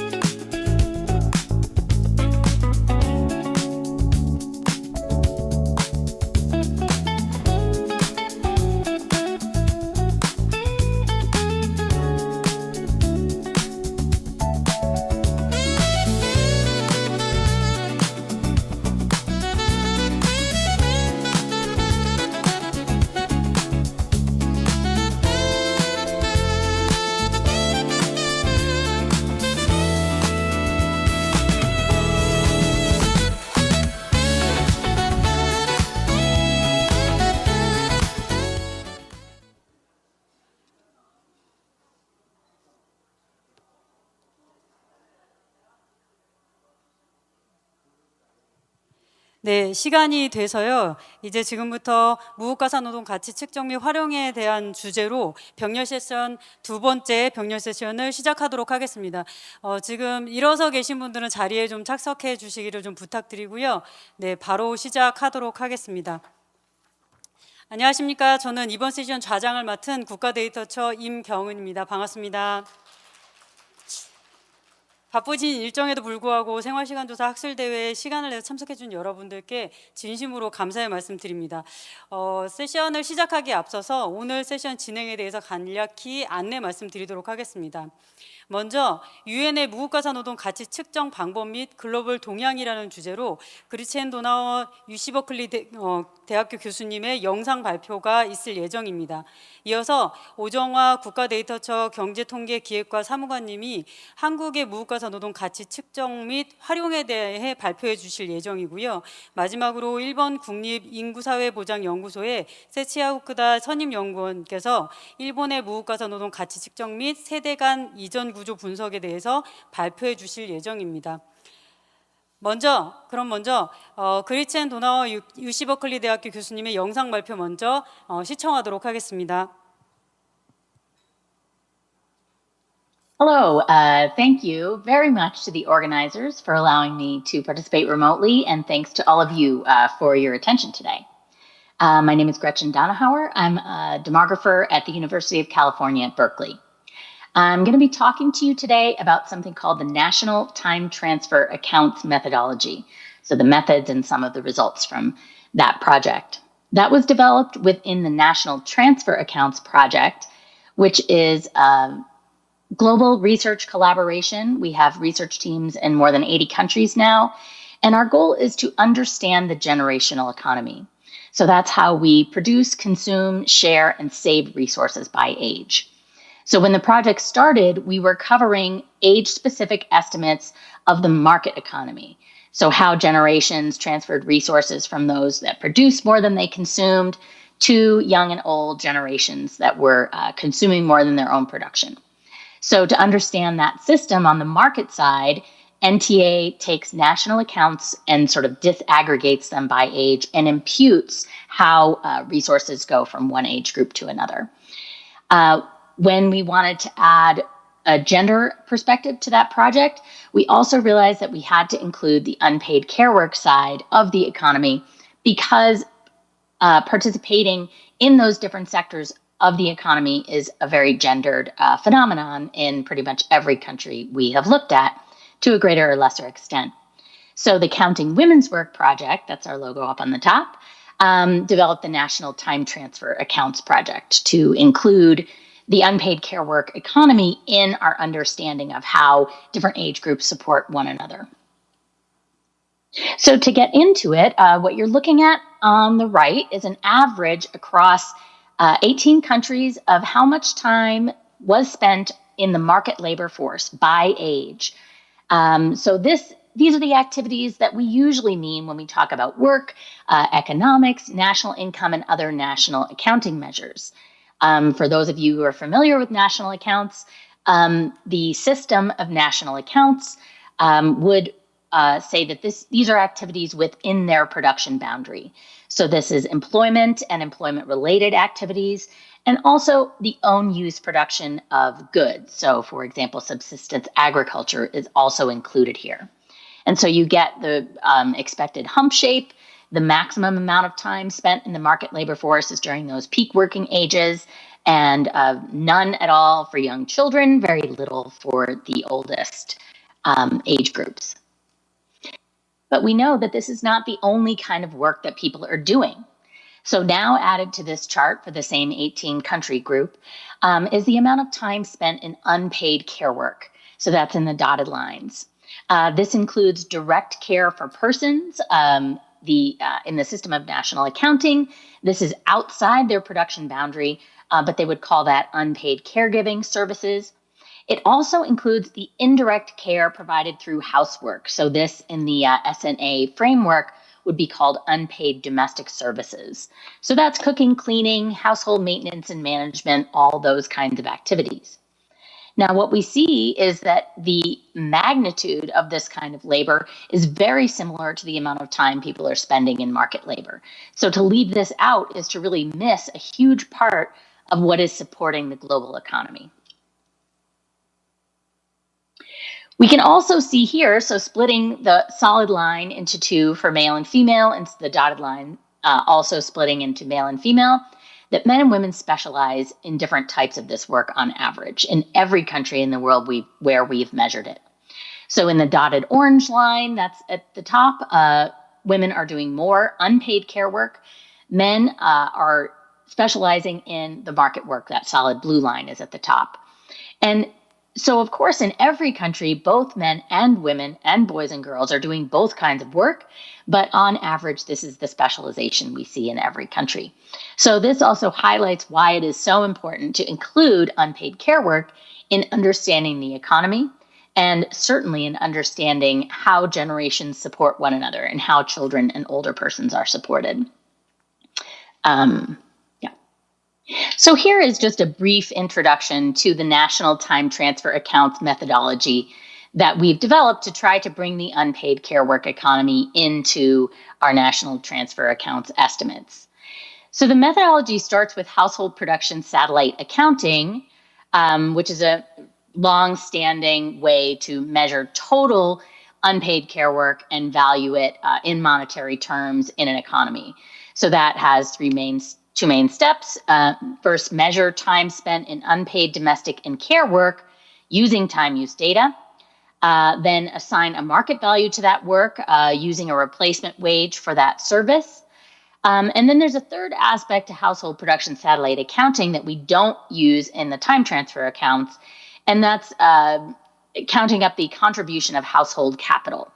We just really couldn't figure out a way to do that well across all of our different countries and different data types. So that household production satellite accounting methodology gives us the sort of labor contribution to unpaid care work at the national level. And then we apply the national transfer accounts framework for disaggregating that national total by age, and then also estimating the consumption and transfers of that unpaid care work time. So that's just a very brief. So that was just a very brief overview to the methods. There's a much more complete detail in a manual that was published by the United Nations in 2024. That's the purple one in the middle. All the manuals related to the NTA project can be accessed at that website over on the right side there. So this slide gives you a flavor of what the national transfer accounts plus the national time transfer accounts estimates give you. So in the top left, the green lines are average, and this example is from Vietnam. Now, this is a pilot time use survey that was done about 10 years ago. Vietnam has had another full diary survey since then, and they're going to work on time transfer accounts, developing those full accounts with that new data source. But so back to the 2015 pilot survey, there are 3 lines on each chart. So upper left-hand green lines are for the market-based estimates. And it's charted relative to the average labor income for ages 30 to 49. So the units there are about 1 year of sort of peak worker production on average. So what you see there is the production. The solid green line for men is quite a bit larger than the production for women, the darker dotted line. And then the dashed line shows for both sexes combined what the consumption of market goods and services looks like. So some age groups are producing more than they consume, some age groups are consuming more than they produce, and the generational economy is how we get those age groups supporting each other. So let's look at the national time transfer account. So those are the blue lines in the upper right-hand corner. So we see the opposite sort of gender specialization. Women are producing more in this unpaid care work side of the economy than men. The dotted line is above the solid line. But very importantly here, let's look at the age pattern of consumption. So the biggest consumers of unpaid care and domestic service time are children. So they're in terms of peak worker output, each child age 0 is producing about a whole year of the production, market-based production of a peak working age person. So that's a great deal of value that children are consuming in terms of unpaid care work time. Another thing to notice is that on the unpaid care work side, so the time transfer account side, people are not retiring from this type of work. Those darker lines do not go to zero for even the oldest age groups. So older persons in Vietnam are making a great deal of contribution on this side of the economy, even while we see on average they've retired from the market-based economy. Now, at the bottom, when we look at the purple lines, which add those two pieces up, what we see is a very different picture from either of those sectors in isolation on the first side. The sort of dependency, the amount of consumption above own production, looks very different when you combine this total economy than either of them in the isolation. So the picture of dependency that you get is different. So in order to take a look at this concept of dependency in more detail, I've taken our 18 countries and plotted them each one separately, and there are two lines for each country. So the lines represent the life cycle deficit, that's consumption minus production for each age group. For in blue, the national transfer accounts estimate, which represents the consumption minus production of market goods and services. And then the time transfer accounts. So that represents consumption minus production of unpaid care work time. And the NTA estimates are in monetary units. The time transfer estimates are in time units, but I've scaled them so that the ranges overlap, just so you can look at the differences in the age pattern more specifically. So what we notice is that the deficit measures in those blue lines, representing deficits for market goods and services, show high deficits for children and for older persons. So unfortunately, I don't have the NTA estimates for Bangladesh and Thailand, so there's only one line on there. But looking at Colombia, so that blue line shows big deficits for young persons and for older persons. And it's pretty similar in most of the countries that you're seeing on this chart. When we look at the red lines, however, so that's the consumption minus production of unpaid care work time, we see that the highest values are always for children.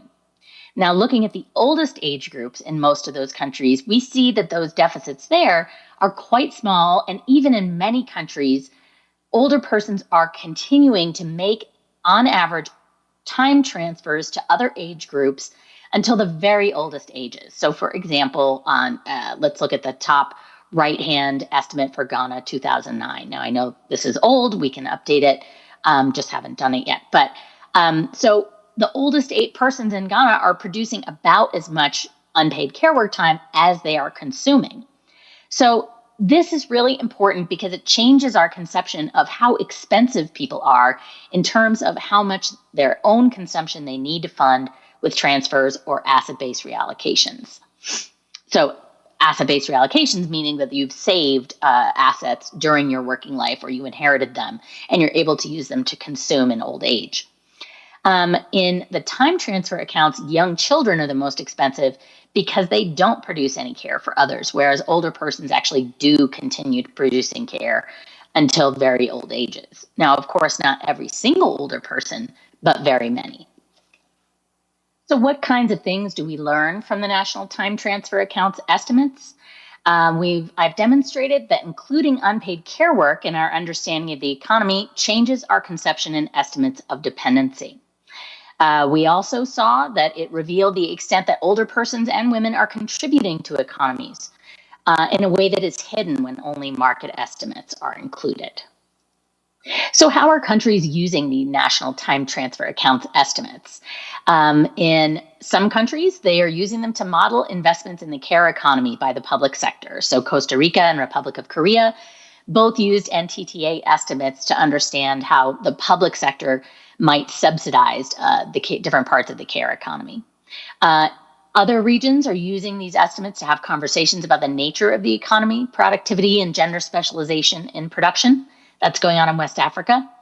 And there's a project just getting underway, collaboration with some people at the Global Burden of Disease Project, to understand how changing disease patterns may impact the care economy. So, for example, if future cohorts of elders have more dementia-related disease, what might that do to care demand in the future? So these are just a few. There are many more. I hope that if you're interested in the project, you might go check out those UN manuals or look at any of our project websites or contact me directly. Thank you very much, and I hope you have a wonderful rest of the conference. Thank you.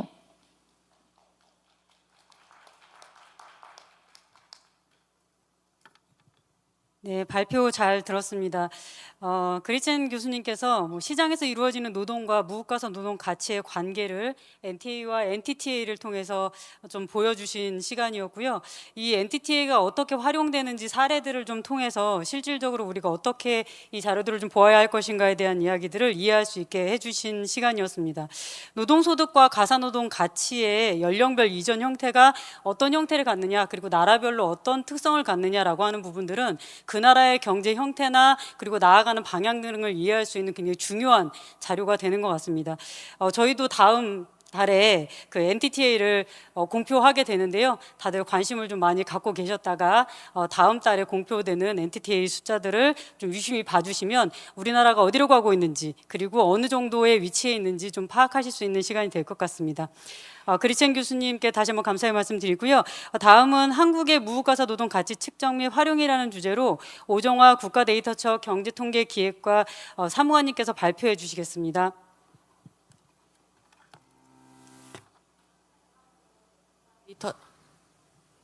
국가데이터처 오정화 사무관입니다.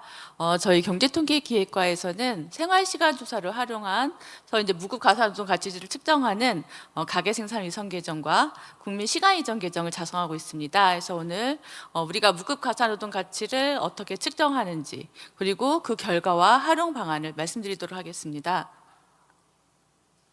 예, 1인당 GDP인데요. 우리가 어느 나라가 잘 사는다, 못 산다 할 때 1인당 GDP, 1인당 GNI를 활용하고 있습니다. 네, 오늘 오전 시간에 많은 분들이 말씀을 해주셨는데요. 이 GDP에는 그러니까 부모가 아이와 식당에서 식사를 한다던가, 사립 어린이집에 아이 돌봄을 맡긴다던가, 유료 요양원에 치매 어머니 돌봄을 위탁한다거나, 청소업체가 주거용 아파트 청소를 한다면 모두 GDP에 포함이 됩니다. 반면 똑같은 행동을 엄마가 자녀에게 이제 음식을 만들어 준다던가, 아빠가 동화책 읽어주면서 아이를 돌본다던가, 또 자녀가 치매 어머니를 요양원에서 돌본다던가 하는 행동을 하면 똑같은 행위를 하지만 GDP에는 포함되지 않습니다. 이럴 경우 A 나라보다 B 나라가 더 잘 산다라고 말하는 것보다는 A국의 그런 경제 활동을 측정하는 것이 중요하고요. 그래서 우리가 이제 가계생산 위성계정을 작성하고 있습니다. 가계생산위성계정은 이제 두 가지 기준으로 가지고 옵니다. 먼저 GDP에 포함되지 않는 것들을 대상으로 하고요. 가게에서 일어나는 행동 중에서 시장에서 구매할 수 있는 것들, 그 UN 매뉴얼에서는 제3자 기준이라는 표현을 사용하고 있는데요. 누군가 대체할 수 있는 것들을 가지고 옵니다. 그래서 개인이 뭐 잠을 잔다거나 레저를 한다던가 이런 것들은 누가 대신할 수 있는 영역이 아니기 때문에 가계생산으로 들어오지 않지만, 청소나 정리와 같은 가정관리, 그리고 미성년자와 성인 돌봄과 같은 돌보기, 그리고 다른 가구에 행해주는 자원봉사, 그리고 이런 행동을 위한 이동들이 가계생산 대상으로 들어와서 저희가 GDP와 동일한 방식으로 측정을 하고 있습니다. 그래서 이들을 어떻게 측정하냐 하면 이제 GDP와 비교를 하기 때문에 GDP와 동일한 방식으로 측정을 해야 되는데요. GDP 같은 경우는 시장에서 거래되는 가격이 있는 경우는 매출액으로 측정을 하고, 시장에서 거래되는 가격이 없는 정부 부문과 같은 경우는 투입된 비용으로 측정을 합니다.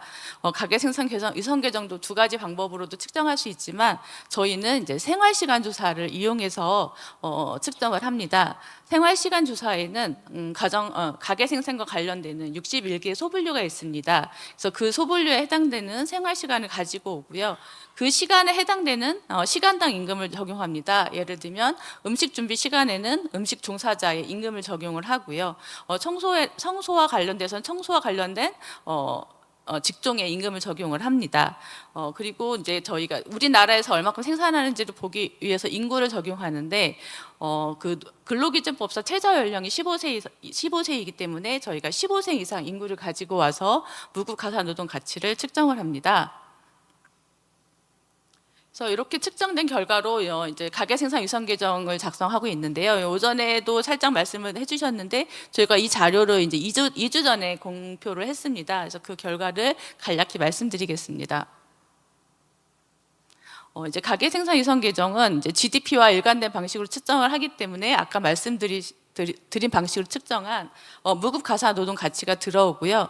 이 부분을 GDP에서는 피용자 부수라고 부릅니다.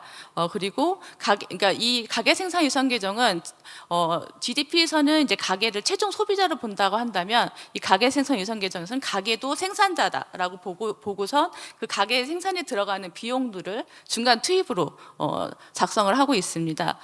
또한 그 냉장고나 세탁기 같이 오랜 가정 생활에 쓰이는 것들은 투자재로 보고 이 투자재의 감가 삼각분을 이제 고정 자본 수모로 추계를 합니다. 그래서 저희가 항상 말했지만 GDP와 통합해서 보겠다라고 하기 때문에 이제 GDP와 통합한 가계 생산을 통합하는 국가의 총 경제 규모는 3,175조였고요. 이 중에서 이제 GDP에서는 고정자본 소모를 제외하고 이제 순생산이라는 표현을 쓰는데요. 그 가계생산 유선 계정에서는 부가가치 항목인 영업잉여라든가 세금이 없습니다. 그렇기 때문에 이 피용자 보수가 가계의 순생산이기도 하고 또 무급 가사노동 가치이기도 합니다. 그래서 이 가계생산 계정의 모든 분석은 피용자 보수를 중심으로 이루어집니다. 그래서 그 GDP 대비 무급 가사노동 가치가 2024년에 22.8%로 5년 전보다 1%포인트 감소했습니다. 저희가 한 99년, 한 5개의 시계열을 가지고 있는데 GDP 대비 무급 가사노동 가치가 감소한 거는 아마 24년이 최초인 걸로 저희가 보이고 있습니다. 이 이유는 이제 뒤에 좀 더 자세히 설명드릴 건데 이제 가사노동 시간이 감소한 영향이 있었습니다. 그래서 그 무급 가사노동 가치는 582조로 5년 전 대비 20% 증가했고요.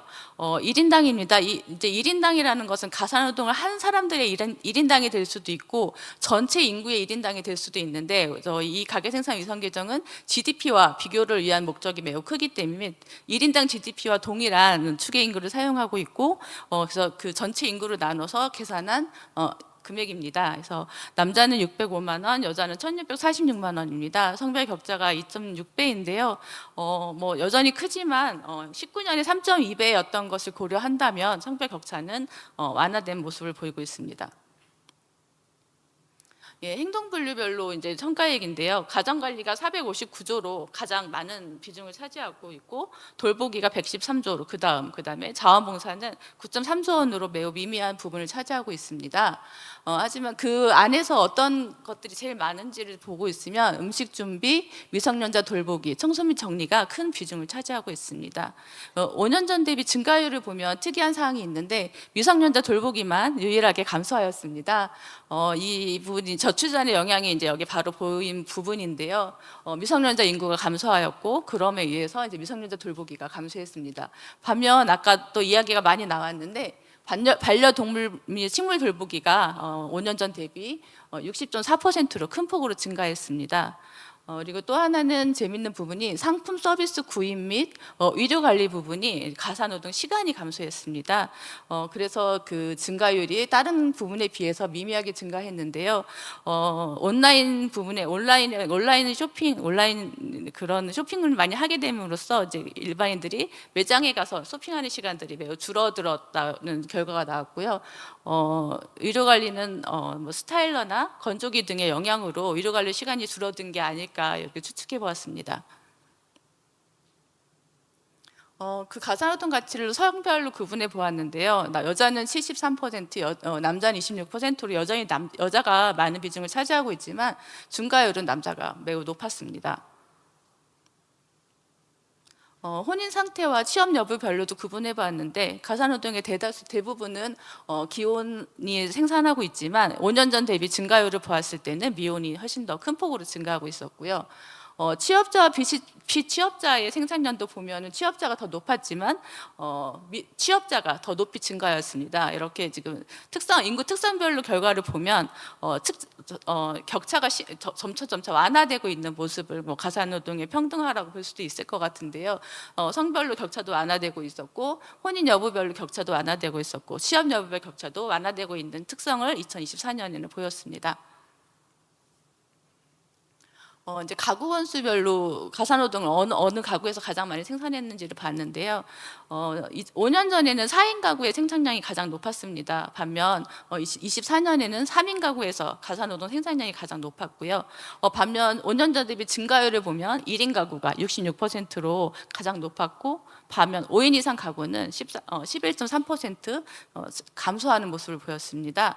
또 재밌는 것은 이제 그 구성비를 보면 1인 가구는 주로 가정 관리가 중심으로 이루어졌다면 5인 이상 가구에서는 돌보기가 상당히 많이 이루어지고 있는 모습을 통계를 통해 확인할 수 있을 것 같습니다. 그래서 이렇게 만들어진 통계가 어떻게 활용되었는지를 좀 저희가 살펴봤는데 광주에서 이제 가사수당 제도를 도입해야 된다라고 논의할 때 그리고 서울시에서 가사 서비스 수당을 논의할 때 저희 통계가 이제 근거 자료로 활용된 바 있습니다. 이번에 아까 그리친이 설명해준 국민 시간이전 개정인데요. 저희가 이 통계는 이제 다음 달에 공표될 예정이기 때문에 23년에 저희가 이거를 개발하고 기획 보도한 바 있는데 거기에 대한 것을 간략히 설명드리도록 하겠습니다. 국민 시간이전 개정은 아까 말씀드린 그 가계 생산을 연령별로 배분한 통계입니다. 그래서 국민 시간이전 개정의 특징은 연령과 성별로 가사노동을 보는 통계이고 NTA와 비교하기 위해서 또 NTA 작성 방법을 가지고 와서 작성하는 통계입니다. 그래서 가사노동 생산을 작성하고요. 저희가 이제 그 가사노동 소비도 작성하는데 소비는 기본적인 작성 방법은 생활시간조사의 시간량과 명부를 결합해서 그 한 가구별로 그 생산할 시간을 그 소비한 가구원한테 나누어주는 방식으로 소비를 추계하고요. 이렇게 추계한 소비와 생산의 사이에서 이제 연령별로 소비가 많은 연령은 적자, 생산이 많은 연령은 흑자를 보이고 있고 그 흑자와 적자가 어떻게 흘러가는지를 가구 내와 가구 간을 구분해서 작성하고 있는 통계입니다. 그래서 보면 일단 생산인데요. 38세가 가사노동 생산을 가장 많이 하고 있습니다. 돌봄의 영향이었고요. 성별로 봤을 때는 남자보다 여자가 높았습니다. 근데 퇴직 후에 다시 생산이 증가하는 부분은 여자보다는 남자가 더 높게 2019년에는 나타났고요. 소비입니다. 소비는 영세에 돌봄을 소비하기 때문에 가장 높았고 점차 감소하다가 24에 최저를 보였습니다. 남자와 여자의 소비는 큰 차이는 없지만 여자가 의료관리 등에서 좀 더 높은 시간을 쓰기 때문에 소비가 다소 높았습니다. 이 부분은 이제 가사노동이 생산에서 소비를 어떻게 이동하는지에 대한 부분을 가구 내와 가구 간으로 나눈 부분입니다. 이렇게 가구 내에서는 30, 40대가 더 많이 생산하고 그 생산한 금액이 이제 어린 연령층에 가는 건데요. 엄마와 아빠가 아이를 돌보는 모습이 통계에 나타났다고 보시면 됩니다. 반대로 가구 간에는 5, 60대에서의 생산이 이제 어린 연령으로 이동하고 있는데요. 이게 할머니, 할아버지가 아이를 돌보고 있는 모습이 통계에 나타난 것입니다. 이게 보도했을 때 언론에서 가장 많이 관심을 받았던 부분이고 할머니, 할아버지가 아이를 돌본 총 가치가 얼마냐라는 질문들이 많이 있어서 저희가 이번에 이제 새로 개발을 하면서 이제 그러한 부분도 추가로 작성해서 공표하려고 하고 있습니다.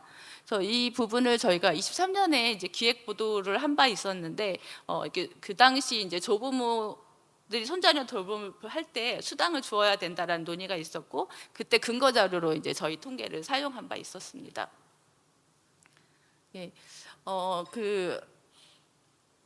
이제 아까 말씀드렸듯이 19년과 24년의 가계 생산의 모습은 매우 다르게 변화되어 있고요. 그 모습이 이제 시간 이전 개정을 통해서 어떻게 달라지고 있는지 또 되게 재밌을 것 같은데 그 모습은 이제 다음 달에 지켜봐 주시면 될 것 같습니다. 이상으로 발표를 마치도록 하겠습니다. 오정화 사무관님 발표 감사합니다. 오전 시간에 은기수 교수님께서 그 생활시간조사 소개를 해주시면서 무급가사 노동 가치를 측정하기 위해서 생활시간 조사가 시작됐다라는 말씀을 해주셨거든요. 어떻게 쓰이고 있는지 아마 그 방법론과 그리고 과정들 그리고 그 결과를 확인하실 수 있는 시간이셨을 거라고 생각합니다. 5년간의 변화가 어떠했는지 그리고 우리나라의 무급가사 노동 가치의 지금 현 상황이 어떠한지 이런 부분들을 좀 공유할 수 있는 시간이었다는 생각이 듭니다. 다시 한번 다음 달 저희 NTTA 공표에 관심을 많이 가져주시기를 부탁드리겠습니다. 다음은 마지막 발표입니다. 세치야 후쿠다 선윤 연구원님께서 일본의 무급가사 노동 가치 측정 및 세대 간 이전 구조 분석이라는 주제로 발표해 주시겠습니다. 뜨거운 박수로 맞이해 주시기 바랍니다.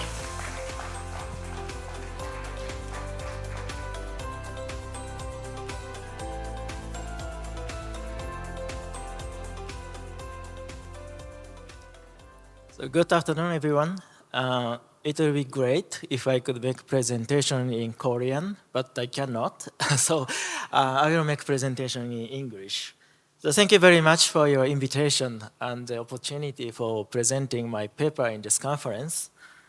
My name is Setsuya Fukuda from the National Institute of Population and Social Security Research of Japan.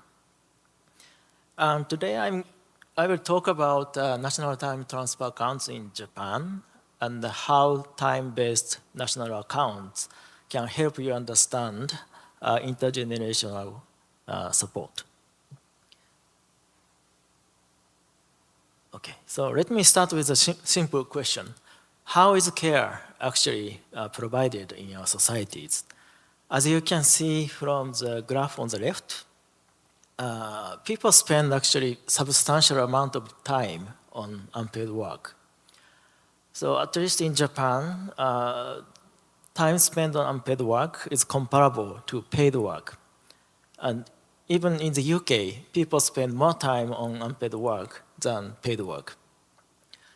So without proper care, proper unpaid care work at home, people cannot provide a high standard of production at work.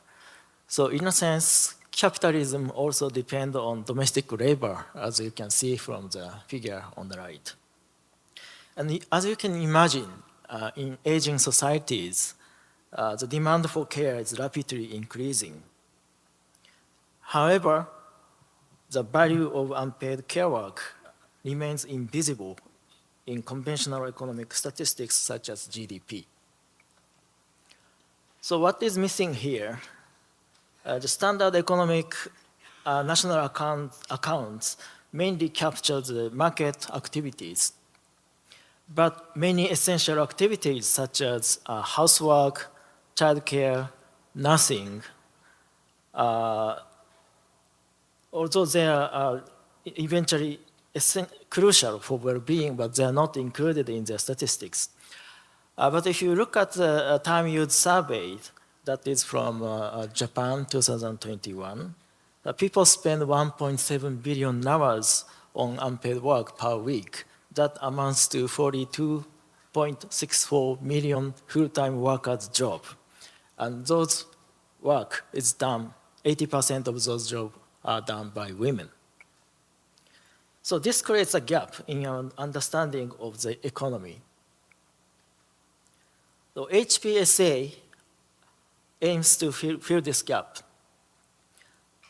As you already heard from the previous presentations, using time use data, we assign market equivalent wages to unpaid household activities. And this allows us to measure the economic value of unpaid work. So there are mainly three ways of assigning market wages to unpaid care work. The calculation results differ quite a lot depending on which method we are using.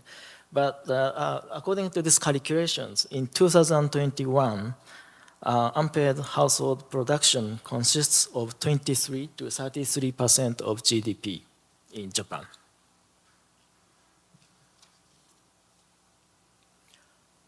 However, HPSA does not tell us how unpaid work is distributed and consumed across generations. So in other words, we know only how much unpaid work exists, but don't know who provides it to whom. So this is where NTTA, National Time Transfers, comes in. NTTA use this replacement cost specialist approach and combines time use data with age profiles to measure production and consumption of time and monetary value of unpaid work across the life cycles. So here is an illustration of how Japanese NTTA data looks like. As you can see in this figure, working age and also older people up until age of 85, they produce more than they consume, while children here and all very old people here, they consume more than they produce. So the difference here is balanced. So this surplus and this deficit is balanced at population level.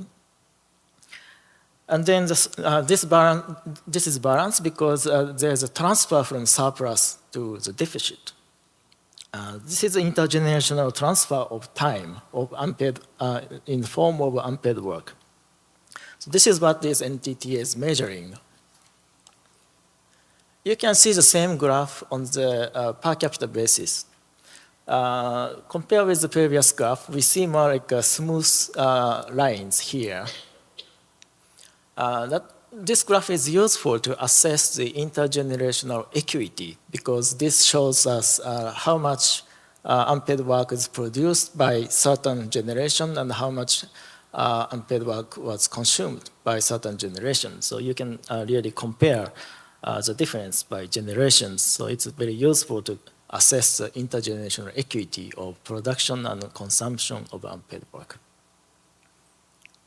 So by using this NTTA data, what we can do? So I come with some key results from Japanese NTTA data. So the first one is the intergenerational transfer, the monetary value of the intergenerational transfer of unpaid work. As you can see from this picture, the working age population, here defined as population age 25 and 64, they have like 22.3 trillion Japanese yen surplus of unpaid work. And also, surprisingly, older people age 65 plus, they also have 5.2 trillion Japanese yen surplus of unpaid work. And all those surplus goes to children, defined by age 0 to 24. So this is one of the basic findings we have found from Japanese NTTA data. So the youth function as primary consumers, the elderly proven unexpected 40% contribution to the nation's unpaid household production. The second key result is gender disparity in unpaid work. This is kind of expected. This graph shows a life cycle deficit of unpaid work in 2021. So the life cycle deficit is calculated by consumption minus production. So this red part is life cycle deficit for men and women. So for men, this red part is all positive. That means men on average never produce enough unpaid labor to cover their own consumption. But if you look at women, women older than 25, their life cycle deficit is negative. That means women produce more unpaid work than they consume. And this surplus will go to support children and also men.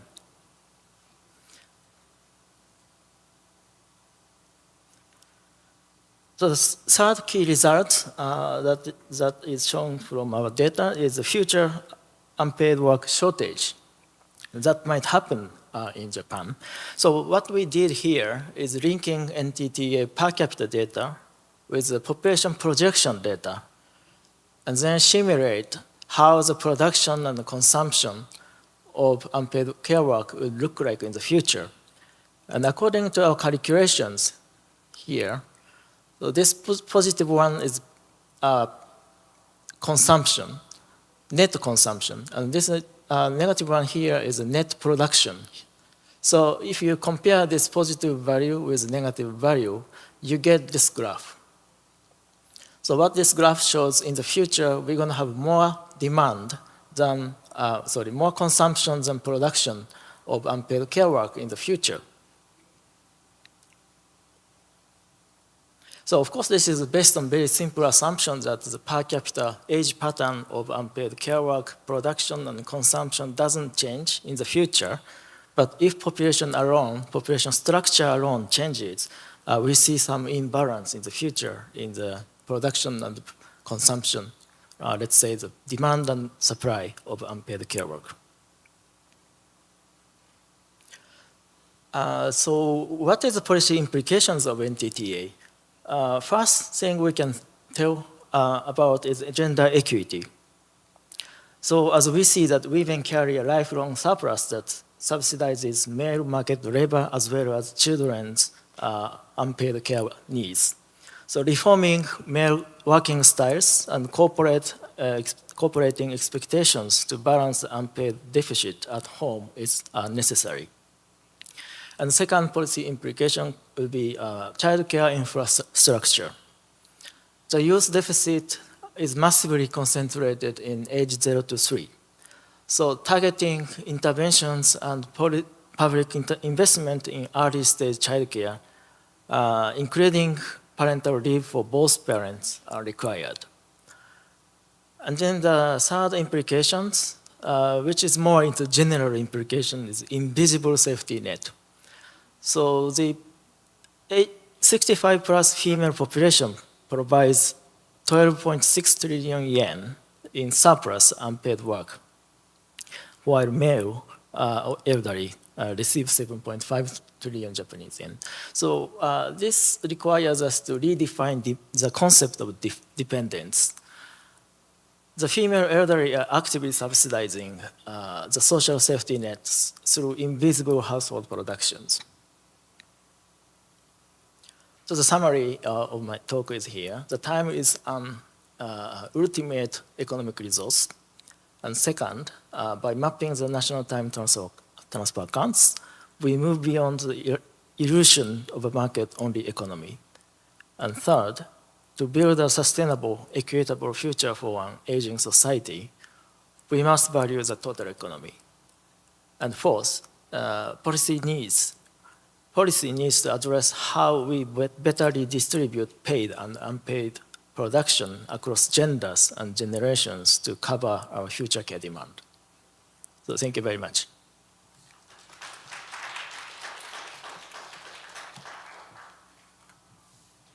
발표 감사합니다. 우리나라와 뭐 동일한 형식으로 생활시간 조사를 이용해서 가계 생산이 얼마나 되는지 무가사 노동의 가치를 측정하고 이 측정된 가치를 다시 세대 간 이전 형식으로 보여주는 것들에 대해서 전반적인 소개를 해주신 것 같습니다. 누가 누구의 시간을 소비하느냐라고 하는 측면에 있어서는 어느 나라나 굉장히 관심사인 것 같은데요. 저는 뭐 다들 비슷한 생각을 하셨을 거라고 생각을 하는데 저는 발표를 들으면서 가장 인상적이었던 부분이 그 남성이 전 연령대에 걸쳐서 시간 이전이 적자라는 사실에 굉장히 충격을 받았습니다. 그러니까 일본과 우리나라가 가깝고도 먼 나라라는 이야기를 굉장히 많이 하는데 우리나라 남성분들께 굉장히 감사하는 마음을 갑자기 좀 갖게 되는 것 같습니다. 이상으로 저희 그 발표하는 시간은 좀 마치고요. 토론을 이어가도록 하겠습니다. 토론에 참여해 주실 황남희 한국보건사회연구원 연구원님 그리고 윤자영 충남대학교 경제학과 교수님 앞으로 모시고요. 발표해 주셨던 오정화 사무관님과 세치아 후쿠다 연구원 위원님 앞으로 모시겠습니다.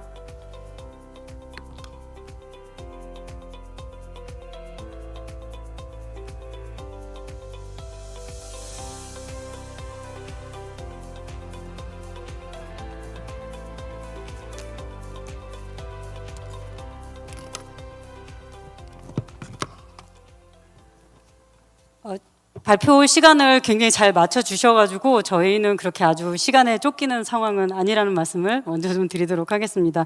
먼저 오늘 토론에 참여해 주실 토론자 분들을 소개해 드리도록 하겠습니다. 제 옆에 앉아 계신 황남희 한국보건사회연구원 연구원님이십니다. 네.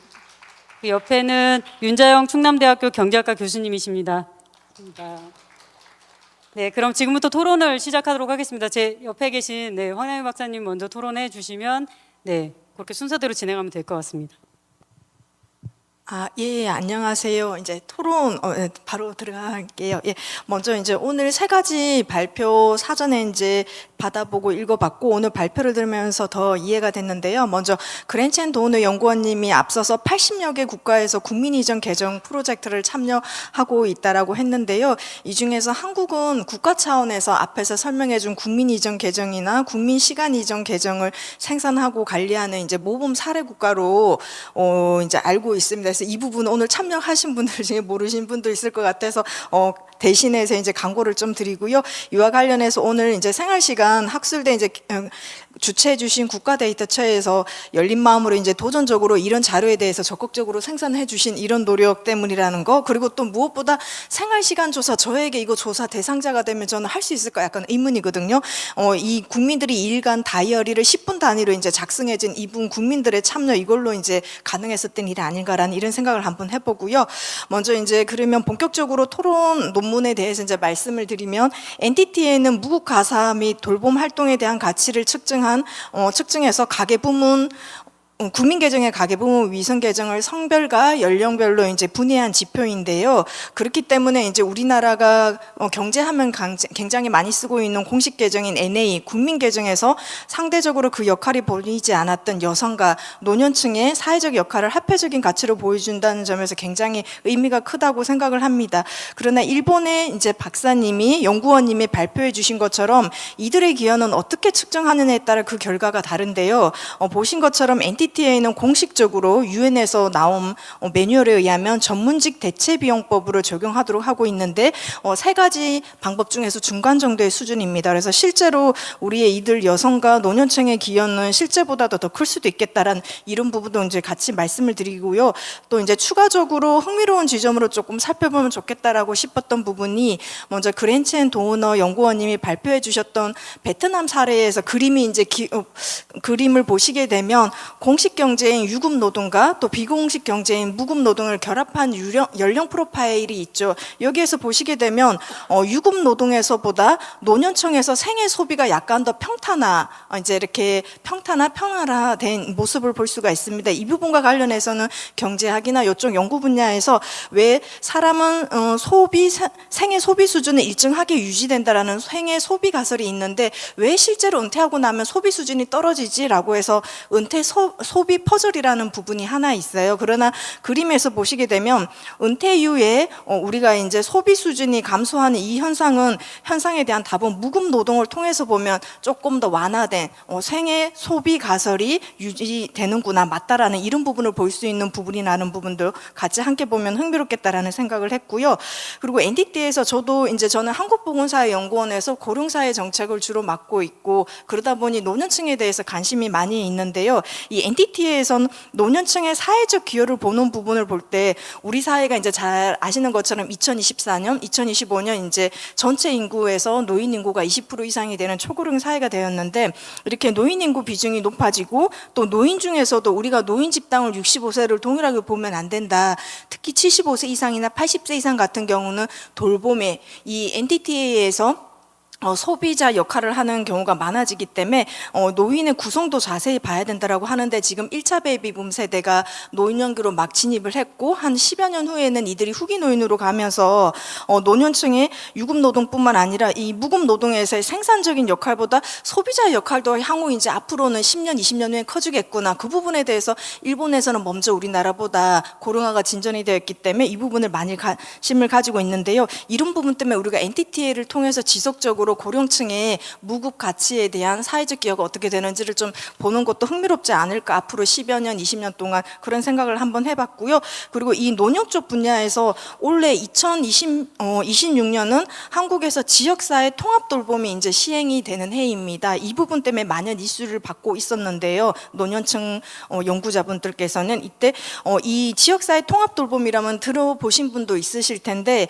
노년기에 몸이 아프더라도 요양병원과 같은 요양원과 같은 시설에 입소하지 않고 내가 정들어서 살고 있던 우리 집에 머물면서 재가 서비스를 받는 거, 이런 부분들이 좀 더 보편화되는, 우리가 시설에 입소하면 곧 죽는다, 내가 시설에 입소하고 나면 살아서 나오지 못한다라는 말이 있을 정도로 어르신들이 시설 입소를 싫어하시기 때문에 이 부분이 이제 정책적으로 활성화가 되면 노년층의 무급가사 노동에서도 영향을 좀 미치지 않을까. 그래서 이 생활시간조사 NTTA가 더 관심을 받지 않을까 생각합니다. 그냥 쉽게 생각해 보시면, 시설에 입소하게 되면 요양보호사나 그 병원의 종사자들에 의해서 유급 노동이 생산되고 또 소비되는 걸로 우리가 잡힐 텐데, 그에 반해 재가에서 요양 서비스를 받게 되면 요양 서비스를 나가는 건 하루에 뭐 2시간, 3시간밖에 안 되기 때문에 일정 수준의 유급 노동 수준이 이제 줄어들고 무급 노동의 생산과 소비 부분이 더 커지지 않을까. 그래서 이런 부분에 대해서 개인적으로 향후 정책 변화의 모습을 NTT에서도 볼 수 있겠구나라는 부분에서 궁금하고 또 기대가 됩니다.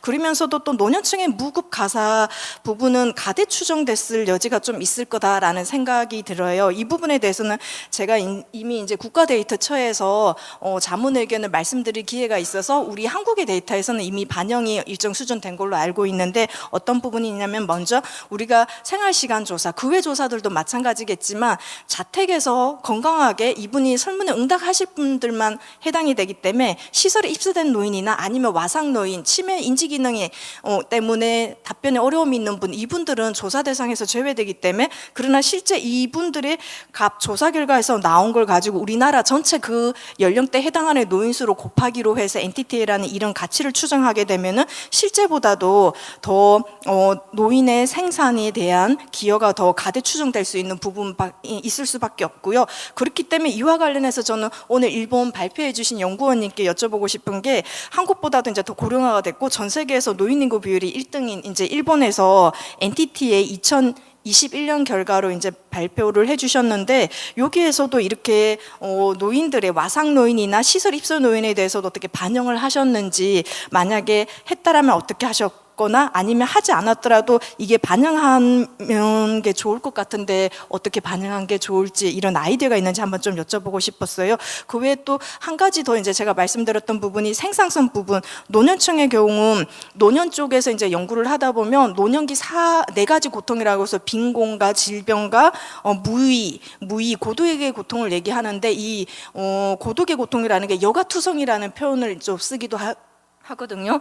내가 이제 일에서 은퇴하고 난 다음에 시간이 너무 많이 남아돈다. 그렇기 때문에 이 어르신들이 내가 가정관리, 요리를 할 때 젊은이들은 1시간 만에 할 걸 이분들은 좀 느긋하게 2시간을 들려서 일을 하지 않을까? 그러면 이 시간 가치를 이용할 때 연령대별로 조금 생산성을 반영해서 가치를 반영해야 되지 않을까라는 이런 생각은 좀 들기는 하는데, 이게 합리적인 의심이지 않을까요? 라는 부분을 한국과 일본에 오늘 발표하시는 두 분께 여쭤보고 싶고요. 그럼에도 불구하고 저도 그러면 어떻게 반영해야 되냐라고 물어보면 이와 관련된 연구가 있을까? 약간 이런 부분들이 조금 궁금해서 요거 말씀을 한번 드려보고, 또 제가 오늘 이제 발표를 미리 이제 받아서 봤을 때부터 숫자가 자꾸 눈에 띄는 부분이 있었어요. 한국과 일본의 생활시간 조사의 조사 대상 연령이 한국은 15세 이상부터고 일본은 10세 이상인데, 이게 국가별로 문화의 차이, 뭐 조사 방식의 차이에 따라 이제 나타날 텐데, 이 부분이 바로 NTT의 측정에 값에 연관이 있을 텐데, 이 부분이 특히나 일본에서 10세가 이 10분 단위로 이틀 동안 내가 뭘 했는지 조사가 가능할까? 10세에서 14세가 이런 생각이 약간 들면서, 일본에서는 우리처럼 이렇게 직접 자기 기입식으로 10분 단위로 하는 게 아닐까? 어떻게 하는 건지 이게 조금 궁금해서 한번 일본 발표자분께 여쭤보고 싶고요. 그럼에도 불구하고 10에서 14세가 시간을 통해서 가정관리나 가족 돌봄 등에 투여하는 시간은 많지 않기 때문에 이 NTTA의 연령 프로파일에 미치는 영향은 크지 않았을 것 같다라는 생각이 드는데, 이 부분에 대해서 어떻게 좀 생각하는지 여쭤보고 싶습니다. 그리고 앞에 제가 시간이 더 되나요? 예, 얘기 드려도 될까요? 예. 그리고 이제 또 오정합 사무관님 한국 측 발표 자료에서는 눈에 좀 띄었던 부분들이 흥미로웠던 부분이 행동 분류별 구성비에서 반려동물 및 식물 돌보기가 4.1%로 나왔고요. 이게 보면 최근 5년 동안 굉장히 크게 증가했다라는 것도 흥미로운데 이 부분이 가정관리 소분류 색깔로 보니까 소분류로 이제 분류돼 있는데 처음에 봤을 때는 이게 왜 엔티티의 항목에 들어갈까 빠져야 되지 않을까라는 생각을 좀 들기도 했는데 사무관님과 잠깐 얘기하면서 이게 뭐 제 개인적으로는 취미 여가일 거라고 생각을 했지만 그게 아니고 우리가 가족처럼 이들을 받아들이고 우리 주변에 보면 저도 실제로 연예인만 가는 줄 알았더니 강아지 유치원이라는 걸 주변에서도 보내고 있더라고요. 그리고 가정 정원사나 이런 것도 있다고 생각하면 제3자 기준에 의해서 들어가는 건 맞겠다. 그러나 이 분류가 가정관리가 맞을까? 향후에 조금 확대된 반려동물, 반려가족의 하나로 보게 된다면 반려식물이라는 표현도 쓰기도 하니까 이 부분이 가정 및 가구원 돌보기 분류로 들어가면 어떨까라는 생각을 해보면 이 부분에 대해서는 생활시간조사 자체 분류 체계 하는 이 부분에서 조금 검토를 하고 있으실지 이런 부분들 조금 좀 궁금해서 한번 좀 여쭤보고요. 그리고 마지막으로 질문을 조금 드리고 싶은 게 이건 일본 분에게 질문을 드리겠습니다. 최근 한국의 경우 오 사무관님이 발표해 주신 자료에 보면 최근 5년 동안 2019년에서 2024년에 비교를 해보면 성별 격차가 감소돼서 남성이 좀 더 무급 가사 활동도 많이 하고 있구나, 무급 돌봄 활동을 많이 하고 있구나라는 걸 알 수가 있었는데요. 이는 아무래도 우리 사람들의 가치관의 변화, 그리고 우리가 정부가 최근 일가정 양림 지원 정책을 통해서 이런 영향들이 나타난 걸로 그냥 이제 추측을 하고 있는데요. 일본은 현재 단년도 1개년도 NTT의 결과만 제시되어 있는데 한국과 같이 성별 분업 특화가 최근으로 오면서 조금 축소되는 모습을 보일까요? 이 부분에 대해서 좀 어떻게 생각하는지 궁금합니다. 가령 이제 우리가 보통 생각했을 때 일본은 한국보다도 더 성별 역할 분업이 더 확고하다. 그리고 이 부분을 또 볼 수 있는 게 NTT의 오늘 결과에서도 한국의 여성의 기여 비중이 성별로 봤을 때 여성이 73% 정도였는데 일본은 80% 정도 수준이라고 이제 말씀을 주셨던 부분들이 있어서 이 부분에 대해서 조금 발표자분께 한번 여쭤보고 싶습니다. 예, 감사합니다. 예, 황당희 박사님께서 굉장히 궁금한 게 많으셨었나 보다라는 생각이 좀 듭니다. 정리가 조금 필요한 것 같아서요. 정리 잠깐만 하고 그 다음에 그 교수님 말씀, 윤자영 교수님 말씀 듣도록 하겠습니다. 먼저 그 그리첸 교수님이 영상으로 발표해 주신 부분에 대해서는 NT와 NTTA를 어떻게 합쳐서 보느냐라고 하는 부분들에 대해서 황당희 박사님께서 질문보다는 내용을 좀 정리해서 이제 말씀해 주신 것 같습니다. 그래서 여러분들 좀 의문 가지실 만한 부분들에 대해서 추가적인 설명을 좀 주신 것 같고요. 현재 연구하고 계신 분야가 이제 노인 관련된 부분, 고령화와 관련된 부분들을 좀 하시다 보니까 관련된 말씀을 좀 많이 주셨는데 제가 서비스가 늘어나면서 무급가사 노동 시간이 더 늘어날 수 있다라고 하는 부분들, 그리고 시설 입소나 와상 노인들 같은 경우에는 조사 대상에서 빠지기 때문에 조사가 이제 노인 생산에 있어서 과대 추정될 가능성이 있는데 일본이 우리나라보다는 좀 더 고령화되어 있는 상황이니 일본에서는 이런 부분들을 어떻게 보고 있으며 또 어떤 식으로 이 부분을 접근하고 있는지에 대해서 좀 설명 주시면 좋을 것 같습니다. 그리고 남성의 무급가사 노동 관련된 부분에 있어서 가치관의 변화나 정책 변화와 같은 것들이 우리나라에서나 일본에서 어떻게 지금 변화하고 있는지 이런 부분들이 오늘은 현황에 대한 부분만 좀 공유가 됐기 때문에 변화에 대한 이야기를 좀 해주실 수 있다면 해주시면 좋겠다라고 말씀 주신 것 같습니다. 그리고 제가 참고로 하나 말씀드리자면 생활시간조사는 우리나라도 10세 이상에서 하고 있습니다. 그리고 저희가 15세라고 말씀드린 이유는 시장에서의 생산, 그러니까 노동을 할 수 있는 연령이 15세 이상으로 이제 법적으로 되어 있기 때문에 생산 활동에서 가치를 측정하는 연령을 15세 이상으로 우리가 하고 있다, 이렇게 이해하시면 될 것 같습니다. 이어서 윤자영 교수님이 먼저 토론해 주시고 답변은 한꺼번에 하시는 것으로 하겠습니다. 네, 저는 먼저 공통적으로 제가 먼저 전달받은 자료를 보면서 든 의견을 먼저 드리고요. 각각의 발표자들한테 고유한 질문들에 대해서 말씀드리도록 하겠습니다. 먼저 저는 사실 NTTA에 관해서는 실제로 작업을 해본 적도 없고 개인적으로 그래서 방법론적으로 많은 이제 궁금증이 들었는데 그 부분을 이제 오늘 배우는 자리여서 좋았다는 생각이 들고요.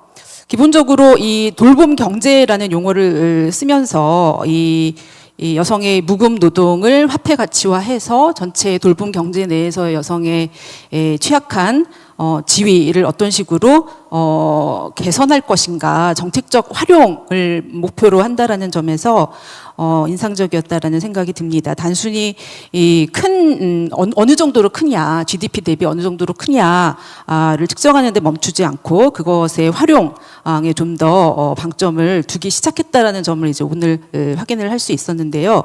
그럼에도 불구하고 몇 가지 이제 그 방법론적으로 이제 먼저 좀 의문이 들었던 점을 말씀을 드리면 일단 오늘 물론 이제 그 NTTA 개정이나 거기는 어떻게 이제 이 표들이 나와 있는지 모르겠지만 다 이제 화폐 가치로만 그 제시를 하셨더라고요. 근데 저는 이제 궁금한 게 이제 결국은 이제 시간에다가 그 임금을 곱해서 전체 인구를 또 곱해서 전체로 이렇게 하는 건 물론 집단별로 나누기도 하지만 임금의 변동과 시간의 변동이 이제 구분이 안 돼서 이걸 이제 어떤 식으로 해석할 것인지 뭐 특정 시점에서는 그렇다 하더라도 이게 이제 뭐 시계열로 우리나라는 이제 5년마다 이제 생산이 되는데 시계열로 자료가 생산된 것을 이제 비교를 했을 때 그걸 어떻게 해석할 것인지가 좀 혼란스러울 수도 있을 것 같다는 생각이 들었어요. 물론 이제 우리가 왜 화폐 가치를 산출하는가는 너무나도 잘 이해를 하죠. 기존의 그 시장 경제 중심적인 어떤 그 재현, 우리가 얼마나 물질적으로 행복한지를 재현하는 것에 대한 대안으로서, 보안으로서 생산한다는 건 알지만 화폐 가치와 더불어 돈이 아니라 이제 시간 양 그 자체도 같이 동등한 적어도 동일한 가중치를 줘서 우리가 이해할 수 있도록 해야 되지 않을까라는 생각이 들었는데요. 그 이유는 결국은 어쨌거나 시간 배분의 문제로 결국은 어떤 정책을 개입을 한다던가 개입한 정책을 평가를 한다든가 했을 때는 시간이 줄었느냐 늘었느냐 어떤 집단에게 갔느냐 그래서 삶의 질에 어떤 영향을 미쳤는가로 평가될 수밖에 없을 것 같거든요. 물론 이제 어느 정도의 재정을 투입해야 할 것인가를 고민할 때는 이제 화폐 가치를 참조를 해야 될 것 같지만 이 아웃컴으로서 개별 주체들에게 어떤 영향을 미쳤는지 여성, 남성 아니면 이제 세대 간에 어떤 영향을 미쳤는지를 평가를 할 때는 시간도 중요하기 때문에 시간도 같이 이 표로 좀 제시해 주시면 좋았겠다라는 생각이 들었습니다. 근데 오늘 이제 자료에는 그게 없어서 그게 좀 답답하다라는 해석하는데 답답하다라는 좀 생각이 들었고요. 두 번째는 뭐 다들 아시겠지만 아까 뭐 세션에서도 나온 얘기지만 사실 우리가 시간 사용 조사가 많은 행동 분류가 있긴 하지만 여전히 우리만 하더라도 10분 단위여서 누락되는 뭐 1분, 2분 짧게 일어나는 돌봄은 누락되기도 쉽고 또 다들 아시겠지만 뭐 동시 행동으로 일어나는 일 아니면 대기 뭐 온콜 상태에서 그냥 뭐 딴짓 뭐 TV를 보지만 아이는 저기서 놀고 있고 하는 이런 시간들도 다 돌봄인데 그것이 이제 제대로 평가되지 않는 부분에 대해서는 많은 문제 제기가 있었고 개별 연구자들이 아까 이제 황 박사님도 말씀해 주셨지만 뭐 생산성 측면에서나 노동 강도 측면에서나 많은 방법론적인 고민을 해서 선행 연구도 많긴 한데 그런 부분이 이제 이 NTTA에서의 그 화폐 가치를 산출할 때 물론 이제 국제적으로 비교하려면 조사 내용도 다 다루기 때문에 가장 심플한 가장 공통적인 어떤 이제 기준을 택하다 보니까 이런 이제 복잡한 이 돌봄 노동의 특성을 맥락을 반영할 수 없다라는 점은 알지만 그래도 적어도 어떤 방법론적인 어떤 문제가 공유되고 있고 그 개선의 여지가 있는지 제가 이제 NTTA 쪽은 잘 모르니까 그게 좀 궁금해서 좀 질문을 드리고요. 특히 이제 그 가구 간 이전과 관련해서 가구 간 이전이 오히려 좀 그 과소 추정되지 않을까라는 생각이 들었어요. 왜냐하면 다른 이제 가구 내의 그 돌봄은 굉장히 분류가 세분화된 데에 비해서 가구 간 같이 살지 않는 가족에 대한 어떤 돌봄은 굉장히 단순하거든요.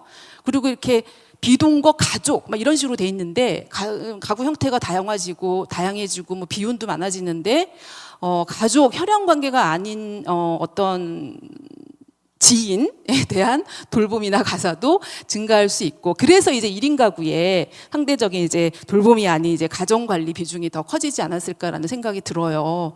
그래서 사실 오늘 한국은 어버이날이거든요. 그렇잖아요. 다들 이제 방문을 하실 텐데 이게 이제 돌봄으로 코딩이 되느냐, 단순히 그냥 딴 집에 사는 부모님 집에 방문으로 코딩이 되느냐, 그렇죠? 교류, 사회적 교류 뭐 이런 식으로 코딩이 되느냐.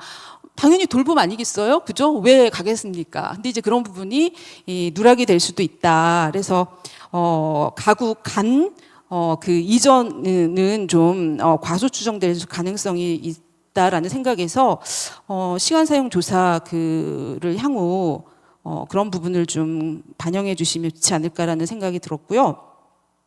그 다음에 이제 결국 NTT의 핵심은 연령으로 이렇게 나눠가지고 이제 적자, 흑자를 이제 판단하는 건데, 어떤 특정 시점에서 연령으로 보는 것도 이제 중요한데, 이게 가능한지 모르겠지만, 결국은, 어떤 정책 개입이 들어갔을 때, 이제 20년 전에 뭐 30살이랑 현재의 30살이랑은 다를 수 있잖아요.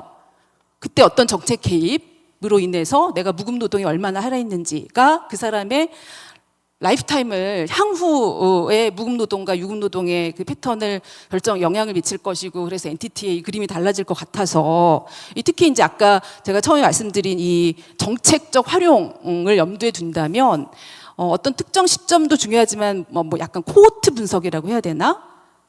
그런 식으로 좀 따라가 볼 수도 있지 않을까. 제가 해보질 않아서 이게 가능한지 모르겠지만 머리로 굴려봤더니 가능할 것도 같은 생각이 좀 들더라고요. 물론 이제 좀 스무스하진 않겠지만 그래도 그렇게 하면 뭔가 이제 그림이 다르게 나올 것 같거든요. 20년 전에 20살로 이렇게 출발했던 사람이라 지금 20살로 출발했던 사람이라 약간 그림이 달라질 수 있을 것 같아서 연령대별로 그러니까 생애 주기를 이렇게 따라가든가 아니면 코호트로 따라가든가 그렇게 개정을 생산할 수 있는 건지, 그런 어떤 NTTA 그 전문가 그룹 내에 그런 문제의식이 있는 건지가 좀 궁금하다라는 생각이 들었습니다.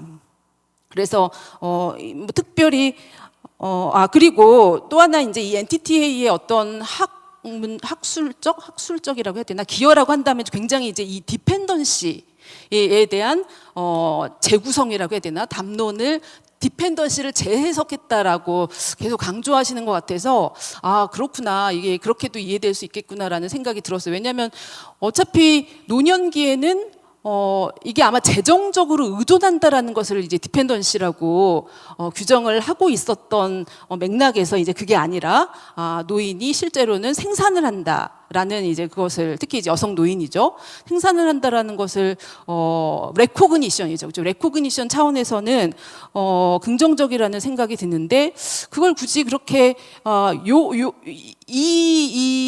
이러한 이 무급 노동을 그들이 얼마나 하고 있는가 아니어도 사실 그 자체로 그냥 그 디펜던시 최종적으로 이 의존 상태가 아니라 생각이 들거든요.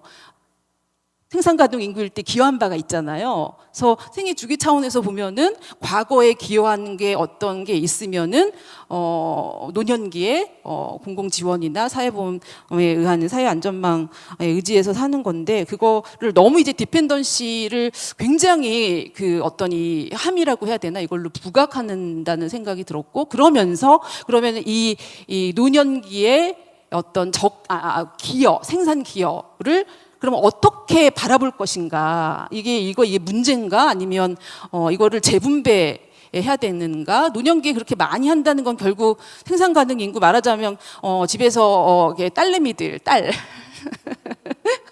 자식, 아들 자식, 손주들도 돌봐주는 그런 거잖아요. 그럼 이제 거기에 이제 개입을 해서 결국 이제 재분배를 해야 된다는 식으로 이제 얘기를 할 수 있어야 될 것 같은데, 약간 디펜던시를 강조하는, 디펜던시가 아니다라는 식으로 이제 머문다라는 좀 느낌이 들었는데 뭐 어떻게 생각하시는지라는 이제 말씀을 여쭙고 싶었고요. 마지막으로 이제 해석상의 문제, 여전히 이제 어떤 특정 시점에서 적자다 흑자다, 적자가 감소했느냐 뭐 이런 걸 판단하는 건 중요하지만 이게 그러니까 그 변동이 어떤 이제 공적인 정부의 개입으로 그야말로 가정에서 사회로 그 무급 돌봄이 이전이 돼서 가정의 부담이 줄은 건지, 아니면 어떠한 다른 이유로 과거보다 그냥 방치된 아동이나 노인이 주름 안 하기 때문에 그래서 서로 주고받는 게 없어서 줄은 건지, 이런 게 약간 믹스되어 있는 결과인 거잖아요.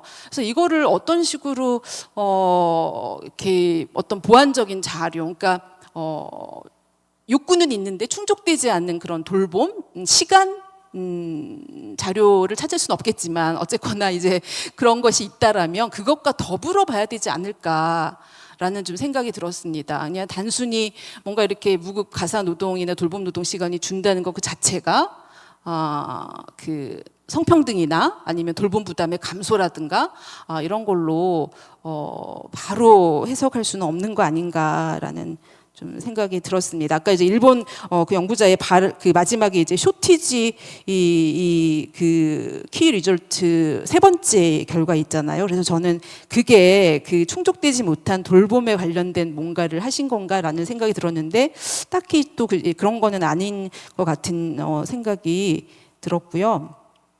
네, 이만 마치도록 하겠습니다. 네, 시간이 많이 흘러서요. 네, 그 관련된 부분들에 대해서 간략하게 그 발표자분들께서 답변해 주시면 될 것 같습니다.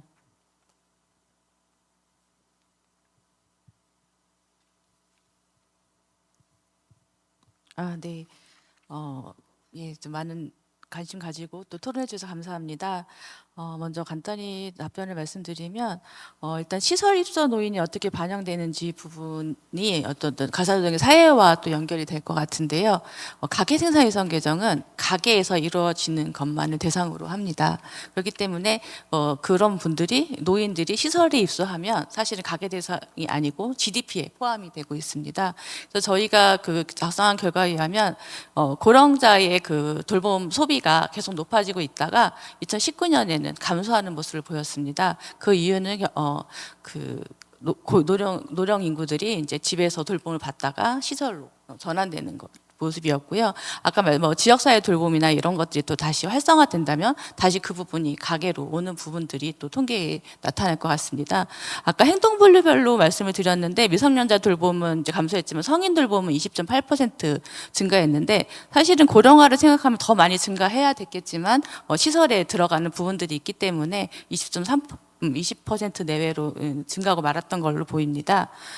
그 다음에 또 하나, 노인의 그 가사노동의 생산성 부분인데요. 사실은 저희가 개발을 할 때 연령별로 생산성이 다르기 때문에 연령별 임금을 적용해야 될 것은 아닌가라는 큰 고민을 했었는데 그 NTTA 매뉴얼에 보면 연령별 효율성에 대한 어떤 증거를 찾기는 어렵다라는 그런 내용들이 들어가 있어서 저희가 이제 이번에 개발을 하면서 연령별에 임금을 적용하지 않고 이제 작성을 하였습니다. 그런 이제 생산성에 대한 고민은 계속 많고 많은 의견들이 있었지만 일단 국제 비교성을 위해서 그 매뉴얼을 반영해 작성을 했고요. 그 시간 부분도 보여줘야 된다라는 말씀을 해주셨는데 사실은 그러니까 그 정확한 현황을 보려면 시간을 보여주는 게 되게 좀 명확하게 드러나는데 저희가 개발할 때 시간에 대한 부분은 생활시간조사에서 보여주기 때문에 우리는 화폐 가치로 좀 통계에서 보여주자라고 해서 이제 시간에 대한 부분 화폐 가치로 평가한 부분만 보여주었었고요. 또 하나 좀 의미 있는 거는 영국이 이 가계생산 이성 계정을 되게 앞서서 작성하고 있는데 이제 그 GDP에는 명목과 실질이라는 부분이 있습니다. 그러니까 실질이라는 거는 이제 실질적인 물량 증가 부분인데 저희 같은 경우도 만약에 이제 그런 모습을 보여준다고 한다면 실질 부분을 작성하는 게 되게 유의미할 것 같고요. 그런 요구가 많아진다면 이제 그런 쪽의 개발을 저희도 이제 고민해 볼 수 있을 것 같습니다. 말씀드릴 게 많은데 시간이 없으니까 하나만 더 말씀을 드리면 아까 이제 누락되는 관리형 돌봄이라 말씀을 해주셨는데 사실은 국제사회에서도 이 관리형 돌봄을 측정해야 된다라는 내용들이 많이 있고 가계 생산에도 반영해야 된다는 이야기가 많이 있습니다. 그래서 저희가 이제 일본이랑 같이 이제 실무 미팅도 진행을 하고 있는데 일본에서는 이제 이 관리형 돌봄을 어떻게 이제 측정하고 있는 부분을 저희에게 공유해 주었었는데 이제 서로 그런 부분들도 반영하면서 고민을 나가야 될 부분이라고 생각을 하고요. 현재로서는 이제 중복되는 부분이 있기 때문에 현재로서 저희는 측정하지 않고 있다고 말씀드리겠습니다. 다른 부분들은 플로에서 말씀드리고 이제 그 세차에 답변을 드리도록 하겠습니다.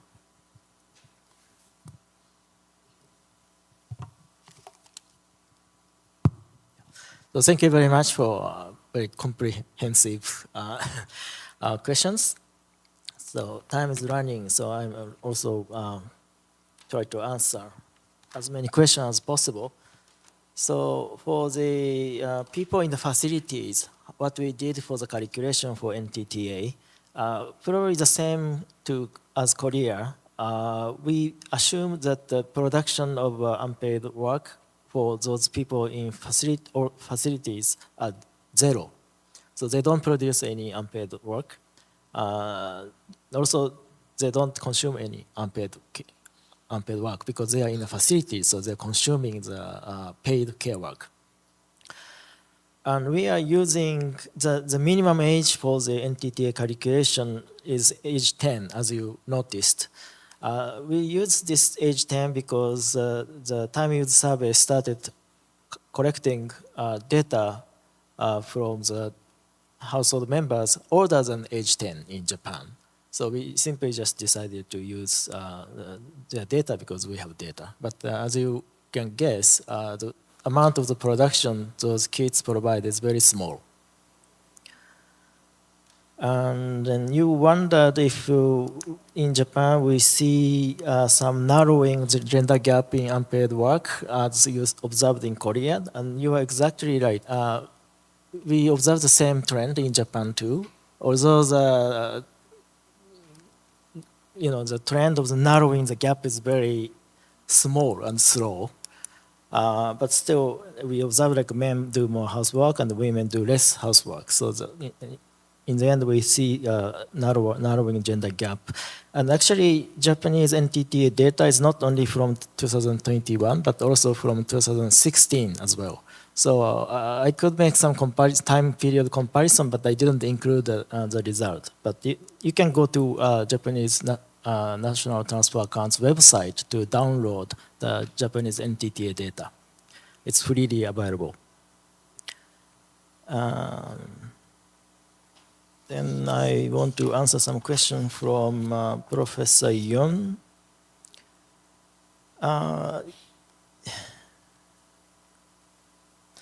Yes, I think it's definitely nice to do some comparative studies because NTTA is a kind of a standard methodology. So we can, the intention for that is to make some international comparison. So now the Japanese NTTA data and the Korean NTTA data are both available on public, so we can do some comparison, and that will be maybe our next step collaborations. You mentioned a little bit about secondary activities in time use data, and then actually the Japanese time use data is measuring the secondary activities on top of the main activities. So we could have an option to use this information to calculate NTTA, but we didn't do that because if we include secondary activities, the amount of time will exceed more than 24 hours. So that's the reason we use only main activities in the calculation of NTTA. And you are definitely right that the inter-household transfer of unpaid work could be underestimated. But it depends on the coding of the survey. So I had some experience of doing some comparative study with UK time use data. And the UK time use data has a coding. If certain unpaid work is provided to the people outside of the household or people within household. So in their data, they can explicitly distinct whether the certain unpaid work activity was done for the household members or non-household members. But unfortunately, Japanese time use data does not have this coding, so we have to guess. For example, if a household with only older people are doing some child care, we assume that this child care is provided to the non-household members. But we didn't make the variables of distinction of intra or inter-household unpaid work activities in our NTTA data because we are not sure if those inter-household unpaid work was properly captured or not. Yeah, and then making cohort NTA or NTTA data is really desirable, but it's technically possible too. But you need a really long time series of NTA and NTTA data. But that is actually what Japanese and I think Korean too are trying to, compiling NTA and NTTA in a sustainable manner. I think I should stop here now. Yeah, thank you. 네, 감사합니다. 뭐 여러 가지 그 관련된 부분들 좀 설명 주시면서 뭐 한국이나 일본 모두가 가지고 있는 고민들에 대한 이야기들을 좀 해주신 것 같습니다. 뭐 가구간 돌봄 이전을 어떻게 할 것인지, 그리고 우리 주행동 기준으로 하고 있는 것들을 부행동까지로 확장한다면 어떻게 할 것인지, 그리고 시계열이 아직까지는 그렇게 길지 않기 때문에 이 시계열들이 더 필요한 부분들을 좀 시간을 가지고 기다리면서 우리가 어떻게 할 것인지에 대해서도 좀 더 추가적인 고민이 필요한 부분인 것 같습니다. 오늘 발표해 주신 여러분들께 굉장히 감사드리는 말씀을 드리고요. 열정적이고 심도 있는 토론 진행해 주신 연사님들께 다시 한번 큰 박수 부탁드리겠습니다. 이상으로 무가사노동 가치 측정 및 활용 세션을 마치도록 하겠습니다. 바쁘신 가운데도 끝까지 참여해 주신 여러분들께 감사의 마음 전하고요. 지금 출입구 쪽에 나가시면 기념품을 나눠드리고 있다고 합니다. 돌아가실 때 꼭 챙겨가시고, 만족도 조사 아직 참여 안 하셨다면 참여하셔서 커피 쿠폰도 꼭 챙겨가시기를 바랍니다. 앞으로 생활시간조사에 대한 더 많은 관심과 성원 부탁드리면서 마치도록 하겠습니다. 고맙습니다.